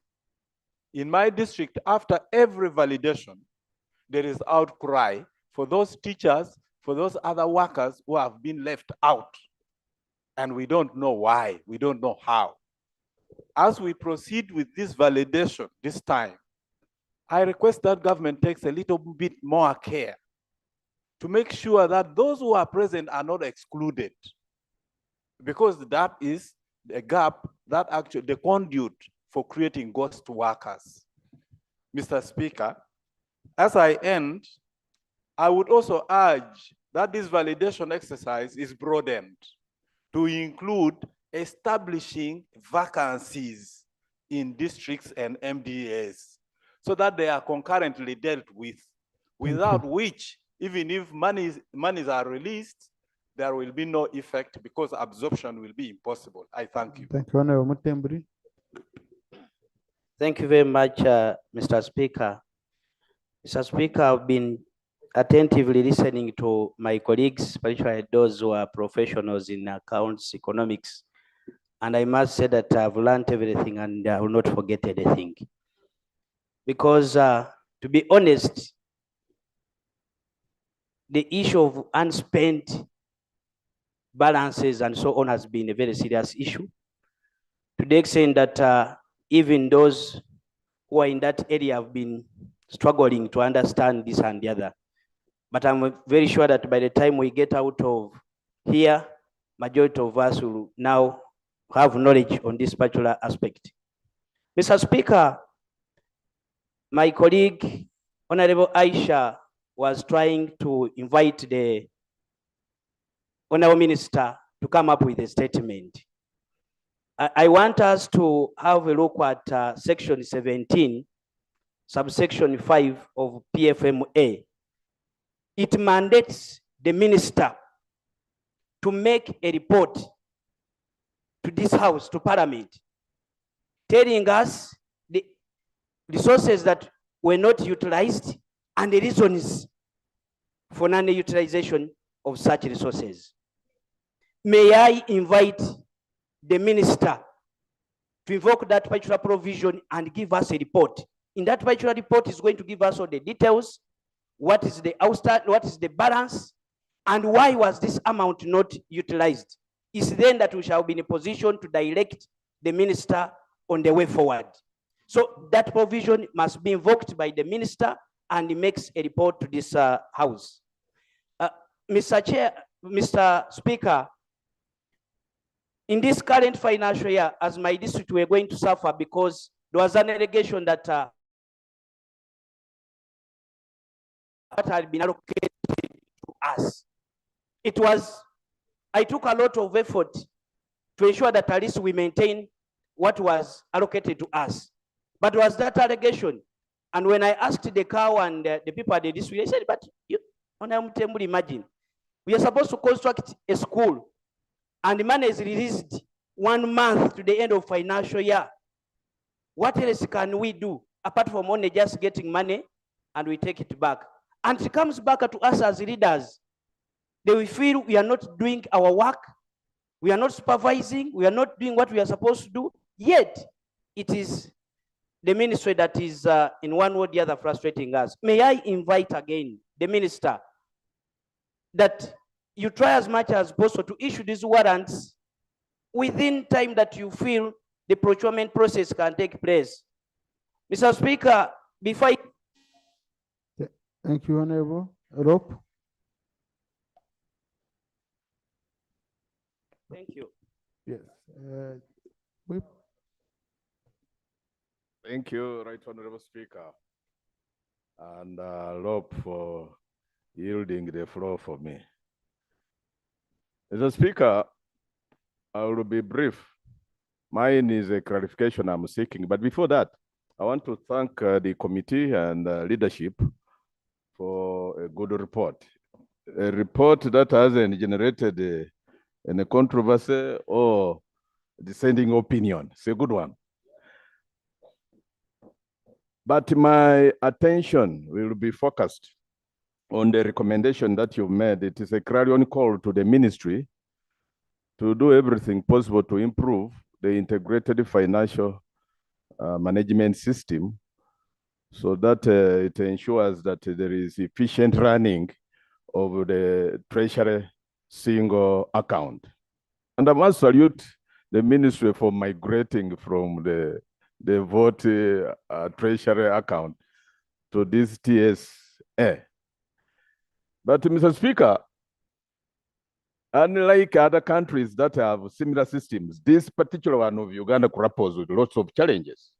And I'm seeking clarification from the minister, especially when it comes to the lack of a super server. You know, this particular system, even with bad weather interferes with the system functionality and it fails completely. And even the server itself has serious issues because server is supposed to do the processing of data and the dissemination. Why can't you procure as a ministry? I'm seeking clarification. A super server like other countries, which can even operate where there is bad weather. Thank you very much. Thank you, Honourable Minister. Which can even reach the mountainous terrain of Bududa. Thank you, Honourable Minister. Thank you, Mr. Speaker. I want to appreciate Honorable Nambeshe, who spoke on behalf of the leader of opposition, for appreciating us, Minister of Finance, for what we are doing. And Mr. Speaker, yes, I do acknowledge his concern. The IFMIS system has gone through a number of progress stages, and up to now, we are not where we want it to be. We are still on continuous improvement to make it as efficient as possible. But the good news is that all our votes now, Mr. Speaker, including districts, have been connected to the IFMIS, and this is a great achievement for us. Mr. Speaker, there was an issue which Honorable Semuju raised, that our budget, our spending is 39 trillion. Mr. Speaker, this 39 trillion is in respect of discretionary spending, the discretionary budget which this parliament appropriates across MDAs for the year which you referred to was 39 trillion. But on top of this, we have statutory, most especially debt and the others, which we don't appropriate. And when we add them, we come to the total resource envelope for that year, which we referred to as 52.5 trillion. Honorable Roland from Ruchiga raised an issue that commercial banks collect money on behalf of URA and does not remit to Consolidated Fund. Mr. Speaker, monies collected for tax purposes by commercial banks are swept within 2 days. If you collect it today, Wednesday, by Friday, this money should have reached the Consolidated Fund. Therefore, the allegation, I think it's a reconciliation issue, since it's referring to an authority called Auditor General. I don't want to call it an allegation. I want to say it is a reconciliation issue which we can deal with the Auditor General when we do the reconciliation. But under normal circumstances, and in this case, there are no abnormal circumstances, money is swept within 2 days upon receipt. I thank you, Mr. Speaker. Thank you, But let me honorable thank colleagues. the chair. Mr. Speaker, I think it is fair that I thank the chair of the committee and the members of the Finance Committee for coming up with this report. Thank you. And I want to also thank the House Mr. Speaker, this was an interesting debate. And I want to say that I will go back to the Hansard. That is the level of the interest I have, to see issue by issue which you have raised, with a view of using your concerns to improve the systems of managing your public finances. Thank you. Thank you, Honorable Minister. Thank you, Chairperson. This is the first report of its kind we've received. I really want to thank you. I hope now this is going to be annual and you'll also be improving as we go on. Honorable colleagues, now I put the question that the report of the Committee on Finance, Planning and Economic Development on unspent balances and the position of the Uganda Consolidated Fund as at the end of 30th June 2023 be adopted with proposed amendments. Those in favor say aye and the content nay. The ayes have it. House adjourned to tomorrow at 2 p.m.